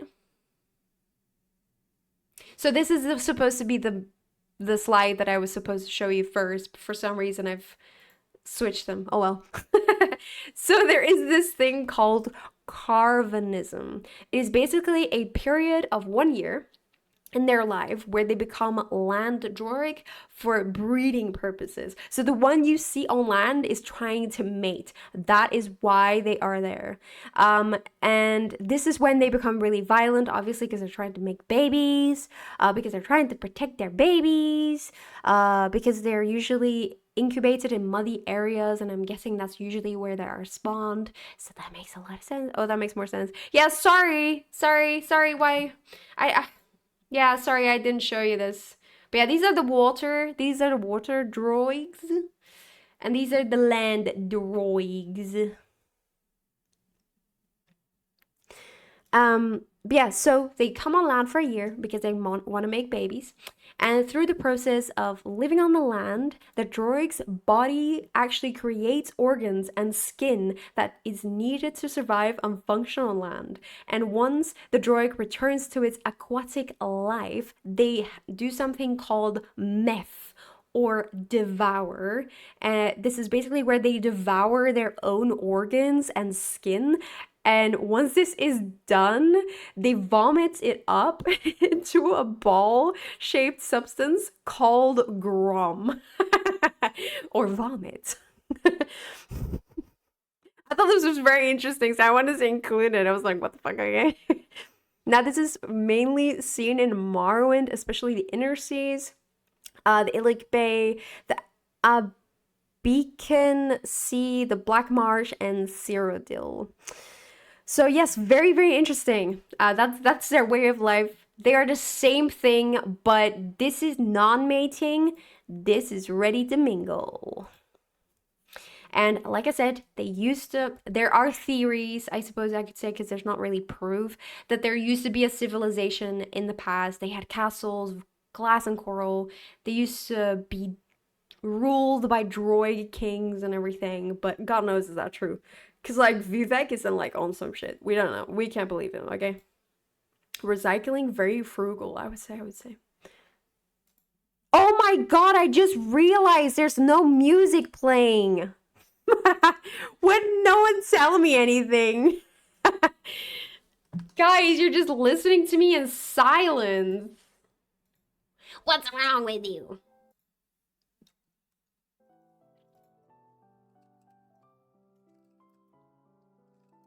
Too locked in on the lore. I didn't even notice. Quote of the day: Vivek is on some shit. We can't trust him. My favorite Morrowind book, A Worn and Weathered Note. Some people theorize it's about a droid undergoing Carvanism, although I believe it's about Kim. Oh, yeah. I am not gonna go into Kim. I read about it and I was like, nah. I'm not gonna mention that. This is like too deep shit that I can't bring them. This is some night soundtrack, guys, just for you. Just for you. This is really quiet, though. Lore part? No, no, no. Oh, I really wonder how long this is gonna take us, actually. I guess I'll have to... I didn't even realize there wasn't even any music. I think no one realized. Can you guys hear this okay? Is this okay?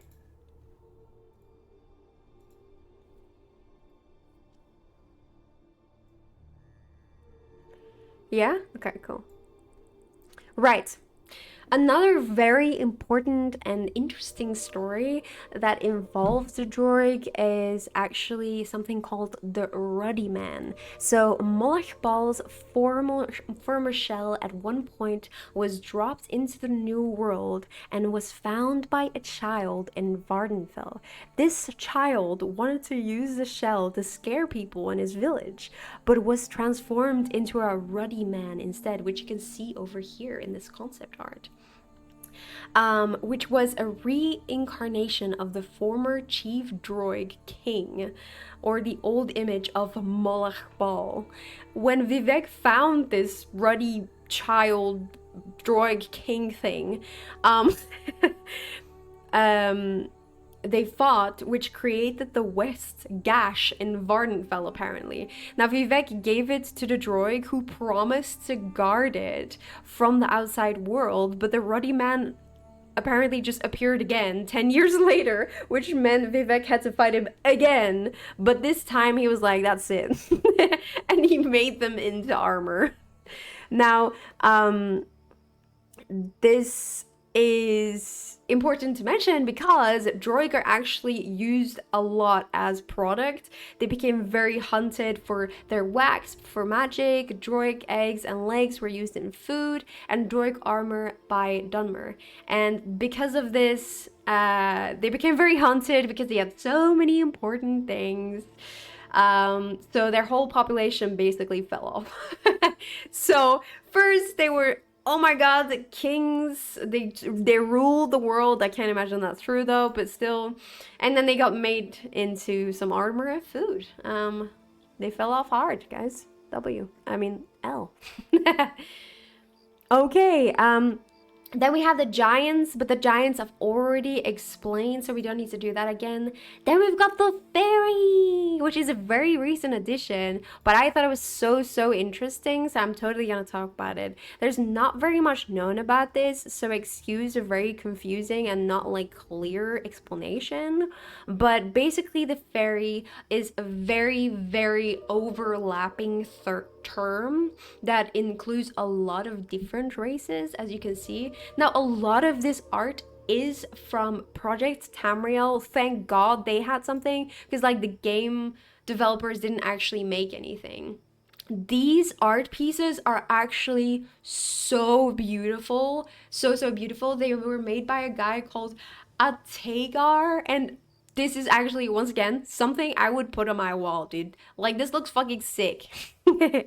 But yeah, so we had all these different types. Some of them are not recognized as fairy, but I've still included them because I felt like they felt like fairies. So, you know. So we had something called the sprites, which are these little wisp-looking things. Nixats, which some people theorize is the same as a pixie, but this is not confirmed. They are supposed to be mischievous, insect-like fey creatures known to steal. They do apparently appear in the Elder Scrolls Online. We've got the Gatas. Oh my god. These Gatas were supposed to, so these guys, they're supposed to be ancient godlike rock spirits that took the form of a man or a group of men who are formed by the earth itself. But here they look just like daedra, to be honest, but it looks really sick. That's all I can say.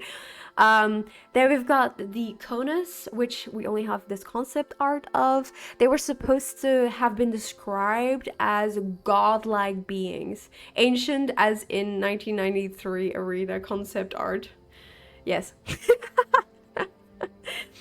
Then we have the Iliadi, which in my opinion sounded the coolest. They were supposed to have had many eyes, were taller than trees, and they were also supposed to be very godlike. The frost giants we have today could actually be a descendant of this, because perhaps once at one point they were more widespread. Perhaps even the trolls or frost trolls could be related to these frost giants and so Iliadi. We don't really know. Once again, not very much know about them, but I thought I should include them because they're quite cool in this concept art. Their name comes from legend, as they are now extinct, defeated by the Eldmer in times long past. We've also got the Sylphins, which I don't have any pictures of. They're supposed to be minor fairies.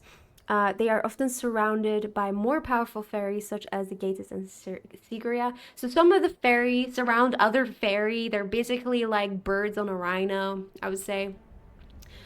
Hi, Scurvy, how are you today? Lore beard level 99.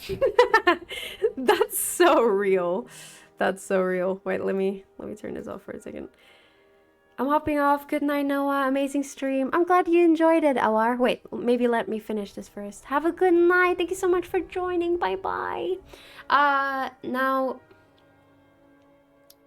we also had, the Sigria, which is once again supposed to be a lost race of godlike beings, but we don't have a picture of this either. Now I've included the Spriggans because I kind of feel like they're fairy-like, and also the Nereids, which some theorize are water sprites. I think they look really cool, so I've included them. And then we've got the Nymphs. I forgot from which game this is. I think this might be Daggerfall? I don't know. I just know it looks super scuffed. So I was like, I'm gonna include that. That looks really funny. That's Daggerfall. It looks so scuffed. It looks so funny. Oh, I just had to include it. But yeah, they're theorized to also be fairy. It's very unclear. You can tell by the boobs. No, she's just naked. Wait, is this naked? I have to say, Daggerfall is crazy. They have so many naked things in there. Oh my god, I don't think I could stream that. I'm gonna be honest. But yes, sorry. Let me include that. Let me include this note. No, you could not. No, that's what I thought. Like when it came to the Daedric princes in that game, they were like half of them were like naked.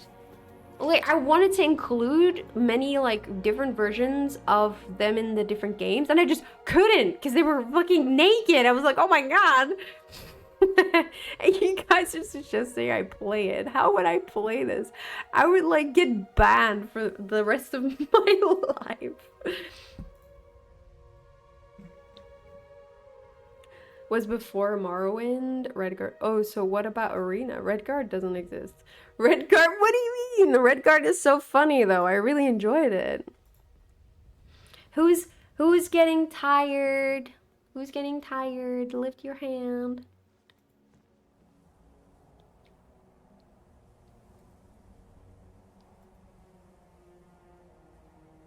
Me. Aw. Guys, I'm so sorry that it's so long. I am not tired. Nice. Arena and Daggerfall are the first two games in the series. Interesting. Your motto is so folly. Oh my god, you keep saying this. I never fall asleep. I'm very awake. I had a large mucka, guys. I had a large one. But yeah, I can't believe we've been going for 6.5 hours and we're at what page are we now? We're now at 140 of the 463 slides. This is gonna be like a 20-hour video. A 20-hour YouTube video, dude. I would suggest waiting until OpenDS Arena is ready to play. Will do, dude. 140 pages in 6.5 hours ain't that bad. Well, no, it's not pages, it's slides. It's slides. Pages, I think I'm at page what? 18 of 71 pages of summary, I think. Yeah, I think so. But what is the review so far? What are you thinking so far? Am I doing good? Is it comprehensible? Are you getting what I'm saying? Are you getting what I'm putting down? Are you entertained? Are you entertained? You know, like that vibe. Stream of the year, 100% stream of the year, 11 out of 10. I've been saying this forever. I just don't believe you. But okay, if you say so, that's great. Yes, it's good. Nice, guys. Solid. Right, let's continue. We got 20 more minutes, guys. 20 more. I'm entertained. Yes. I'm glad you're entertained. Let's go. I still prefer Skyrim. What do you mean? Oh, this lore is so cool. Now, one little mention. Apparently, there's some accounts of satyrs being something that's in the world at some point, but like this is literally we know nothing. Zero, nada, dude. Nothing. I couldn't find anything. So that's all we know. We know they might have existed. Who knows? I think it's hard to overestimate the appreciation for your epic effort. No, this is awesome. Aww, thanks, guys. I'm so glad you appreciate it. Thank you. But let's continue. So I mentioned them earlier. They are a type of human. They're called the Katringi. They were a silver-skinned tribal people. They were indigenous to the Black Marsh area and are believed to be the descendants of the Needs. Now, the Katringi culture started in the early Merethic era, or even before then. They were considered to be the only humans native to Tamriel and believed to be driven to extinction once again by the Knahatam flu. Like that stupid flu, dude, it's killing everything. We will get into that later, how it actually started. The Katringi were thought to be very avid sailors, sailing as far as Hammerfell, possibly spreading the flu to Valenwood, very nice, and nearby provinces by ship. Although it is said that they all died, there were rumors that some actually fled on a crimson ship, and some survived by unnatural means. We will get into how that happened. Yes. Now, very little is actually known about their culture, except that they were apparently nudists. Don't know, man. And worshipped a god named Zen, the god of toil and vengeance, together with Dibella, Mara, and Kinareth. Kathringi is also a really cool name. I agree. Stupid slow day. Spoiler alert! You say nudist, but the guy in the picture clearly has clothes. Hey, maybe that's like because he has like a very special. Maybe that's so. This is a picture. This is a picture from the Elder Scrolls Online. Yeah. So I'm guessing it's because they're not allowed to show them nude. Just saying. That's his skin. I don't know, man. I'm just relating information that I found, okay? I'm just saying they probably just can't show that in the Elder Scrolls Online, okay? Now then we have a very cool race that we know nothing about, but they're really fucking sick. Well, almost nothing. They are called the Ice Tribe, and I found some really cool concept art on Tamriel Rebuild. Once again, they are angels. Their concept art is so fucking sick. Like, I want to get an autograph of their other artists. They're so cool.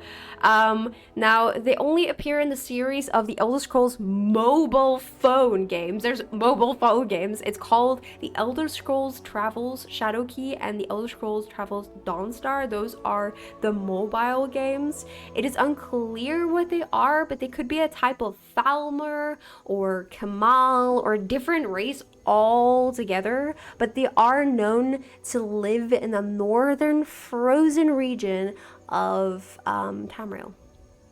So yeah, they have like these really cool shell looking things. They're blue, they're aggressive, they're cold, and that's all we know. But I thought I should include them because I think they look really cool. And like, once again, this is like such a missed opportunity. Like, I should make these games. Hi Pam, how are you? How have you been? Hello, unicorn. Close enough. Now then, obviously, we've got the Slowed. Those freaking weirdos, dude. The Slowed, man. The Slowed. The Night King. The Night King, but with the horn. Now, the Slowed are also called Slugmen. They are believed to have lived on Thruss. So Thruss was over here, below Hammerfell, since the earliest years of Nirn, but some believe they used to live in Tamriel as well, in the Somerset Isles. Now, this was due to large ancient coral structure ruins found on the island of the Somerset Isles, and that might be traces of their past civilization. Now, the lost first and second ships of Topol's fleet are thought to actually have possibly been sunk by a Slowed. We don't really know. Furthermore, Isgramor was known to have a wine sack made of Slowed skin, which means that they must have been around for that to have been made.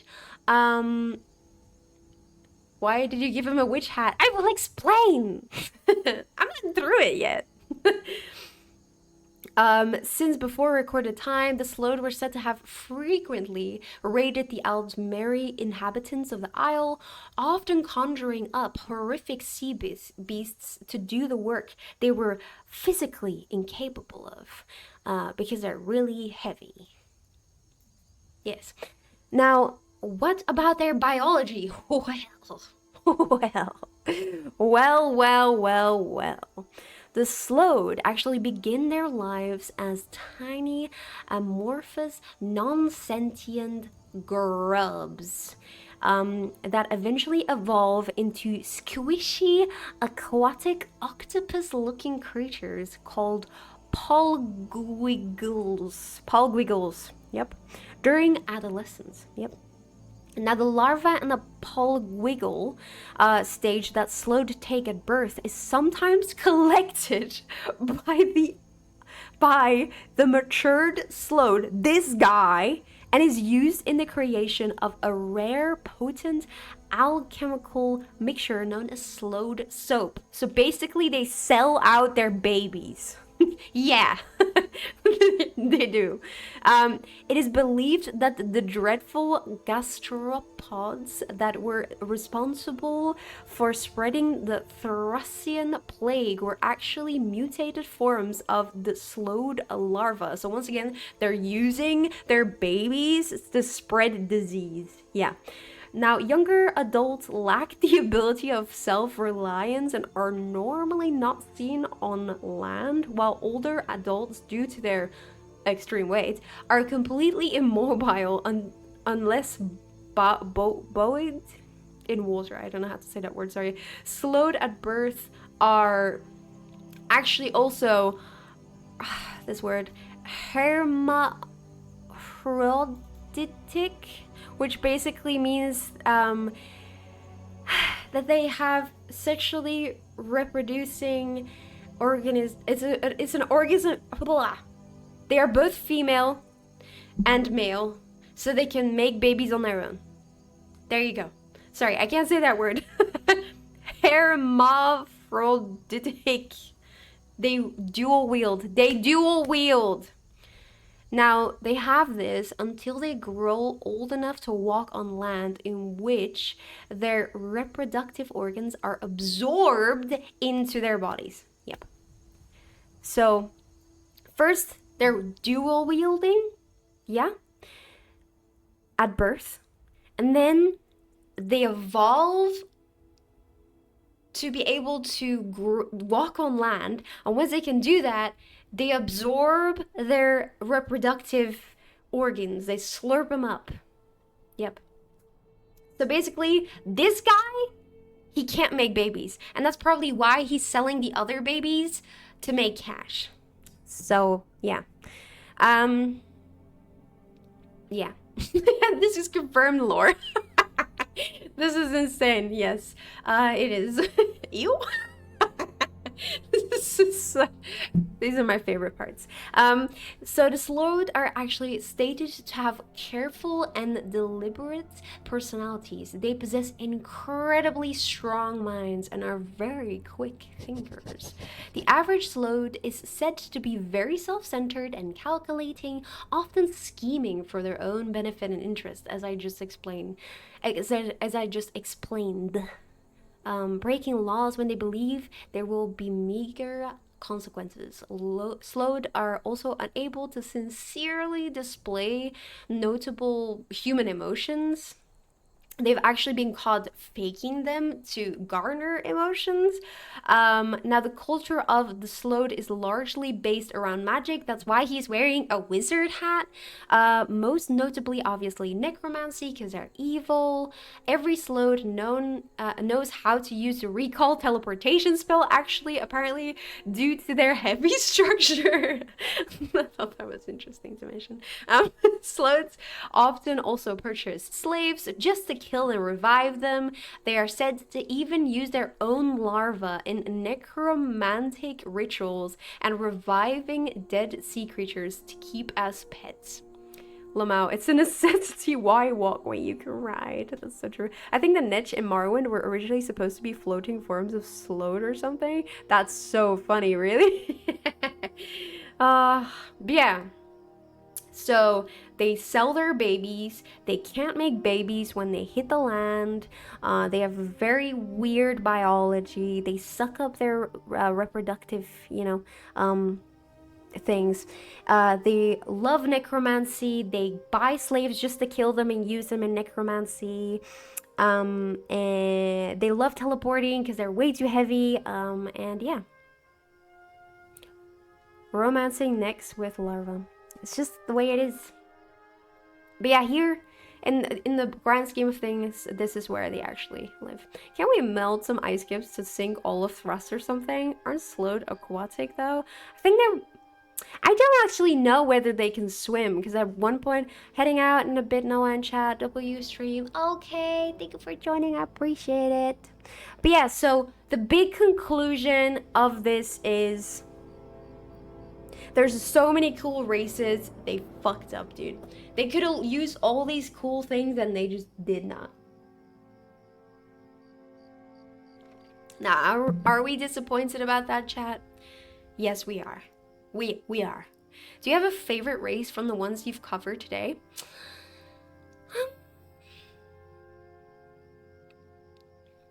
That's a good question. I don't really know.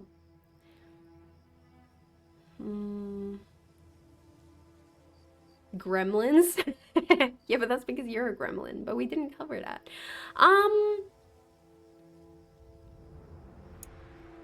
I think maybe the bird people and the Argonians. I think they have just like the most interesting story.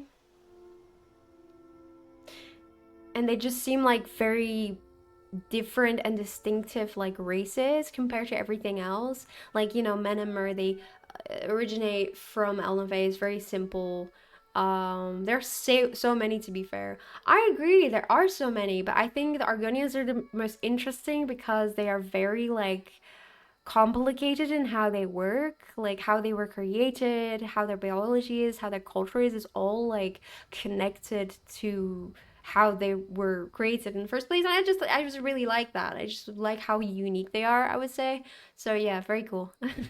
Totally the nudist race. I haven't heard most of them, but I left when you were explaining. I'm glad. I usually play as a Dunmer. Dunmer are pretty cool. This is true. What do you call a Noah Argonian? An Argonian. No way, an Argonian. This is supposed to be where I had my first break, by the way. So, after 7 hours, now we can have a break. This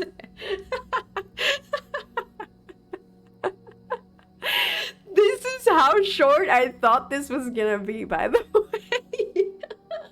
I thought this was gonna take like a max 3 hours, and it's taken like double. Oh my god. See, I promised I had breaks incorporated, but I obviously didn't realize how long it was gonna be. Uh, but yeah. And then we had this. But I don't know if I should continue because like it's already 10 now, so